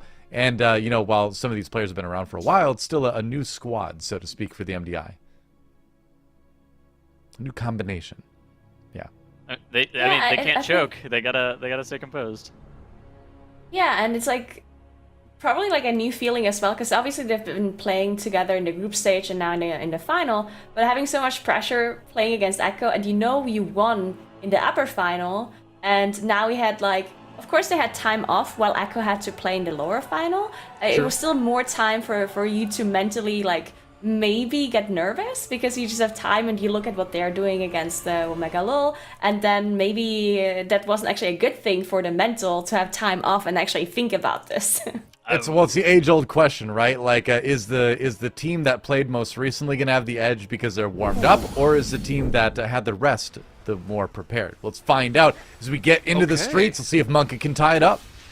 I was about to call out, I'm not sure what Jimmy would be playing in this dungeon, right? Fragments opted to go for the Demon Hunter, but we have seen him play the Mage in other dungeons as well, so that was definitely a possibility.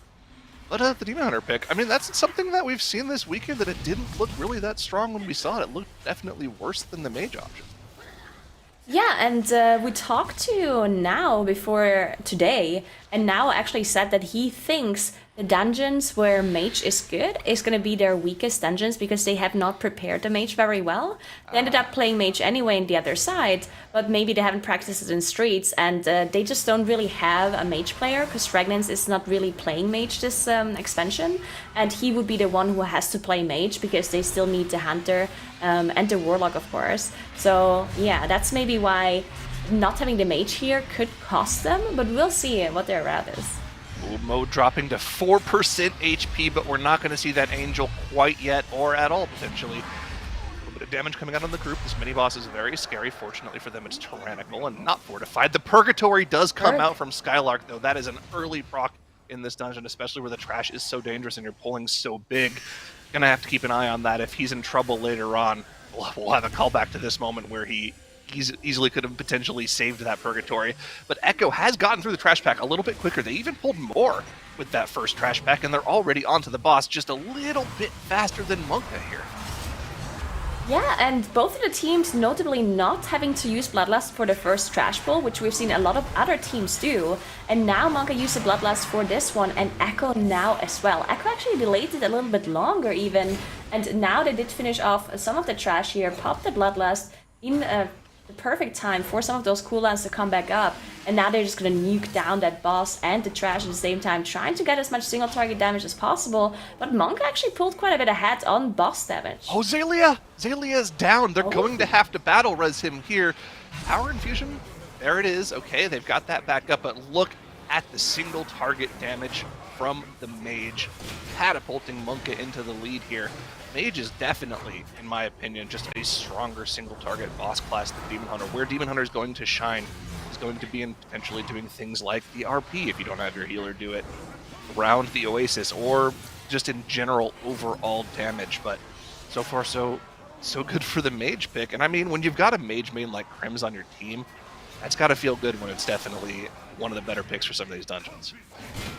And we just saw Maystine using that human active racial, that PvP trinket racial, to get rid of that containment cell. Really nicely done. That's why the Warlocks are playing human here. Both Clicks and Maystine deciding to go human just for that boss to be able to get out of that cell. That is a nice little change. I didn't see that. Didn't even notice that, to be honest. I don't think I've noticed that all weekend if they've been doing that all weekend, so cool to see that. Let's see both teams opting to go to the right side, so none of those shenanigans that we saw from Sloth here. The same thing we saw from MONKA previously in the weekend happening here, setting up this pull while they wait for Mode to go start the RP. But Echo has having none of that waiting around business. They are already into the pull, even though they got there after MONKA, so no time wasted whatsoever here. Are they going to be able to do it just cleanly while they wait for their healer to come back? Looks like they're totally fine. Xaylia has gotten back with the group. Boone is out. He's doing DPS. He's keeping the group alive. But problems for MONKA here as RXH goes down. Mode at 1% HP, able to keep himself alive somehow, some way. Didn't proc the Angel form. They got the Battle Res off onto RXH, and it looks like this pull is going to be able to be finished off for them. But that was a scary moment there. Both teams now with no Battle Res for the next 6 minutes.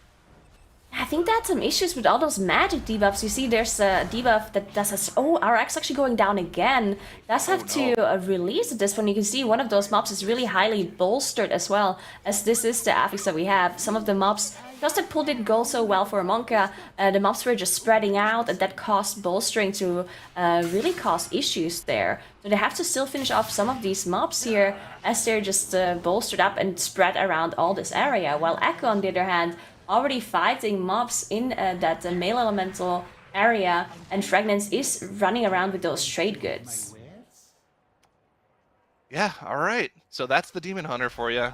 Hopefully that works out for them. I mean, well, he's already back with the group, so it looks like it's working out just fine. But here we are into the Postmaster's room. Let's see what the plan is. We've seen problems in this room already for multiple teams trying to go for the one phase to not do any of the briefcase mail calls. Let's see how it works out. The main thing here is to stagger these Elemental haste bubbles as long as possible. You can see they're using Banish to keep that Elemental alive at 1 HP so that the second this bubble is gone, they kill it off and they get another one. Just like that perfect execution there from Echo there. They have full uptime of this buff, and they're just now pulling in that third Elemental as well to stack even a third one off. Looks like things are going well for Echo. Postmaster's still not engaged for MONKA yet, though. Yeah, it actually looks so incredibly scary as Xaylia dropped to like 1 HP basically just as the buff came in and healed them back to full. So really perfect management of those relics in general, as they also did finish off a Vi relic as well to get that haste damage too, or haste buff rather. And now MONKA did engage the Postmaster, but yeah, as you said, quite a bit later compared to Echo. They're already done moving out, and not only are they done with the boss, they also have more trash percentage as well, as you can see on the board. 3% more on Echo's side, so they have to, they can skip something that MONKA has to deal with afterwards. But MONKA definitely catching up, as they have a lot of single target damage onto this Postmaster. Oh, I mean, they crushed this boss. That first Elemental, they did 75% of the boss's HP. It's not even going to be close here. They don't have to worry about those briefcases whatsoever. Postmaster already dead. That fight was less than a minute for them on a 23 Tyrannical key. It was probably about 20 or 30 seconds faster than what we saw from Echo as well, so they're definitely making up for lost time here. Both teams opting to go for a similar strategy here. They don't acquire a Woe Drifter buff. They're just going to be running by this mini-boss and heading towards the Menagerie. So, a little bit of inefficient movement, and of course they're going to have to run back to the Oasis as well, so I don't know if I like the routing here, but both teams going for the same thing, so it's really no time lost for either. Yeah, so Echo did this thing that they already did in the group stage. So they had Fragnance and Gingy. They did walk off, engaged Trash Pack by using 2 CCs on the mobs and only engaging the Relic Pack. Did finish off the Woe Drifter or Woe Relic, and then used Gateway plus Shadow Melt and Feign Death to de-aggro the Woe Drifter. So you can see the Woe Drifter just being off-tanked there by Clix's hat in the corner, and then afterwards, when they're close to killing off this boss, they're gonna be getting in the Woe Drifter and finishing it to get that extra buff. MONKA though, on their side, they did just get the mobs onto the boss. So a little bit of a difference in strategy here. Yeah, and you know what? This is actually kind of a damage increase for the Warlock as well, right? Because they can off-dot it. They always have a Havoc target available as well. And of course, they're also getting Trash in on top of the boss as well now. This must have been Trash that was like CC'd with a Freezing Trap or something. And the second that Freezing Trap broke, it comes into the boss. You can see it just now coming in. The Woe Drifter's in too. I'm not sure if it's supposed to be in just yet now, because if they kill it off now, they're not going to have that Drifter buff whenever they want to run across towards the Oasis. So hopefully they get it out of the group now, but I guess they're not going to need to. Wait, do they have another Relic Pack that's going to be coming in with these Peacekeepers behind them? I don't think so. Okay. But they might be able to kill the boss fast enough. Not sure. We're gonna have to see. It is a tyrannical and a 23, so bosses usually take a decent amount of time to finish off. So not sure if that woad buff is gonna last. Another thing is also that if Clicks off tanks the Drifter with the Void Walker, of course, there's not going to be an imp to help dispel that debuff. You do have a Master Spell, and do you have a Dwarf Racial as well once in a while to get rid of it. But yeah, usually having an imp there is really nice to just get rid of that extra magic debuff that cannot be dispelled by the healer. Yeah. Well, let's see what the plan is here, because usually we'll see the Woe Drifter come in just about now for the team so that they can finish it off and get that movement speed buff to get to the Oasis. But I don't know what I feel about this. Maybe there's just a mistake there with the trash coming in for Echo, or more than likely that it was on purpose. We'll have to see what the plan is later on. Maybe they just run by the mini-boss with the Mind Soothes again, like we saw when they came to this boss.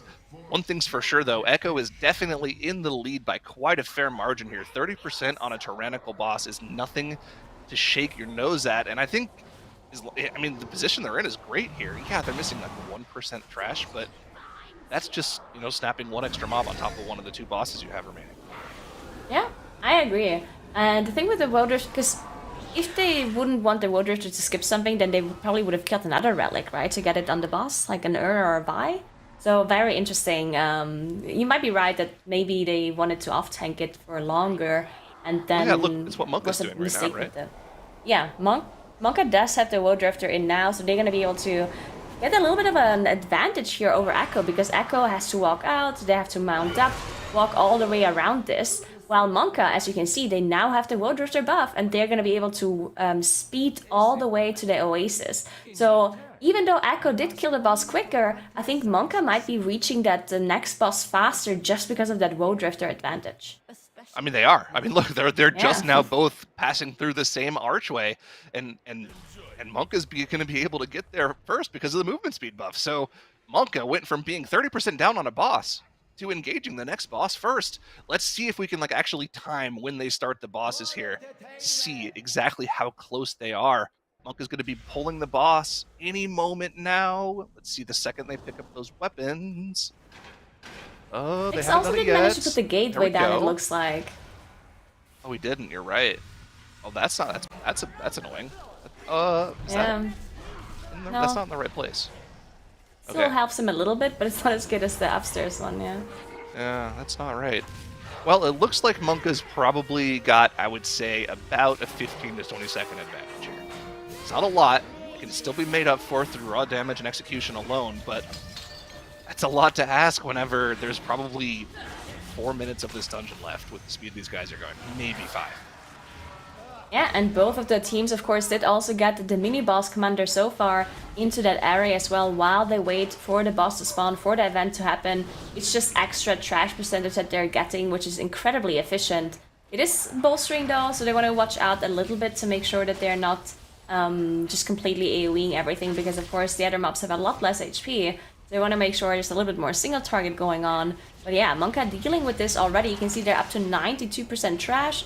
The last couple of percentage that they still need is very likely gonna just happen from that enforcer they're gonna be pulling to the last boss. So yeah, as you said, this dungeon is gonna be done really quickly. 15:38 is the fastest clear we have seen so far this tournament, which was by MONKA.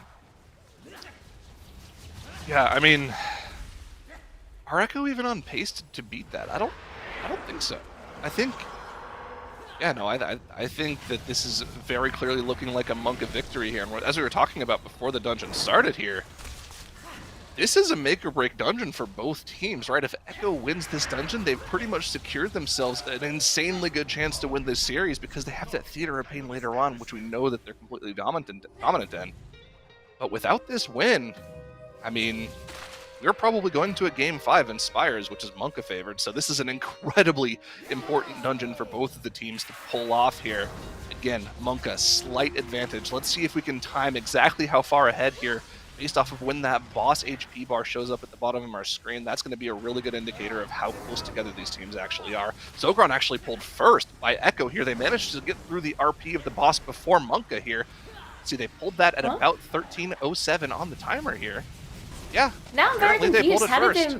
Yeah, they somehow managed to kill the trash groups from the boss, because that's how you spawn the boss, right? You have the first group that spawns, the first 4 mobs, and then you kill those, there's intermission, and then there's another 4 groups that spawn. And it looks like MONKA was a lot slower dealing with the boss mobs, while Echo maybe focused those down and didn't necessarily put too much damage into the mini-boss, which really speeds up the whole boss a lot. You can see Echo's already at 37%, while MONKA just now engaged the boss, maybe putting way too much damage into the mini-boss, into Sofar, and into the other mobs that were not the actual boss mobs, and then it took them quite a long time to actually get through this fight.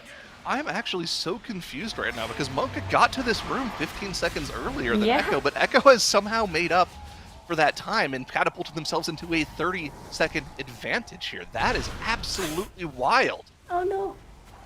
Okay. Oh, that was actually so cool. The personal portal to go up, yes, and he can start the RP. So even though they didn't get the gateway up top, it still doesn't matter because the RP will be started, and everyone will be there in time with the Will Drifter buff. So not a big deal at all for Echo. They actually have no time lost there. Wow. Okay, the boss 5 death timer. Let's see. 19 seconds of difference between MONKA and Echo. 19 seconds to decide who goes up in this series after this dungeon. Would it be a 2-0 for Echo, or will MONKA tie it up at 1-1? Nothing but a boss and a couple trash mobs separating us from the end of this dungeon. I think this is going to come down to a DPS race here, and it's going to be wild. Yeah, and we know how fast this boss dies as well, because you have that Enforcer, which applies an aura to all the mobs around the Enforcer, increasing your damage done to those mobs by a lot, and also increasing their damage done to you, but that's not an issue for them, as Fragrance actually drops incredibly low, using Blur to make sure he stays alive. Bloodlust being used as well. You can see the boss is going to be melting in just a second, as all of those cooldowns are coming out by Echo. MONKA still just waiting for that Enforcer to spawn and for the RP to be over, so they can engage the boss. But yeah, Echo just having that lead, and look how fast the boss is melting. The burst damage coming out from Echo here. They're gonna have to live through this ring. Fragments goes down through the darkness. Xaylia has to keep himself alive. He has that debuff on him for a couple extra ticks. Can he keep himself alive? He does. That's 1 extra death timer, so the deaths are now even on the board, but it's gonna come down to the DPS. Can MONKA catch up? They're 30% behind on the boss. They still have the Bloodlust active. They still, importantly, have the Enforcer active and on the boss, and they're gonna have to maximize that uptime because the Enforcer is what's making the boss take 20% increased damage here. They're closing the gap ever so slightly. Oh, Mason's going to have to take some of this ring here, unless he gets through the gateway at the last second. The gap is closed down now to 20% here, but it looks like it's going to be Echo, barring any last-second deaths here, with perfect execution in the Oasis, in the latter part of this dungeon here, are able to secure themselves maybe potentially a 2-0 lead here. Still have to get through the last single-digit percentages of this boss, but it looks like the juice is completely gone from MONKA. They're not going to be able to catch up, and yes, it is going to be Echo taking this second-round victory and putting themselves on match point to take their 5th straight MDI finals. Wow, Echo back with a vengeance as they jump out to a 2-0 lead, and that was a wild streets. That was very close. It came down to a lot of small things, but in the end, Echo, seems to be the team in this series at least to be able to take the most advantage of it. But wow, if you're MONKA, you're on your last life. You gotta dig deep to try to come back in this one because Echo's on match point. I mean, oh my goodness! I thought that MONKA had that game after the Woe Drifter thing in the Menagerie. I thought that MONKA was going to be able to take that one down because Echo lost so much time to that Woe Drifter skip. It is just like Echo made up so much time in the Oasis. They were just able to get the boss spawn so much earlier and able to really claw it back at the last second. Yeah.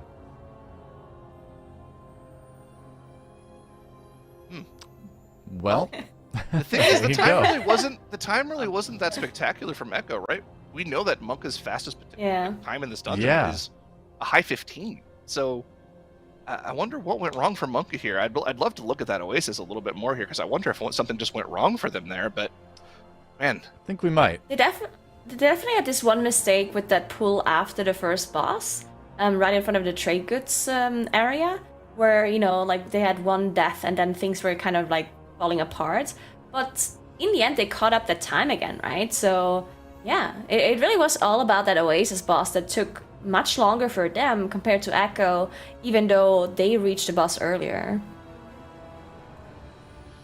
Yeah, we'll have to take a look at that. We've got some replays from different parts of the dungeon, of course, to go through, as we always do. And, you know, it may just be that. Yeah, that one boss fight might have made the difference. But we'll find out, because I think we're going to move into those replays fairly soon. There we go. So this is why teams don't love this pull on bolstering. Just like these bolstered muscles, like the cartel muscles are so dangerous here. We see RX even have 2 deaths. It's really, really scary to do this pull. It's why we saw some teams, I think Donuts in Despair notably, skipped this pull earlier. RX having 2 deaths there, I thought that was going to cost MONKA the map even. Echo looked pretty good here through the Postmaster. They were able to get this done cleanly. This is a part of the dungeon that we've seen so many teams just have issues. Like, they just had issues on this Postmaster, just wiping back and forth across the whole entire season. Both sides, MONKA and Echo, looked pretty good here.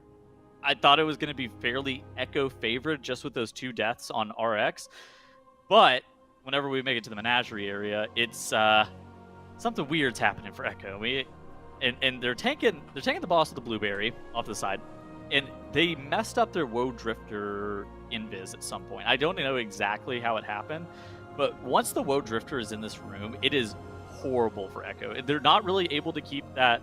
They're not able to really keep that Voidwalker alive. That is going to cost them. With the angel.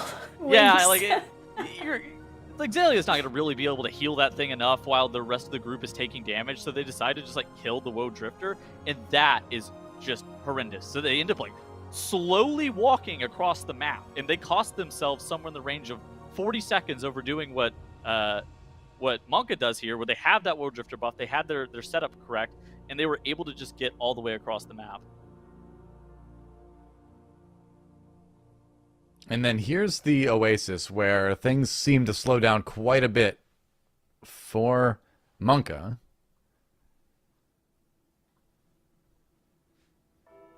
This is just Echo running across the map here, where they don't have that Woe Drifter buff. I mean, that's why it's so bad. And then basically both teams start snapping the boss up here. I still don't understand what happened to MONKA in the Oasis area. Like, they lost a ton of time there. Like, they pulled that boss somewhere in the order of 10 seconds ahead, maybe 15 seconds ahead, but then we're just not. They just lost infinite time in that boss, and Echo just looked pretty good here. Like, they had a couple of deaths. We saw Fragments even die on this fight, which is not great because they dropped Dark and AMZ and stand to this. Very ballsy play, by the way. But they were able to look good enough towards the end to where they were able to take down the streets. Indeed. So, all right. Huh. I'm still so confused at what happened to them in the Oasis. I mean, I don't know. They got there first. Oh, well. Well, not quite sure what happened to Mood's team there in the boys in MONKA, but we're gonna have to move on to the third map. Yep, that's right. As it goes. Well, let's talk about it then. Going to Plaguefall. Exactly. Plaguefall is going to be the third map. Our second 25 level key, and another one that we've seen be a little bit tricky for teams from time to time. But we've seen different methodologies around where to use the lust timing on this. So the question we were talking about, either 2 bloodlusts or 1 bloodlust, we've seen success waiting to just use the bloodlust until the third boss if you feel like you're going fast enough. Do you think we're going to see that in this one, or are we going to see the more common like 2 lust timing? It's interesting because I think MONKA actually used to save last, like the first time they played Plaguefall, they actually saved it for the Domina pull, and then they changed their strat to actually not save it anymore and do the pull anyway. So they improved their own time by 30 seconds because they did not save the last anymore. But that obviously makes that Domina Venom Blade pull a lot more dangerous. And we've seen it go wrong for a number of teams. So yeah, is it worth those 30 seconds? Probably, if the other team is not saving last either, right? So you definitely want to play the riskier strategy and just like pray that everyone is going to execute it perfectly. How do you think MONKA's mental would be going to this, going down 2-0? Even though that Plaguefall, we talked about it at the beginning of the series, like they should be pretty favored just in this dungeon. I think that this is like a dungeon that their time has looked incredibly good in. They've looked relatively consistent. Are they going to be able to reverse sweep Echo? That would be crazy if they were able to come back. I think this Plaguefall should be MONKA favored. I think that this Spires of Ascension should be MONKA favored. They have to start right now, though, and I mean, they have to be able to get it into gear in this Plaguefall. I mean, this is what it comes down to, right? Where it comes to mental fortitude, being a pro gamer is, you know, when you're an athlete in any sport, whether it's esport or otherwise, there's going to be situations that happen that are outside of your control. And at the end of the day, you have to step up and, you know, move on, right? I mean, the goldfish brain philosophy has never been more important, right? You go down 0-2 in a series. This is where you have to say, all right, yeah, sure, those last 2 maps did not go our way, but this is a new map. We're starting from square one. We're starting from the same point the other team is in the dungeon itself, and you just got to do what you got to do, right? You got to prove, well, I mean, obviously they proved that they deserve to be here, but you have to prove that you can be a champion too, right? Yeah, I personally think they. I think they have the that's correct. mental fortitude. I think they have the fortitude to actually just forget about those 2 losses and keep going, because especially Plaguefall is a dungeon that they've already played against Echo and they won, so they can just do the same thing again. Their Plaguefall is incredibly strong. They have the execution. They played really well both times that they've shown that dungeon on broadcast. So I definitely think this can be like a mental reset for them. And if they win this, then you know, you never know. Maybe it's even a reverse sweep. Maybe they just need 1 dungeon. We'll see how Plaguefall goes. I mean, they should be certainly good, possible, right? Like the Plaguefall, their time in Plaguefall, the both times that we've seen them run it, they've had 0 and 1 deaths respectively. And I mean, their times have been better than Echo. And then Echo, we've seen them also run Plaguefall twice, and they've just had like pretty big failures in the last run, even versus OMEGALUL in the last series. We saw them healing Globgrog just a ton, and if they continue to have those mistakes, I mean, it's a dungeon that really could start swinging that momentum, and I think that MONKA should be able to take it down. I thought that they were going to be good in the streets. I mean, unfortunately, they had some issues with deaths to the muscles, like the bolstering them up, and it could become problematic. I just hope it doesn't really affect their mental too much. Yeah, well, we'll see. That's up to them to decide. But looking back at Echo's Plaguefall, too, you know, you look at the fact that they finished exactly 30 seconds slower than MONKA in the semifinal earlier today. And Echo also had 3 deaths. So you take the death timers, and then you add a little bit of lost DPS because you're battle resing, because that DPS is just not doing damage for a little while. And that adds up to about 30 seconds. So if Echo can play a clean run, it could be an extremely, extremely close map. Then it comes down to even more minor things, right? Tiny little positioning things, tiny little pathing things. But I think this is going to be a really close competitive match. I'd like to think that MONKA is going to be able to dig deep, have that mental fortitude to come back in the series. Because after all that, an Echo 3-0 would be kind of shocking, but this is what it comes down to. Can Echo be the 5-time champions, or will MONKA keep this series going? Let's find out. And there we go. We do see both of the teams already gathering up their first huge pull right at the entrance here. You do see Fragments actually moving immediately to that higher HP target. Did they pull this the last time as well? Because MONKA did not engage like the big mob. I don't quite remember, to be honest. I don't think I've been casting for any of our Plaguefall dungeons. I've just been a spectator / analyst, so we both get to see things live in person for the first time here. Looks like MONKA is getting through this trash pack that much more quickly than Echo here. You know what? Honestly, I like that. This is where champions are made, right? 0-2 down in the grand finals, backs against the wall. Maybe a little bit even more upset or mad because the last couple of dungeons just didn't quite go your way for one reason or another, and you're taking that energy, you're taking that emotion and putting it into your gameplay. So far, so good. Already 20 seconds ahead of Echo right off the bat. That's a pretty dang good start to the dungeon here. Now, this is a nice little change up from what we've seen in previous Shadowlands seasons, where teams have figured out that the most difficult part of Globgrog, that Plague Stomp, can be line-of-sighted. So now we can pull a ton of trash into the boss. The trash will do the damage to you instead of the boss, and you can play the boss that much more dangerously because of it. Echo have gotten a one-up here on MONKA. They've pulled the boss before MONKA have even gotten engaged. They've got the trash trickling in as well. Ah, man, this is a little bit slow for MONKA here. Hopefully they can make up for it with a little bit more single-target boss damage here, though. Oh, Skylar's actually proccing Purg there. Immediately getting healed up still, but Crims is going down. They do have a Battle Rest available, need to get them up really quickly though. And Crims lost Bloodlust as well because it was already running. That means they are going to be losing quite a bit of damage here onto the boss on MONKA's side. Echo, they did start the boss earlier, even though they dealt with the first trash pack slower. So definitely making up some time here for Echo, and this is really dangerous for MONKA now without having any more battle rushes available. And the mobs still being alive, some of those trash mobs.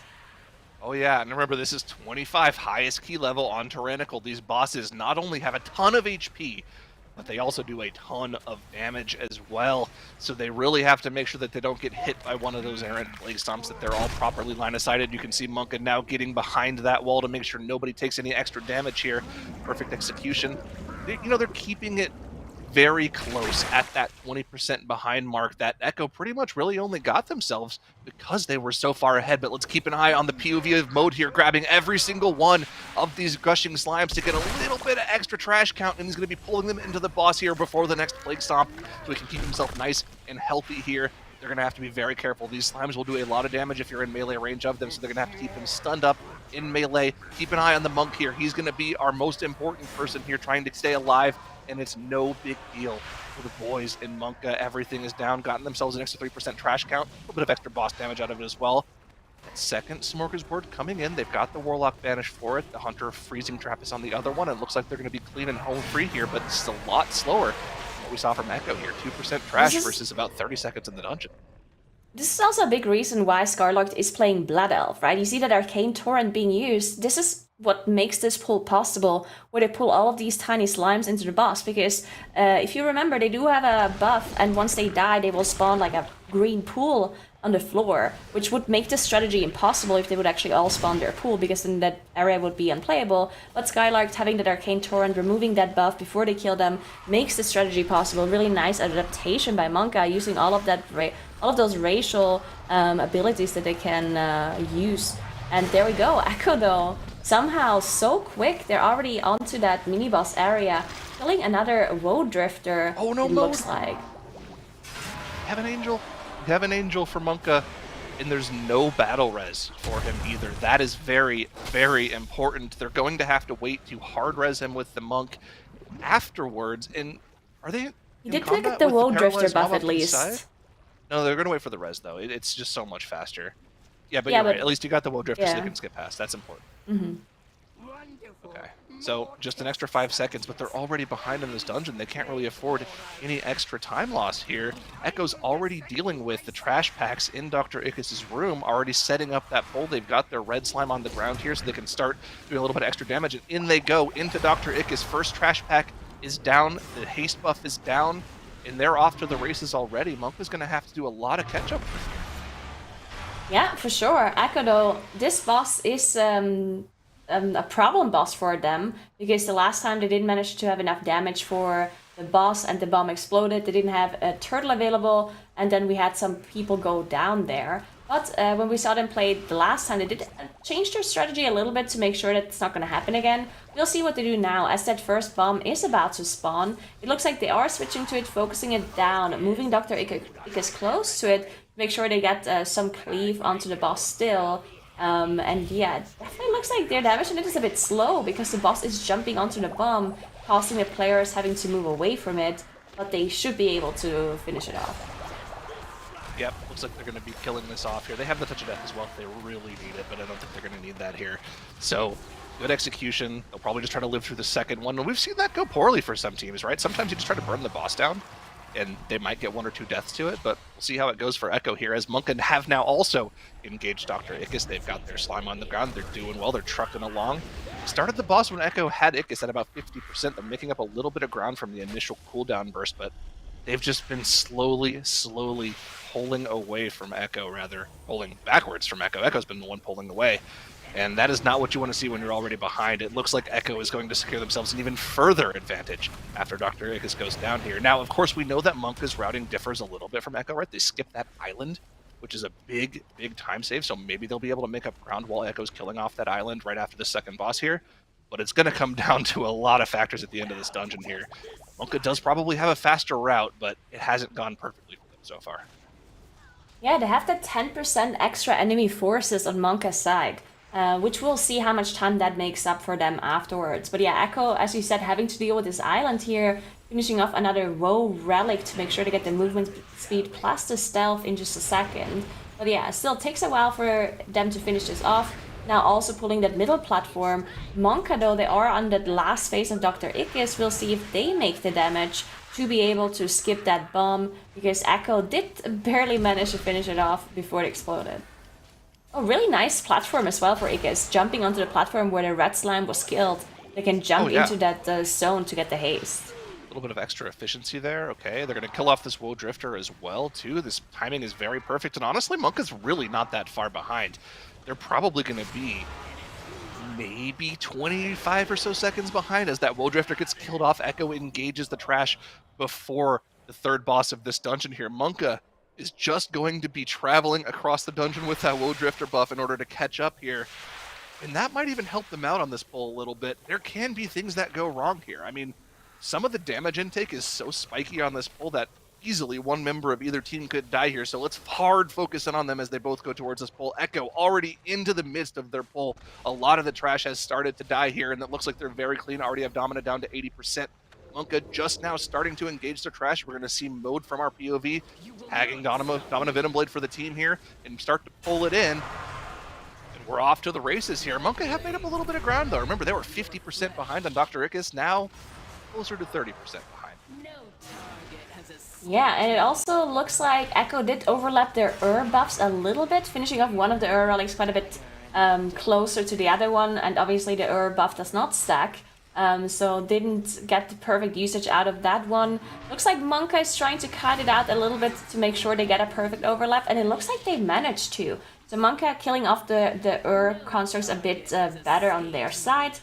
And yeah, they're catching up. You can see the boss is dropping incredibly fast for MONKA as their cooldowns are still running, though. Once the cooldowns run out, it's gonna slow down a little bit as well. The trash percentage is perfectly even now between MONKA and Echo, both on 78%.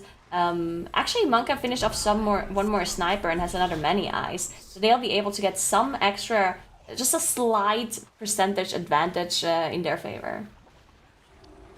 Yeah, I mean, this feels like it's literally exactly what we saw in the semifinals. Echo having a slight advantage in the dungeon the entire way through with that 1% less trash percentage because they kill off the mind-controlled DK at the very end of the dungeon. Mm-hmm.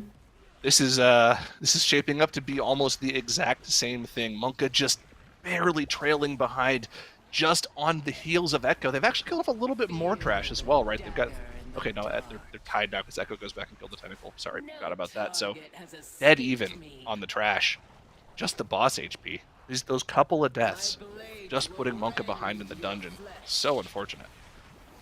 Yeah, MONKA are doing the same thing, also engaging the tentacle and that many eyes on the side. So they're gonna get even like a few percentage more again, which means that they don't have to kill something that Echo is gonna have to kill later on. We'll see what exactly that's gonna be. As Echo is now jumping down to that last platform, we'll see. We do see some of them walking to the right side. Looks like it's Gingy. He's gonna be getting some of those slimes engaged. All of them actually. So he's taking all of the slimes. Fragnance is there as well, using a trap and possibly also an incap from Fragrance on some of those mobs to make sure that they come in later. So it looks like Fragrance even went... What did Fragrance do?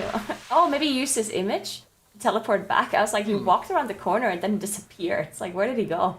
Oh, that might make sense. Yeah, you can just port. You can go tag the slimes and port back really quick just for a little bit of extra movement efficiency. Those are the small things that Echo is known for doing just to make their dungeons that much faster. So yeah, like to see it from them. They're getting through this Ichor Bileflesh. MONKA has yet to engage it. So again, Echo holding steady at this slight 20 to 30 second or so time advantage they have. And remember, there's really not a lot of time to make up on this last boss here. You just somehow have to find 20 to 30 seconds of DPS advantage from MONKA here. How are they going to do it? Yeah, I have no idea. They also have the 2 deaths on the board, of course, with a 10-second disadvantage. And yeah, Skylark did proc this Purgatory. I don't think he necessarily needs Purgatory for the boss. And I guess we can talk a little bit about the difference as well in Covenant choices, because you want to play 2 Necrolords to get the maximum amount of haste buff on this dungeon. So we do have, of course, the Windwalkers playing Necrolords, but we have a different choice in the second Necrolord. For MONKA, it is Mode is playing Necro, while for Echo it is now on the Blood Decay. But Echo already engaged Margrave Shadama at this point, as MONKA is still trying to make her spawn. And look how fast she's dropping. She's going to be in that first intermission phase in just a second already. And they have that zone up as well that they can use to get that extra haste buff as well. They have Bloodlust available too for that second phase. They're missing 1% trash, but I assume there's another slime walking around that they can finish off. Yeah, but it looks like it's just going to be too little too late here for MONKA here. MONKA and MONKA fans alike are praying for one of the best guilds in the world to have one of their players just go down to one of these tentacle slams here, and I don't think that's going to happen. I hate to say it. The Bloodlust is available, helping Echo get through the most dangerous phase of the fight here. Phase 2 is going to get absolutely blitzed down with the Bloodlust in their cooldowns. And MONKA still trailing behind by that 20 or 30 seconds here, about to enter Phase 2 on their own. But man, they have been such a hard-fought team. It's so close. Yeah, but look at the time as well. Oh, the dungeon fastest time we've seen so far is 14:09 by MONKA, and Echo is definitely going to beat that time. So Echo did improve their Plaguefall by quite a lot, having 0 deaths here and improving their time, or improving MONKA's time by close to a minute if they're going to be able to finish off Margrave Stradama really fast here once she comes up. Because, yeah, I mean, this is a really good route by Echo and executed perfectly. You know what, Nagura? I have no idea what to say about Echo, because what have we not already said about them? They are just the MDI team. This is going to be their 5th straight tournament victory. They haven't lost a grand finals and tournament since 2019 in Sydney, Australia, and they're going to be taking yet another one home here. Echo are your MDI Shadowlands Season 3 champions. Oh, you can see the pop off in the background. Echo does it 3 in a row against MONKA, and they will become your 5-time Mythic Dungeon Invitational champions. It's an amazing feat by an amazing squad as well. And speaking of amazing, I mean, shout out to MONKA for making it this far. What an incredible run for them this season. And there was, of course, some unfortunate stuff in the second map in this series. But the rules are rules. It is what it is. And props to MONKA for making it as far as they did as well. And no doubt a team to fear for everyone else in MDI going forward. So hopefully we'll see them again next season to see if they can make another epic run to the finals. But for now, Echo manages to take it, getting it done in 13:43. So another fast run through Plaguefall and kind of remedying some of the problems that we saw in their Plaguefall earlier today. Some of the little deaths here and there, the inconsistencies, the wrinkles were ironed out for this one, and it counted. I mean, they finally proved after the 3rd time's the charm that they had a time in Plaguefall that absolutely could be competitive and even beat MONKA's even their best time. So we saw MONKA, I mean, they had some issues early on with a couple of deaths, and that kind of set them behind. I mean, this whole dungeon was the Echo show, though. They really were putting their foot on the gas here, and they knew they could feel that they were up 2-0, and they knew that it was just right within their grasp, and they were able to seize it. And win their 5th consecutive championship, is that the right? Yeah, that is the right number. That's the number. Unless we want to count Great Push as a loss. Do we want to count Great Push as a loss? Let's do it. I don't know if you could do that. It's JPC was on that team, so I don't know. Do you count that as a win? Maybe yes, maybe no. You can let the internet decide. But I think you're right. Where Echo, when they're in this position, it seems like when they're in finals, they just power up as the finals go on, you know? Where they kind of seem to be able to channel this pressure into just tighter play, which is a thing championship teams do. I mean, at the end of the day, yeah, that is what makes this squad win so many games in so many tournaments. I mean, look at this. So I think Crims here dying with this Lust really set MONKA behind. So it doesn't look like you're going to be losing a ton, but just like the coordinated assault and the Lust, it set MONKA somewhere in the order of like 20 to 30 seconds behind. And then if you've been watching all day today, you know what this dungeon looks like from Echo. The rest of the dungeon was so clean. They were able to get this Dominant Venom Blade pull dealt with perfectly. This is an incredibly dangerous pull on this dungeon level. You need to make sure that you're able to survive the raging. Now looked unkillable on that Blood Death Knight. He's finally happy that he's able to play that again for the first season.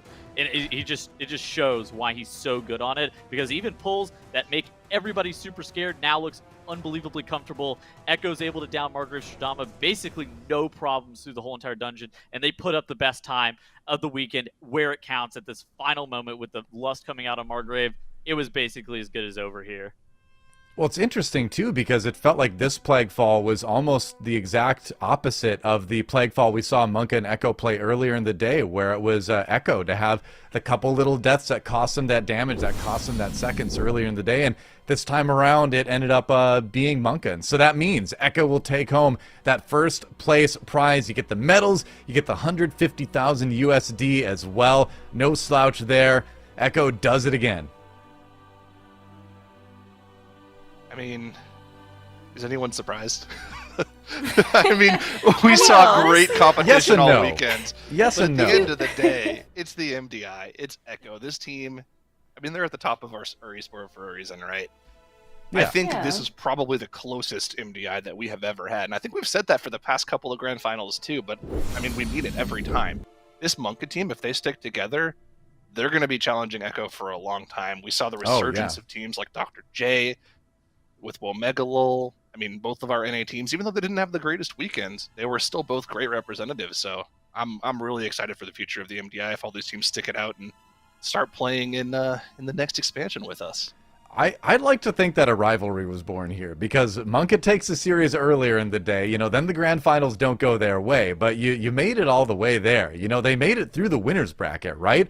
And so I'd love to see a future MDI where those two teams are in the same group and going at it, and hopefully both make it through to then again go to another finals. But either way, I agree across the board, especially this weekend, things seem much more tighter, much more competitive. Talk about both the other teams in the final day, right? Well, OMEGALUL making that insane run through the last chance tournament to get back, and then SLOTH, of course, the team coming out of Spain, finding some success on a level they've never seen before. So great weekend overall. Yeah.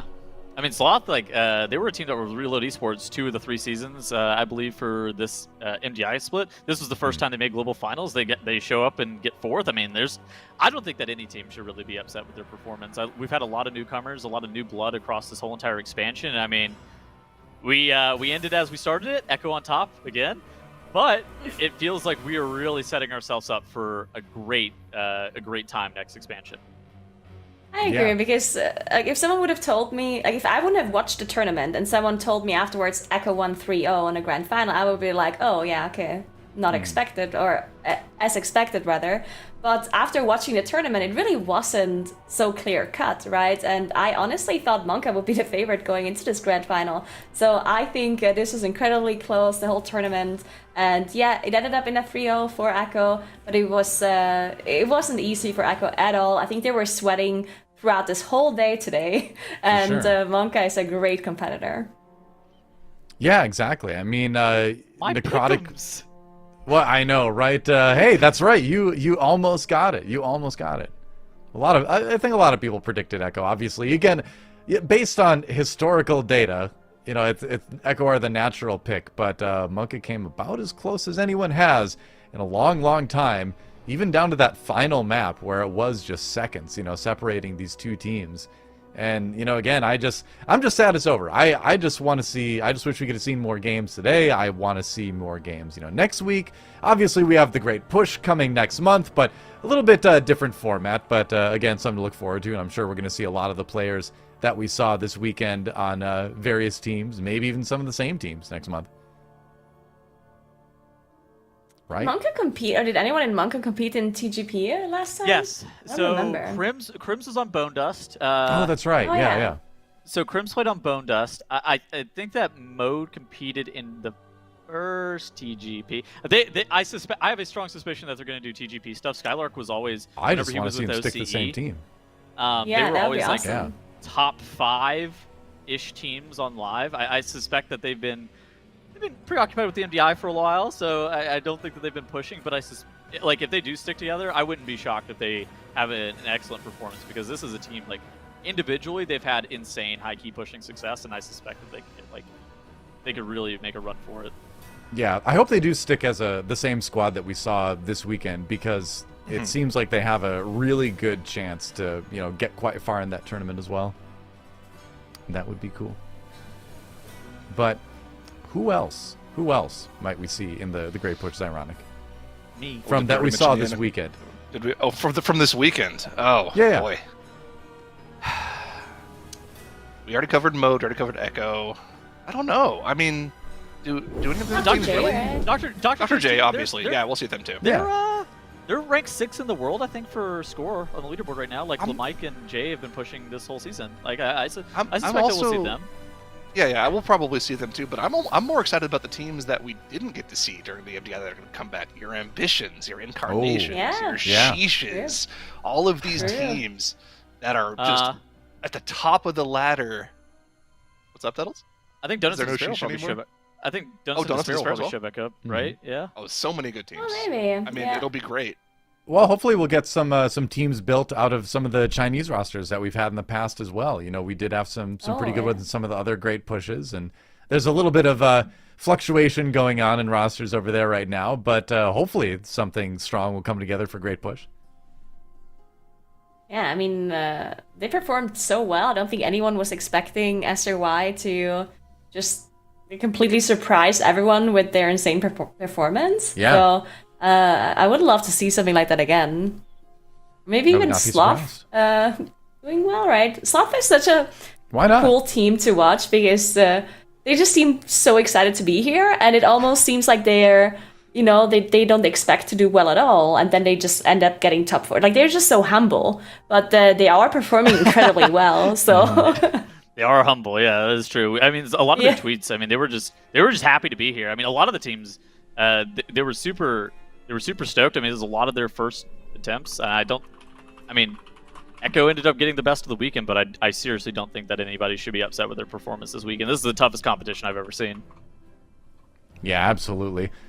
It was a tight weekend. You can see the bracket. You can see how it all ended up lining up. Echo, of course, moving through the upper bracket until MONKA knocked them down to the lower bracket where they had to climb their way back up. Again, it was a hard-fought battle for all our teams this weekend, but eventually Echo ending up on top, and that means we have an interview coming up in just a moment with some of the members of Echo. So I'm going to step out for a second. I'm going to let some of you enjoy asking those questions, and I'll be back in a moment. But yeah, enjoy the interview. I might have to unmute program here so I can actually hear them. Hey, what's up, guys? I can hear myself twice, but that's fine. Oh yeah, I can hear you too. Can't hear me though. How's it going? Now, Mirrors, can you guys hear us? Hello, yeah. Hey, what's up? We can hear you. How's it going? How does it feel to be 5 times MDI champions in a row? I feel like this one. I feel like this one was probably the most challenging one ever. I don't think I don't know, me myself at least, MONKA is such an insane team. I did not expect them to be this good going into globals, but when I saw them play like the first day and the second day, I was like, God, they're gonna be an incredible team. And I mean, I showed it in the upper bracket when they knocked us down, right? And their Sanguine was incredible. Sadly, they had some slip-ups, I guess, and I didn't watch exactly what happened in the runs in the grand finals, but they died, I think, in Necrotic Wake and Plaguefall. Streets, I'm not sure exactly what happened, but yeah, I mean, you gotta perform when it matters, right? But I just feel like they could probably have won, all those 3 maps if they had, their best run. Yeah, for sure. I mean, especially in the Mage Dungeons, Oh, sorry. No, I just wanted to add, especially in the Mage Dungeons, that the upper end, as we obviously had Jimmy relearn the Mage, and they have a Mage main. So, we were a little bit behind. We were terrified for any Mage Dungeon. Like Streets and the other side, and which was the last one we played Mage? It was, wasn't it one more? I don't even remember. And those two, yeah, I feel like if they didn't have them slip up on those keys, I feel like they would just have beaten us. Even if we played Mage, because Crims is an incredible Mage. I mean, Jimmy is an incredible player as well, but if you play Mage, for X amount of years, you just it shows. You know what I mean? You gonna ask something, Nagura? Yeah, I just wanted to ask you guys how you felt after that upper final. After you lost and you went down to a lower bracket, did you guys did it affect you at all? Did you think oh my god, we have to do something crazy to win in the final? Or did you just stay cool and stick to your strategy that you came up with the day before already? You wanna go, Maris? I mean, yeah, sure. No, I mean, obviously we didn't really change anything in terms of our strategies because we already had prepared strategies that were improved for today, kinda. We sadly didn't manage, right? For example, the plague fall, it showed we tried like a lot of different things and they were good, but we never managed to pull them off. And with the other side, I mean, props to them. We basically copied their strat and hoped that they would basically make a mistake so we could win because we couldn't come up with something else. There was just nothing, and their strat was like really good. So I guess we need to give it to them. That was really insane. I think they had the insane strats on every key. Yeah, it seems like the competition's gotten better and better, right? Like this is probably the closest. I remember like in the past. In the past, we were like, okay, if we just do our thing, we pretty much out-route almost every team in MDI. But like this time around, I feel like even if we played perfect, we wouldn't win because they just had a better route, or if they played the same as clean as we did, they would be like coming down to seconds, right? I think their plague fall was probably they had a clean run. I think it was about the same speed we had. Necrotic Wake, I don't know what they did. I'm gonna have to check that, but yeah, it's a really rough feeling because when you know that even though you play well, you just don't know if it's gonna be enough. It's first time I actually feel that, I think. Yeah. I mean, it was definitely like Robin said. Yeah. Might not be great for you guys, but it's great for all of us and everyone watching. Seeing the MDI get better and better competition throughout the years is definitely one of the perks of, being somebody who's so involved. And we love to see you guys competing and still winning. So what's next for you guys? You're gonna play in Great Push too? Yeah. Yeah. We're gonna. It's gonna be in the next patch, right? With the Grimrail and yeah. It will be the old memories coming back. It was in the graphic. Wait, graphic? I only saw. Did I miss a graphic? Yeah, I don't know. What did we miss? We flew it like right before your game, I think. Oh, there it is. You think we're sitting and watching the stream? Right now? We're sitting there sweating in the break trying to make it work. That's literally all it says. The Great Push returns in August, and we've got like little imprints of the dungeons in Season 4 behind. So who knows? Maybe it's Season 4. Maybe it's not. Oh, okay. More information next week. Okay. Yeah, we'll see. I mean, that's great news. We will definitely play the Great Push, right? And how hard it will be in the new old dungeons, I guess, will be interesting for sure. I think so as well. Well, that's a little unfortunate for us, though, Robin, because that means you're not going to be casting with us. You'll be playing again, so that's a little unfortunate. True. But I mean, yeah. I mean, I'll miss you guys, but at least we had one time casting together. We'll make it work. Yeah, we'll find a way. Still insane to think of 5-time back-to-back champions. I mean, does it ever get boring for you guys? Do you ever get tired of winning so much? Like I said, like this time around, even though we won now, I feel like it could have just, we could have lost this 3-0 as well. Like they're an incredible team, as they showed in the upper finals. Sadly, they didn't manage to, play as clean as they did now in the grand finals. But it makes me really, really, happy, and really it makes you, want to play MDI even more when you see like all these great teams. Like OMEGALUL had an insane, Sanguine Depths, and Gambit, they had incredible stress as well. And I feel like there were so many teams this time around that just, played out of their mind, which is really, really, nice to see. Well, once again, thanks for joining us, guys. Congratulations once again on being the MDI champions. And you have any shout-outs before we go? You want to go, Maris? I mean, I can shout out. Yeah, I mean, I can shout out the general shout-outs. Yeah, everyone watching, thank you very much for making the MDI possible, of course. Then obviously Echo, right, for keeping us together, and then a personal shout out to my parents for cooking food for me, so I don't need to order food. Always a great privilege. Yeah, personal shout out to Sophie for delivering me food when we lost today, so I could sit and practice while eating. Thank you very much. Yeah, I would like to shout out to Sophie and Maris's parents as well. Yeah, two heroes. Wait, we're getting the Nagura shout out. Two heroes. All right.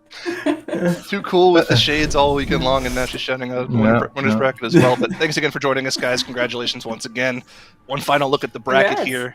We had Echo going 3-0 in the grand finals. Surprisingly through the lower bracket this time around, and I think we have Tuttles and Doa back. Yeah, I'm back. That, guys? I think Tuttles is as well. Great interview with Noah and Miras. And yeah, there you go. Congrats to Echo, our MDI champions. What is it now? Back to back MDI champs.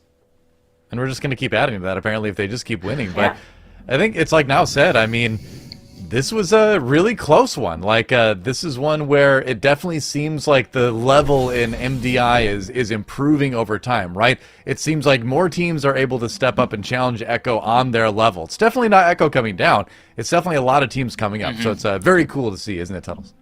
It's one of those things that, I mean, we were, like, a lot of the times, it wasn't even just, like, through most of the seasons, we've, like Now said, I'm just going to parrot it, we just watch, and if Echo's playing their game plan, they're going to win. However, I mean, with this season, it seems like we saw it last season with Aster, we saw it this season with MONKA and OMEGALUL, where there are more teams that just have better times in some dungeons than Echo at like a theoretical level.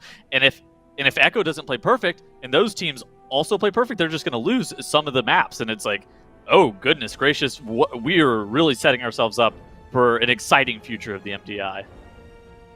Yeah, exactly. Well, it's like Now even said he thought there were maps where even if they did play perfect, there were other teams that could still take them on time, you know. And then if you make one mistake, that's it, right? You're gonna lose it. But that is it for the Mythic Dungeon International. But that's not it for WoW Esports. Not by a long shot for the foreseeable future. In fact, I believe next week we have the Arena World Championship happening as well. So from one type of WoW Esport to the other. That's right, the AWC 2022 Global Finals coming up next week. There you go. There's a nice big bracket. Tune in. Very subtle. Very subtle. And don't forget, you want to, if you didn't quite get enough chances to watch this weekend, you can still earn your Fearless Spectator title during the Arena World Championship as well. So if you didn't, for whatever reason, get it this weekend, shame on you. You have a chance to get it next week as well if you just have to link your Battle.net to your YouTube. And there you go. Watch 2 hours total, and you got it. You want to watch more than that. I don't even have the title yet. I already have mine. I need to watch AWC. I'll have to log in and see if I got it later. I don't know. I certainly witnessed it all. That's for sure. But I think that's going to kind of bring us to the end of the day and the end of the weekend and the end of the Shadowlands Season 3 Mythic Dungeon International. It has been an amazing tournament. But before we close it out, I got to get some parting thoughts from everyone that's still on the desk here. Tuttles, what do you got? Big congratulations to Echo. I don't think that there's too much left to really be said from my end. It's just like, sure, those guys are sick. Congratulations. All right, Nagura. I don't know. I think this whole season was awesome to watch. The group stages as well. I think there were so many upsets in the group stages too. And even though the results maybe were not surprising, there was like the days in between, some teams just playing out of their minds on some matchups, and then we have new teams coming in performing so well, team like SLOTH for example, and then MONKA just completely like blowing everyone's expectations out of the water. It's just amazing to see. And then of course a huge shout out to production as well, and to all the casters, and to the new casters as well who were joining us again, and to Doa of course, doing an awesome job as the host. Oh, you're too nice. It's ironic. You don't have to say that nice of things to me, but I won't mind. If you want to go for it, I'm not going to stop you. Well, first of all, the level of competition has been growing on just an exponential scale for the past 2 years, and we finally reached this point where, even though Echo won again, it seemed like there were multiple teams that could have potentially taken games or series off of them. One even did sweep them in a series. When's the last time that happened to him? I can't think of that since Sydney. A while. So. The competition in the MDI is in a spot where I think it's the healthiest it's ever been. I cannot wait to see what's next for the MDI, and also the Great Push is going to be amazing next season as well. So I'm just stoked on WoW Esports right now. I think it's going to be awesome for the next year. Yeah, absolutely. I mean, as someone who is, been watching WoW esports for a very, very long time, and of course playing WoW since the very beginning. It's been nothing but like an honor and a pleasure to get to be part of some of these broadcasts. So thanks to you guys for making me feel so welcome. Nagura, Tettles, Zyronic, Dratnos, of course, and Makes. The whole production crew has been great as well, and nothing's been better than the players and the amazing performances we've gotten to see. And Echo, like, I hope people understand like what it means to be 5-time champions in any esport at the highest level. Like, that is something, exactly like Mirror's tweeted, back to back MDI champions. Like, that is a level of success that very few teams in any esport ever achieve. So Echo is really something special, not just in World of Warcraft, but in esports in general. And, you know, and so that's something I hope people realize, is just how significant it is for Echo to win as much as they are. Obviously, you know, it's rough for MONKA, of course. It happens. Luckily, as JV says, there's support groups out there for that already. It's good to know, and like, amazing run by MONKA, and I know we're going to see that squad back. They are way too good to stay away for long, and hopefully we'll see great push performances from them and a lot of other teams. We'll see, but for now, that's going to end it. Remember, 10 a.m. next Saturday, Pacific time. Make sure you catch the Arena World Championship. But for us here at the Mythic Dungeon International, that is it for Season 3 of Shadowlands. Thank you again so much, everybody, for watching at home. Hope you enjoyed it. Until next time, stay safe, be excellent to each other, play a lot of World of Warcraft. Take care. We'll see you next time.